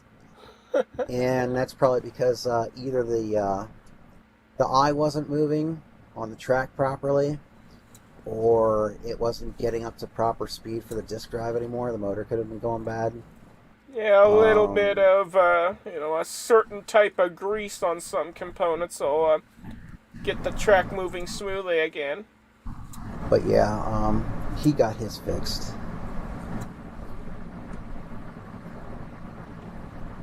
But if you can't get it fixed, well, go pick up off a new one. I mean, there's none new, but there's plenty of used ones that are floating around online in the market. Even if they have a problem, well, be like, oh, is it broken? All right, tell you what, I'll pick it off you for $10. Someone might say, sure, that $10 might be a gamble chance that you can take it to someone who fixes it, because that one's easier to fix and job's done. Use the other 360 for spare parts. But really, at this point, partly why you see those 360s being available is that you can probably emulate games by now. That, and, I mean, shit, most of the newer Xboxes, not all the old Xbox games will play. Like, Bloody Roar games, like, there was no 360 at Bloody Roar game, but like Bloody Roar on Xbox, you can't play that on a newer Xbox. But most of them, a lot of them that really mattered, you can. I mean, you can even play the Xbox 360 Rumble Roses on the new Xbox. They forwarded that of all things, and I was kind of finding that a bit of a shocker. You can play Crimson Skies. That was an OG Xbox game. That plays all the way up to Series X. You can play it on a 360 digitally. You can play it on Xbox One, the Series. So there's that. But like I said, 360, you can probably emulate it by now. Oh, it's a generation before the last generation now, so pretty much chances are you can. Yeah, there's emulators for it. Of course, not perfect. I mean, not all games are able to run on the emulator, but for the most part, emulator seems to work fine. Yeah, so give that a chance if you're willing to fiddle with the settings. Eventually, that's probably what I'm going to have to do for the MotorStorm games, because eventually my PS3 in the sunroom is going to die from sitting in the cold and getting warm again and back and forth. It's still kicking.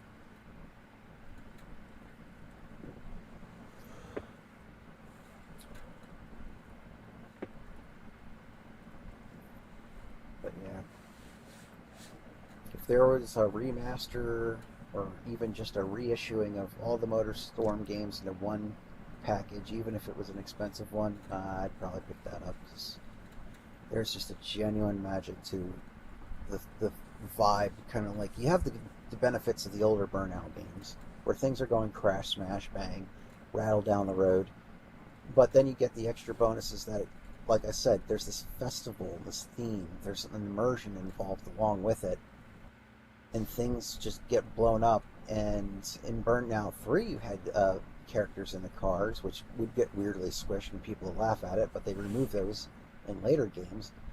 MotorStorm goes full bore into it, like kind of like Flat Out did, where Flat Out, you crash, there's a good chance you're going through the windshield and you're ragdoll flopping down the road. or being embedded in a wall. And MotorStorm kind of took that same approach and then never looked back.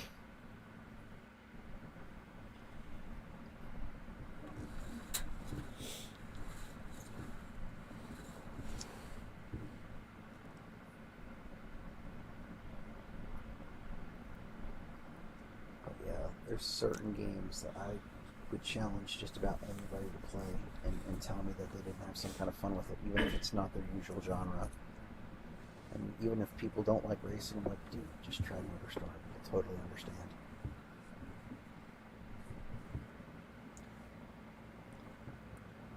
Got one for each season. MotorStorm 1, spring. You're at, God, what was the name of that place in Texas? Big Dumb Rock is that? Something Valley. It's escaping my head right now. Of course, every other place in Texas is a something Valley.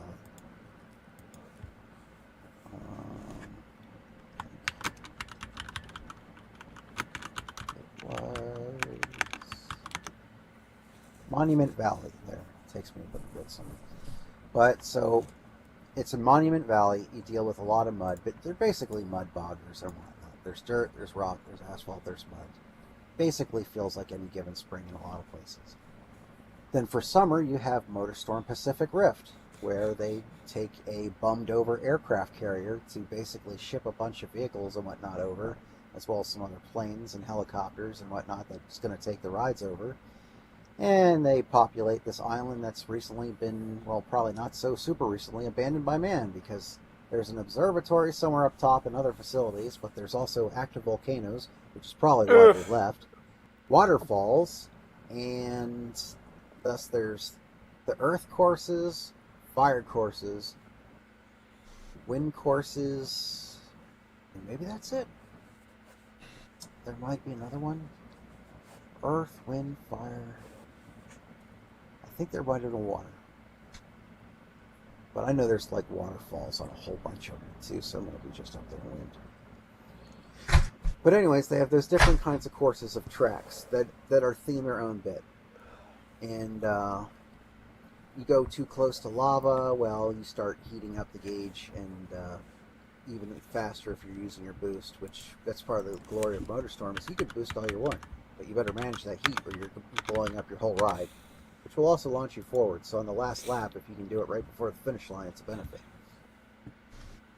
But people push it too hard, they just explode. You just see them go flaming into the air.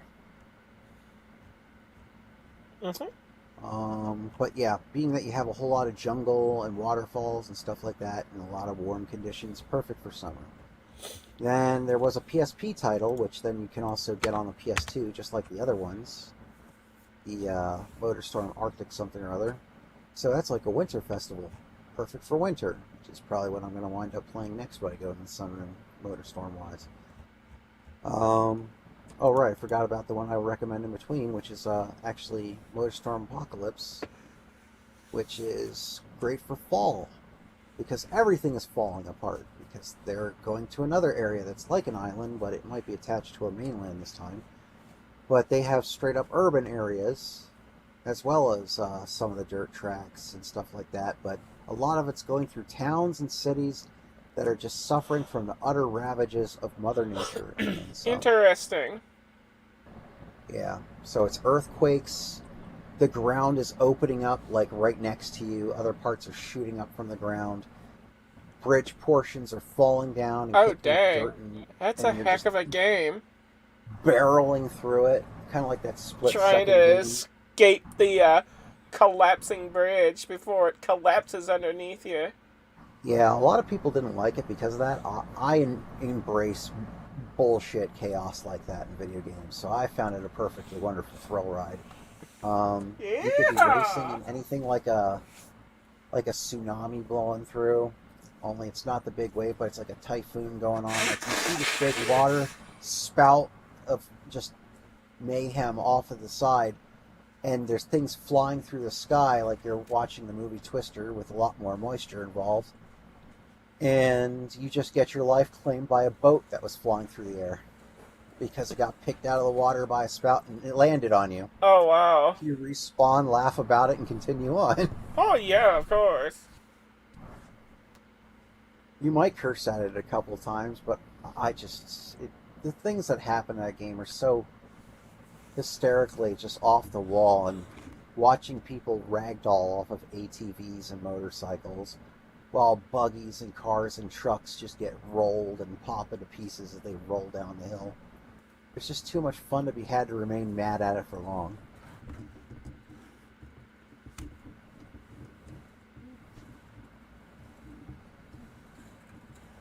And that's just not around much anymore.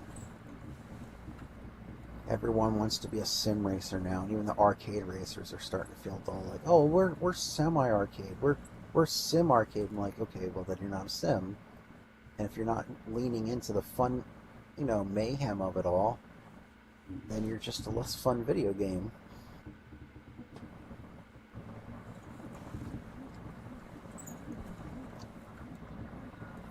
Like, let's see, like Forza Horizon 5, I guess we're up to now. That's one of the things that they decided, oh, well, if you come in contact with another car at any sufficient speed online, you just translucently phase through one another. That's dumb. You might as well just go play Trackmania then, where at least Trackmania is a ridiculous thrill ride of a roller coaster everywhere, building tracks that just make no absolute sense, where if you did collide, well, it would probably ruin anybody's run at any given moment. I'd still rather have that, but Trackmania had that whole bit where, okay, nobody can touch anybody, but you can see them and then watch this crazy nonsense of a track that you're going to try your hand at. It's almost as much of a puzzle game as it is a racing game. But, yeah, this whole immersion thing that's supposed to be Horizon 5, which some of the intros to these games are wonderful. Like, okay, well, we're going to have you racing alongside this hovercraft and this train that you're going to try and beat out and cross over just in the nick of time. Or the last car that you, racing discipline that you're going to try out is this exotic racer. So he flies on down and the back of the tail is down and basically Vin Diesel's your ass right out the back. And you go racing along. That's great. Change absolutely none of that. Keep doing it. But then you're going to tell me, like, oh, you race online and now racers can't make any given contact with each other? Just what? Just why?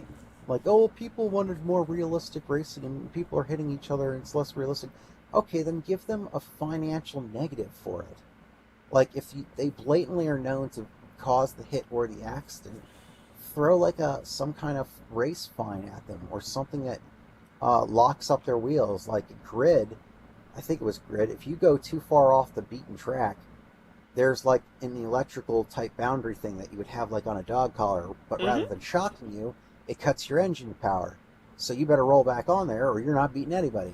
So you roll back on the track and you keep rolling. But instead of doing that, it's like, oh, we're just going to phase through each other. I hate that. That's not good for sim. That's not good for arcade. It's only, as far as I'm concerned, remotely acceptable for something like Trackmania, and even for that, I am not a fan.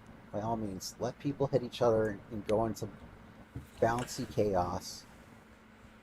But that's just, ugh. Yeah, that sounds like the same kind of crap that happens in Flight Simulator, where, when you cross paths with another plane, you don't crash into the plane, you just go right through it like a ghost. Yeah, so how is this a simulator? Excellent. It's excellent, but even more fun when I connect to a third-party multiplayer server called VatSim. Will they let you run into each other again? No, but, we'll get, ATC services and then people doing all sorts of weird, wacky shit on there, on the VatSim network. Yeah, I think I've seen a couple like that on some videos. They just start spouting stuff from the tower. Oh. But yeah. Try and land in Flight Simulator in the wrong place and you just like crumble and explode or jiggle Yeah. around. I don't know, it just feels like missed opportunity. I really don't like a lot of these games claiming to be simulator, because even when they are at their height, really being try-hard at being a simulator, you're still not going to nail it perfect. So to call your game a simulator and be serious about it, you're already fighting a losing battle. It's like what a Japanese developer once said, your game should feel more real than real. So if you're just feeling real or being super realistic and you're not feeling it, then like what's the point? You're not getting the G's and whatnot effects, so you need either some kind of camera tilt or visual feedback to basically make do of it. Yeah, If you're more worried about being they can only make super- things so realistic, on there. so I you mean, they have to can't supplement something. make it, like real life. I mean, they can only do so much. Yeah, and they can do a little bit more now with rumble controllers and whatnot. But it But yeah, feels there's like still gonna they be needs. did, put in a lot of effort in that game, though. That flight simulator game. They did put a lot of effort into it. Yeah, what's kind of neat is the real-time weather. where Yes, if it's real-time somewhere weather, on the globe, and if you Yeah. have it enabled, real-time traffic. yeah, that's neat. Real life traffic and real life weather. It's pretty cool. I wish they'd have the optional to, like, I don't know if they do or don't, but an option to make the airplanes not phantom. So you Yeah, deal I'm with not the sure. actual traffic And it then actually you can matters. also control how realistic the plane flies. But when you're new, then you default to, then, you'll set it to an easy profile. That way it'll allow yourself to, figure the game out. And then once you figure things out, you can gradually easier way to a more realistic profile. Yeah, so they don't throw them into the deep end of turning on 7 switches before they even start the taxi. Yeah. And there's even built-in tutorials in the game that'll show you everything. So that's another neat thing about it. They'll tell you how to do everything. Yeah, that's good. Good educational tool. But yeah, I'm an alternate history 1930s flyer, which means, guess what? There's probably about 5 things I gotta pull, and that's about it. Oh, yeah. Okay. And they use satellite images for all the textures, too. Yeah, like the mapping and whatnot. Yeah, and all the So that's buildings are, AI created from satellite images, with the exception of a few places where, actual people, have, manually recreated some of the places. Yeah, there's a few dark spots up in the Northern Sea where they park stuff that they don't like looking in on. At least last time I looked. It's been a while since I checked out the online map thing and really looked up there. It's probably the same way though. Either that or they just blank it out and make it look like common ocean now. It used to be though that there was a bunch of dark boxes up there that they just don't want you to see what's parking up in the North Sea. It goes around the North Atlantic.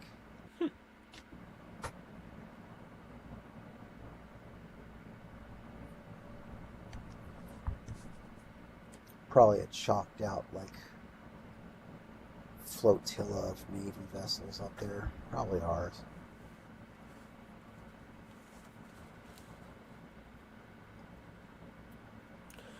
James, Flight Simulator 2020, the latest version.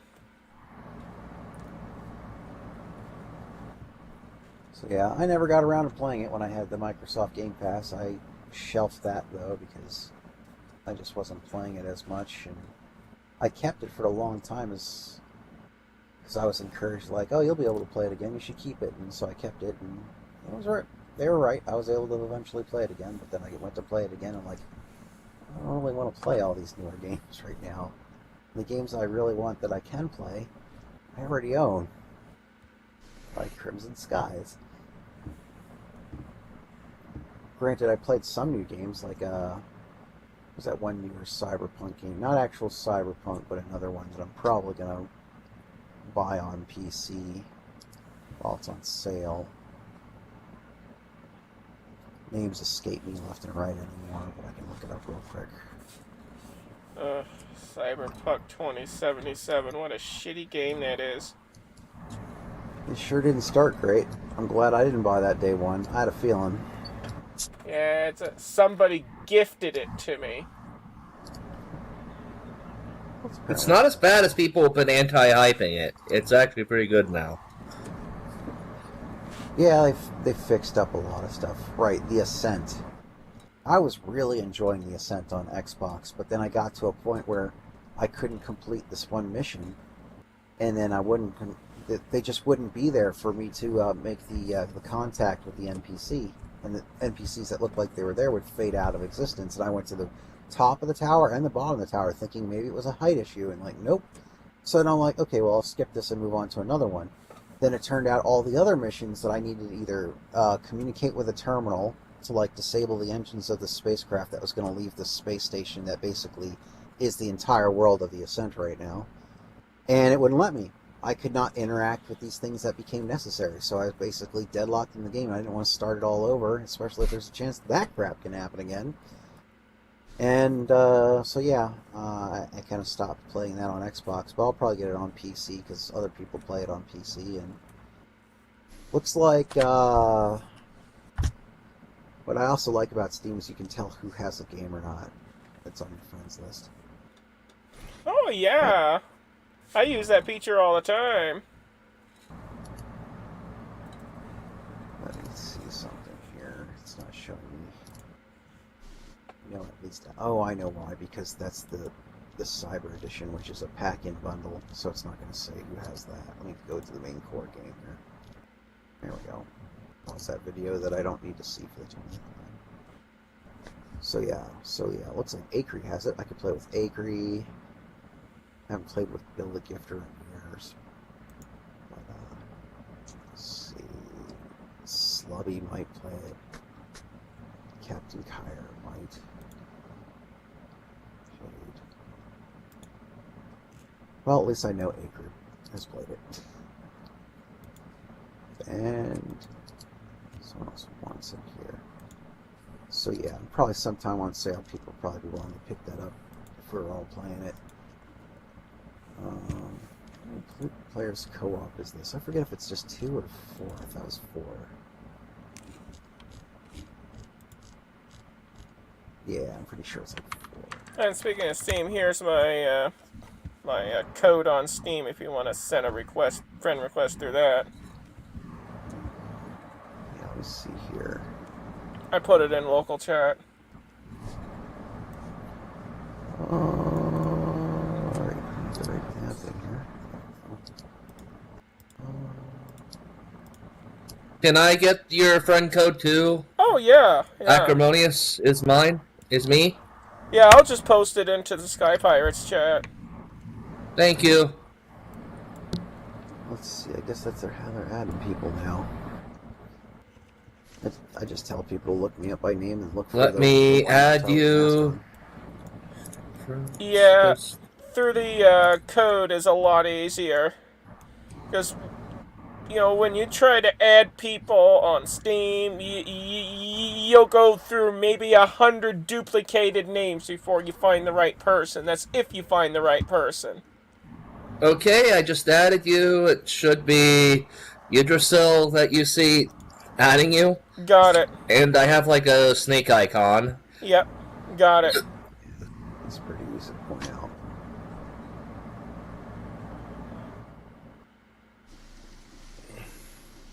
Might as well do it on Second Life too.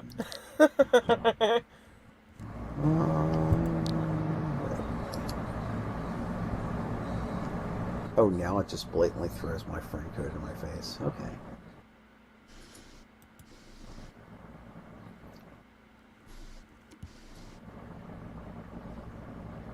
There we go. I threw right, up mine so- as well if you guys want to add me. So it identified you when I put the code in, and I'm like, okay, now send invite. Now it's like, friend failed to send invitation. Weird. Huh, weird. Go ahead and put your code up, and I'll see if I can do it on my end. Let's see.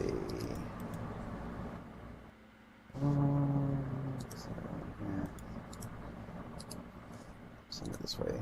Fastest. And I'm gonna send it to Eric. And Huh. I wonder if people are able to like change their code, like a phone number if something goes wrong. Thankfully not too much has gone wrong yet. There's mine. I don't know what's going on here.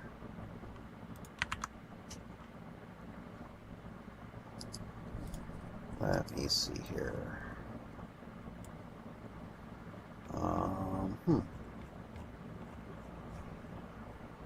Figure out, might be a snafu on their end for all we know. Everything's been breaking.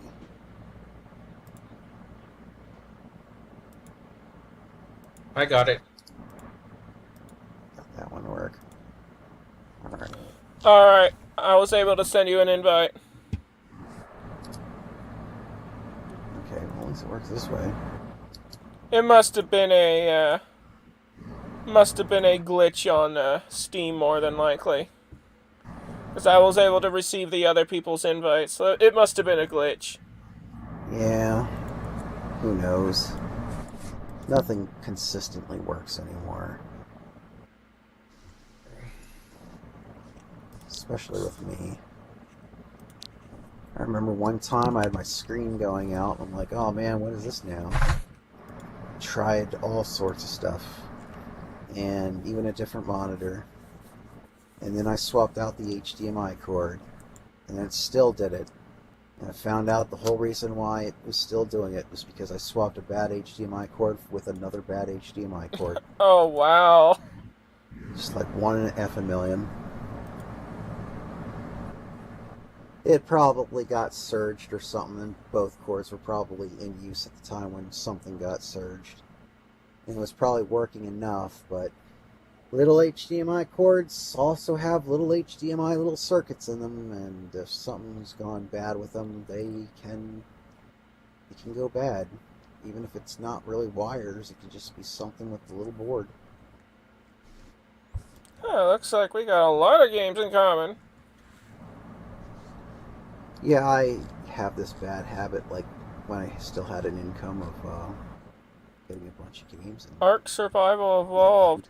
Great game, but too bad they screwed us over on it when they, decided to release a completely overhauled version of the game, but backpedaled on their promise to allow people who already installed the game to get a free upgrade. Yeah, there's that, and it's because they were already finding ways to wiggle around their promise to begin with when it came to that pirate game. Because originally it's like, oh, well, all the versions and mods of stuff for, like, Ark will also be free to these people who paid in. So the way they got around on that, and they said, oh, well, it's a completely different game. It's not related. Alright, well, if that's the case, how come people literally found on your menu that of the start of your game, it doesn't show visually, but if you run your mouse over it, the actual click information and button to basically swap over to original Ark is still there. It was meant to be a swap over, like a mod. All it is like a rebalanced and mapped over version of Ark. Well, for pirates. And it was supposed to indeed be included, but they found loopholes. As companies like to do. They get big and they start finding new ways that they want to make more money.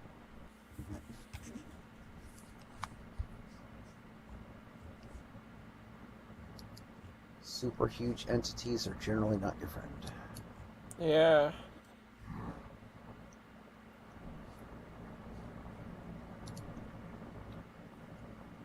But I'm generally more for things that have combustion engines and wheels anyways.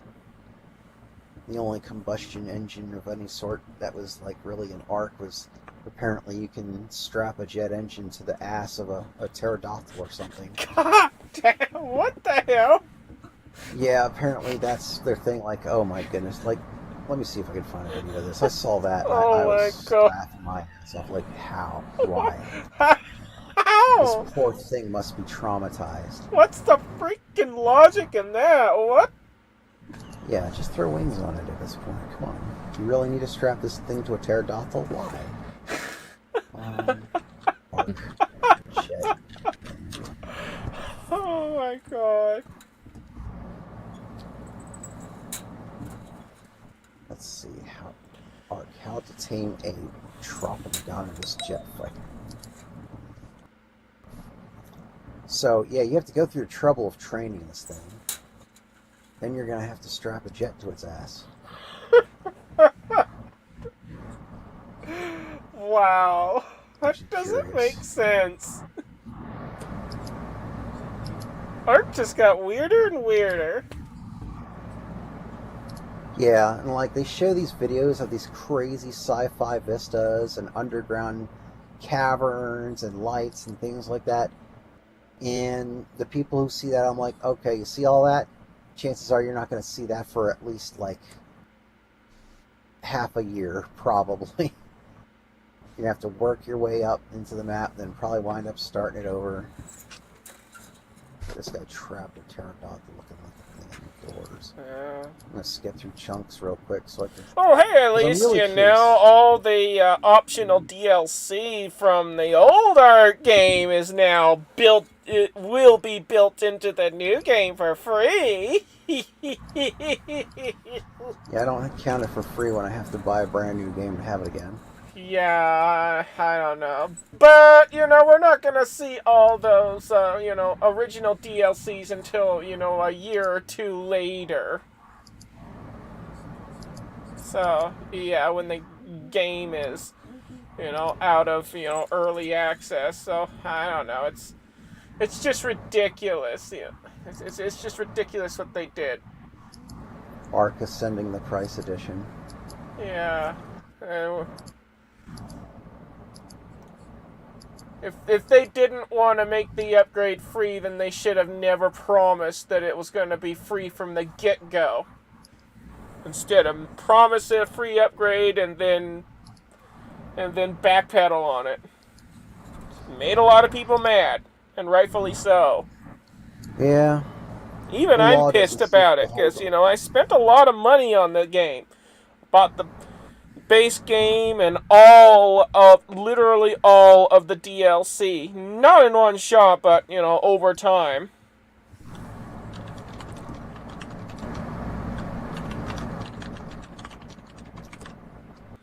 Well, at least the original game is still playable with private servers, so there's that. But, yeah.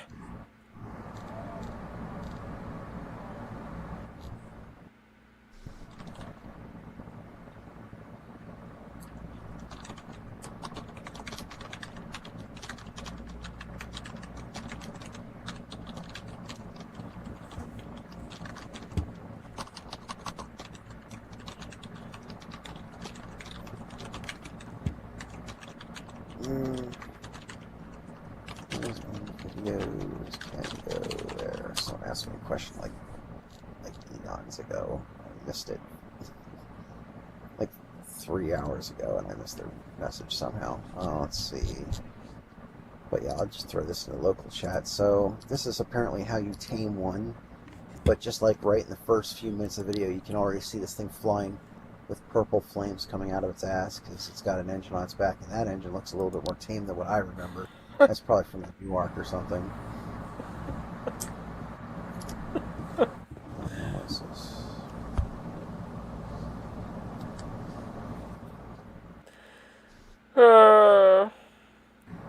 Sticking a jet engine up a pterodactyl's ass. Jesus Christ.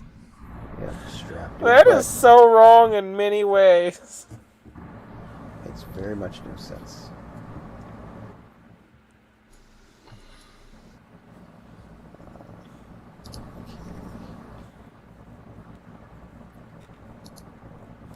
It's not even the one I remember. Apparently someone has like a burning phoenix of some sort.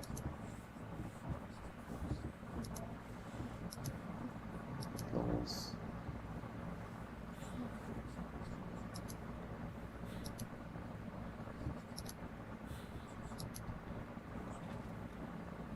And apparently you can fly them without the jet, but then some way you upgrade them to having a jet on their butt.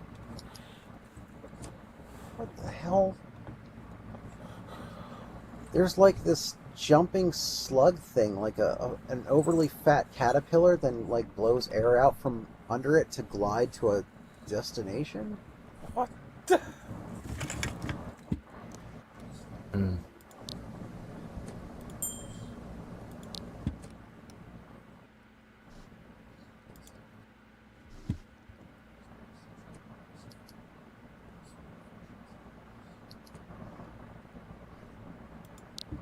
The Tropogonithus is the fastest.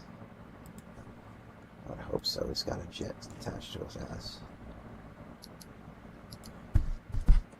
For those watching the stream, that's what it looks like. You see how ridiculous that is? I'll even full screen. No, I won't. Yeah, but yeah, that's just freaking ridiculous. Let's go back into it one more time. We'll full screen it. Look at how ridiculous that is. Wow. Alright, I've seen enough of that.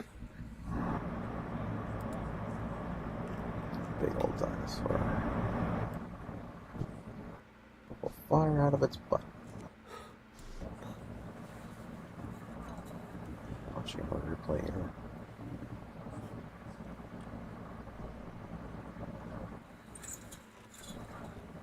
Maybe we'll get like a Triceratops that has a pedal power quad. I honestly think that the jet engine is a third-party mod. It's not. I don't Really? think it is. I'm pretty sure it's legit because I remember watching on Steam stuff for Ark, and I'm like, what is all this stuff? I've never seen this when I played. And then they're like, here's this like pterodactyl-like thing, and it's just on its jet engine. I'm like, oh my goodness. Just why?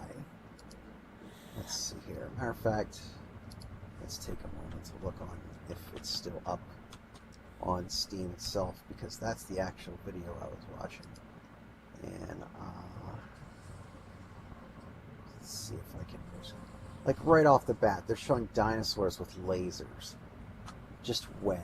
I've never seen that play. I don't know. This was supposed to be, a dinosaur game, and now they... I don't know. They did some stupid things with it.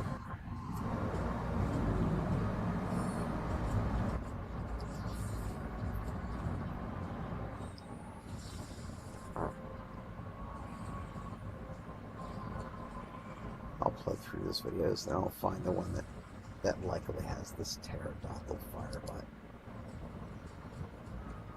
Some giant robot with a Bowie knife of the energy. Which that I can understand. I'd be tempted to play for the mechs.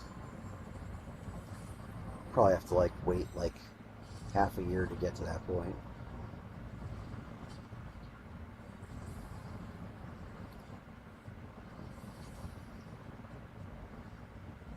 That's if someone keeps up the server. Oh, a space whale with a laser underbelly, because reasons. Oh,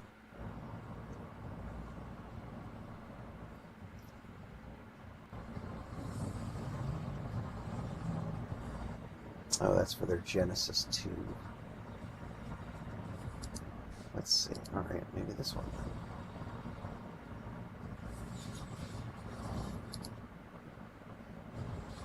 Alright, that's a little more closer to home.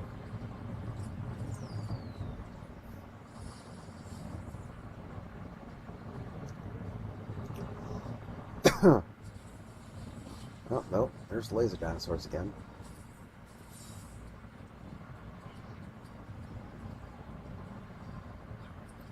Like, if I could be thrown forward into that... Oh, look, he can throw, like, an otter thing into the water, like he's casting a football, and he brings back a rock.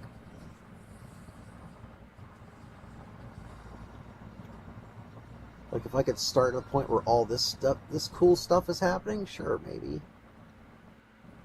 It's not how I remember Ark, man. I remember a lot of beach, a lot of dinosaurs, water. I'll be right back. Alrighty. Yeah, that's all I remember in Ark. It's like, oh right, in a raft that you would like have on the water that was flat to the water with like maybe a little house built on it.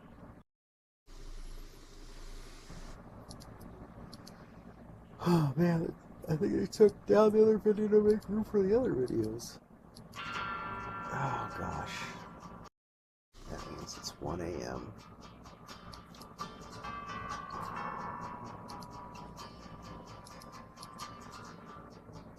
A stream where we sit around watching this one. Look at all these pictures. Oh gosh. That's right. Spotify is my alarm. Play too much of that. Copyright claim.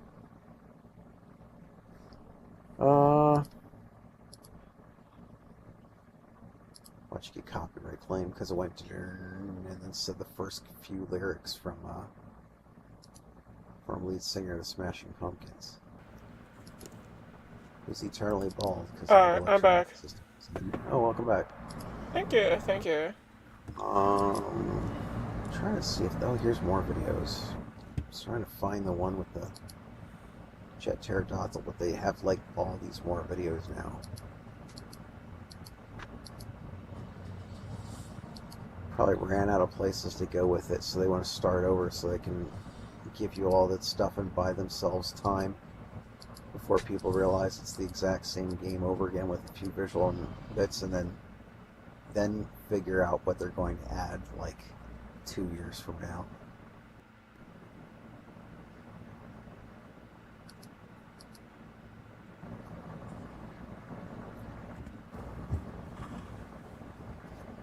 I'm trying to skip chunks at a time where I can find it.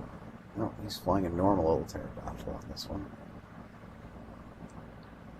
I'm pretty sure one of the videos that was right here on their Steam page had like the jet engine powered thing.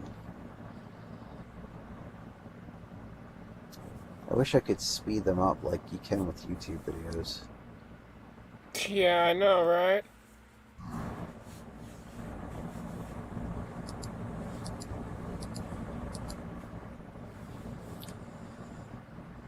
I mean, even websites for the dirtier of things literally will let you watch that like high speed. And Steve just can't seem to get on that ship.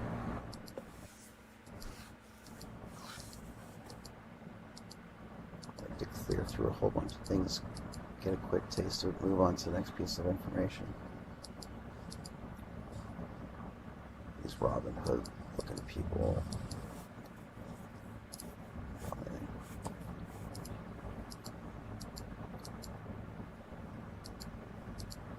I don't know, maybe they don't have that one up anymore. Maybe people laughed at it too hard, I don't know.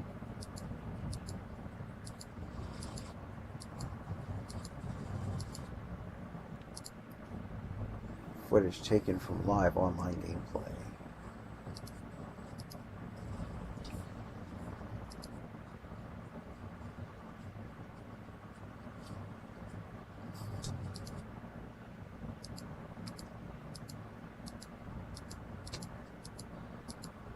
Show me the jet butt pterodactyl.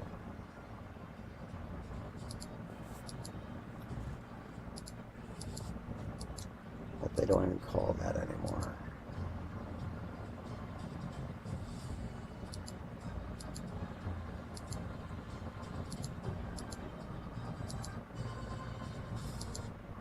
But yeah, could always ask Pill. Pill's played a lot of Ark. Matter of fact, let's see. Drop Pill a message.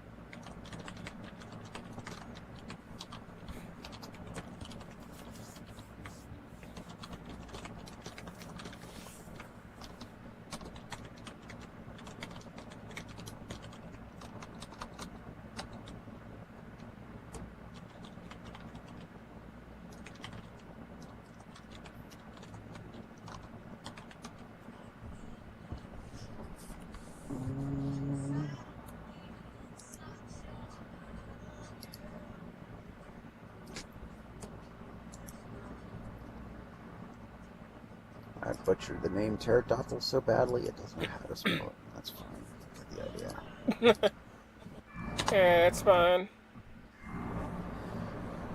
Yeah, that's my alarm time. Oh, I gotta knock that off. Get copyright claim for a Smashing Pumpkins song playing over an alarm. Stevie Jones. And I keep hitting snooze until I actually do it, or I'll forget. And then, lo and behold, it'll be 3 or 4 hours later, and I didn't take it. Like, wow, what's the problem? Yeah, might as well do it now. Yeah. Otherwise, it'll never get done.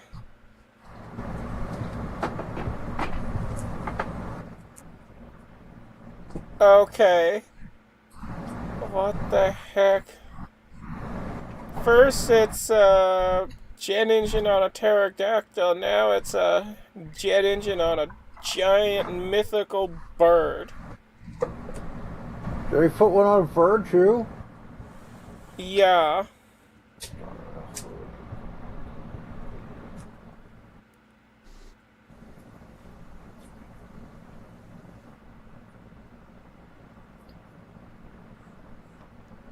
Oh, God, I hate swallowing a bunch of pills without fluid. But I'm out of fluid, Queue up so I swallow. Pronto. There we go, though. Good enough. Alright, I've Yeah, I seen wanna see enough of this. that video. I want to see this feathery mythical bird with a jet engine on its ass. Let me hit this to live. Did you put it up on the stream? No, I didn't. No, I put the pterodactyl part up. Yeah, I saw that part. Let's Here, see. I'll throw the other. Let me mute that one here. But yeah, if they want to do that bonker stuff for a video game, it's fine. But Alright, it's up on it's the stream only thing now. we can do. Okay, let me get back there. Alright. Time for the chat to see this madness. And there it is. The jet engine firing off on that bird. Ooh, increased power. Alright, I see the window now. Drag it over from the other screen. Alright.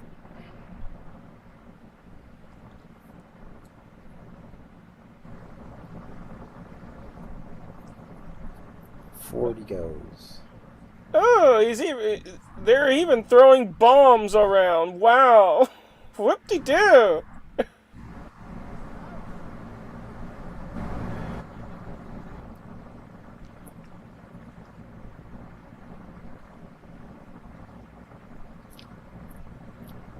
He suddenly pulls a tumbling around Emmelman.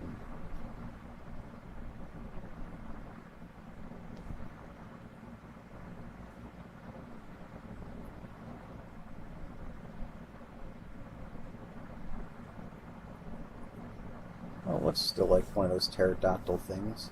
I thought maybe one of those like really mystical, like phoenix-looking things that they have somehow got a jet. Yeah, that was thing's an got like a big ugly head to it. Let's see if I could go back here and...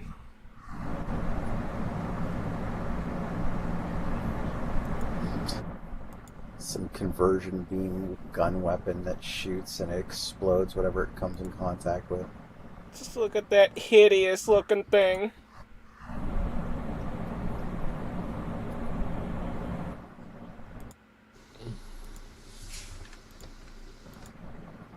Stop burning my butt around.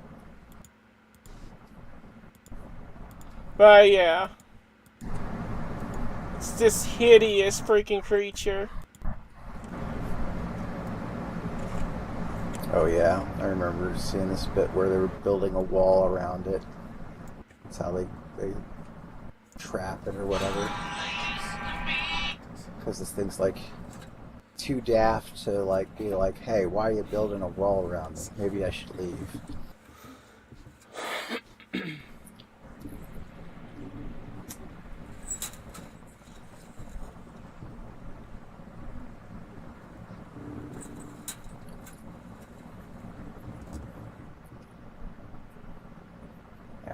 burner, but pterodactyl terrarium.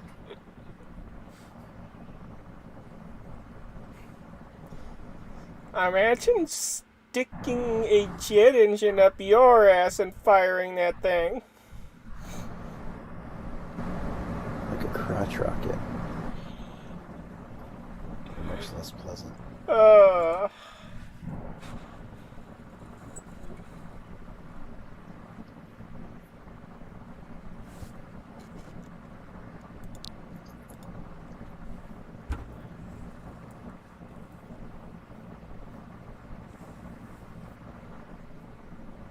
Guess they wanted to save on metal materials.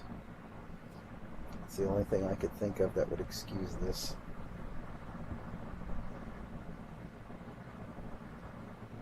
That gives a whole new meaning to butt rockets. Yeah. Feels like they were running out of ideas and they're like, oh, we'll make Dino Riders. You know, that cartoon from back in like the late 80s. Pretty sure that's when that came out.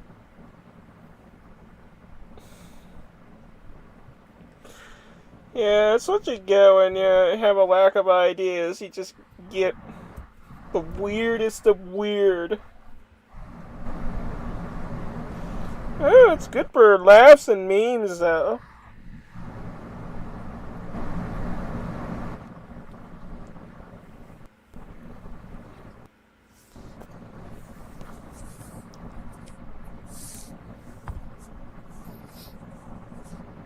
Let's see here.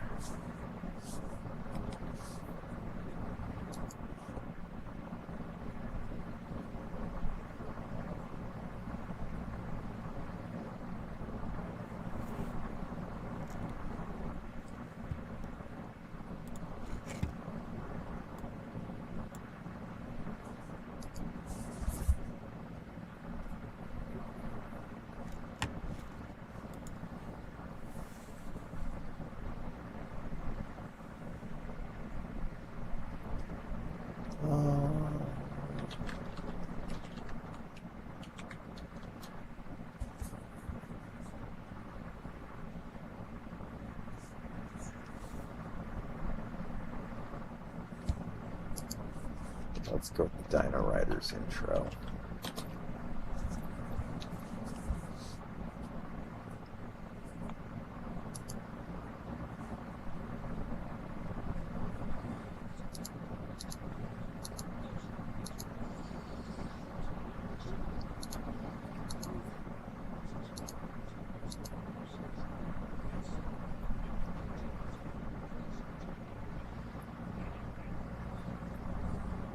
It must be like this short intro.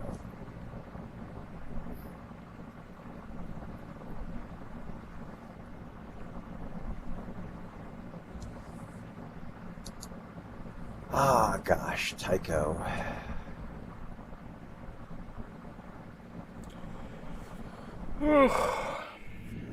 What time is it? Oh, shoot.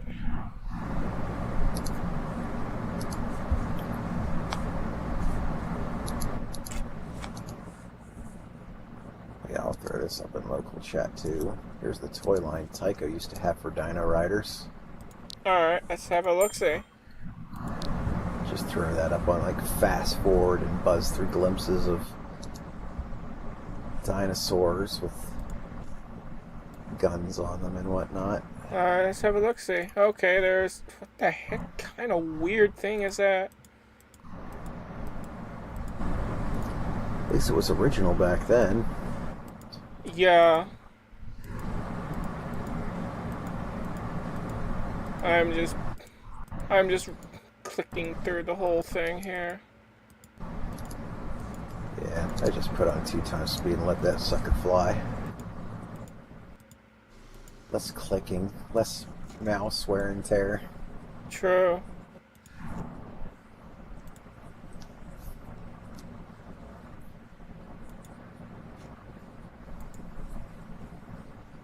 Oh no, a pterodactyl guy is snared in a trap.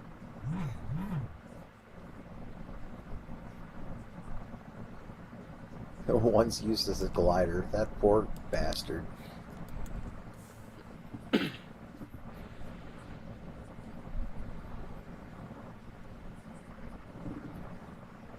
Incidentally, somewhere a friend of the family actually gave me the Stegosaurus. I think he's still up there on my shelf somewhere.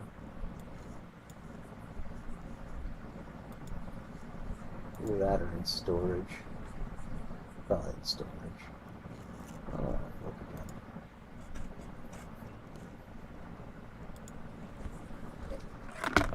again. Heat treat the house one time and had to make a mad dash to pull all the things out and put them back in after.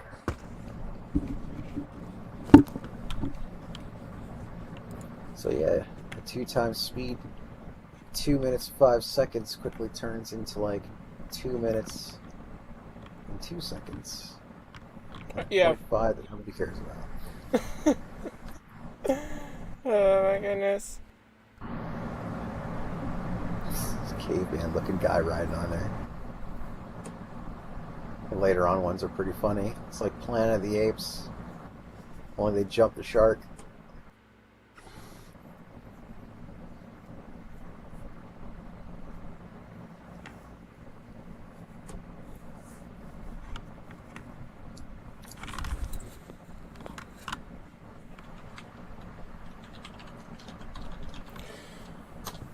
Steamboat Willie is pretty much at the top of the Steamboat Willie is still a copyright. If you do this, oh gosh. So they're still YouTube's still treating it like a copyright.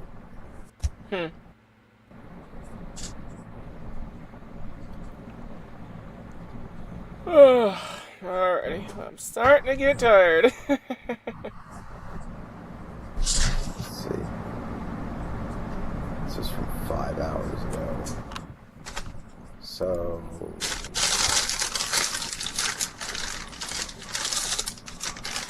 Ooh, what's in the goodie bag?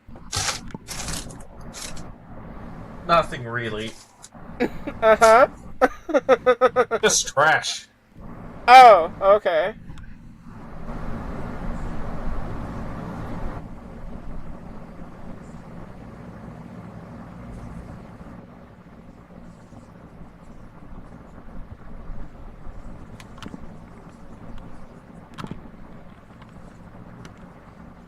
So apparently if you still use Steamboat Willie's music, for some reason they'll copyright claim you.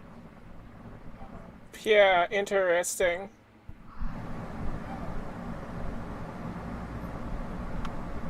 The actual Steamboat Willie song should be in public domain already. Should be. Apparently YouTube's not updated that.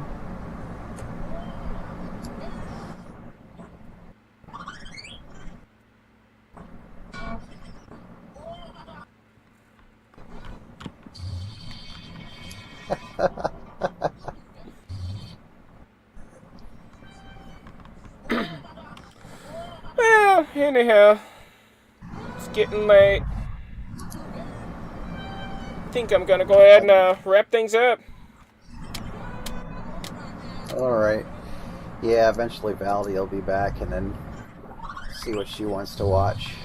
Probably Yeah. something on Netflix.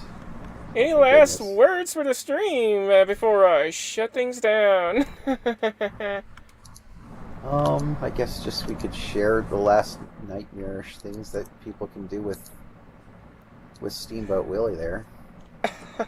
I just ran it quickly at like 2 times speed just to get it done and through, but nothing too super over the top magical, just weird sounds put in places that play and then edited down severely and shortly. Gotcha. Alrighty, folks. Those of you on the stream, I'm going to go ahead and end it right here. If you like, feel free to like, subscribe, ring that bell, and we'll see you on the next one. It's been a fun flight and also been a fun discussion here. So, yeah, we'll catch you on the next one. And as for myself, I'm going to go ahead and skedaddle-doo on out and alright, well, enough talking. We'll catch y'all later. Bye, y'all. Bye-bye. Take care, Street. I'm gonna log out of this call.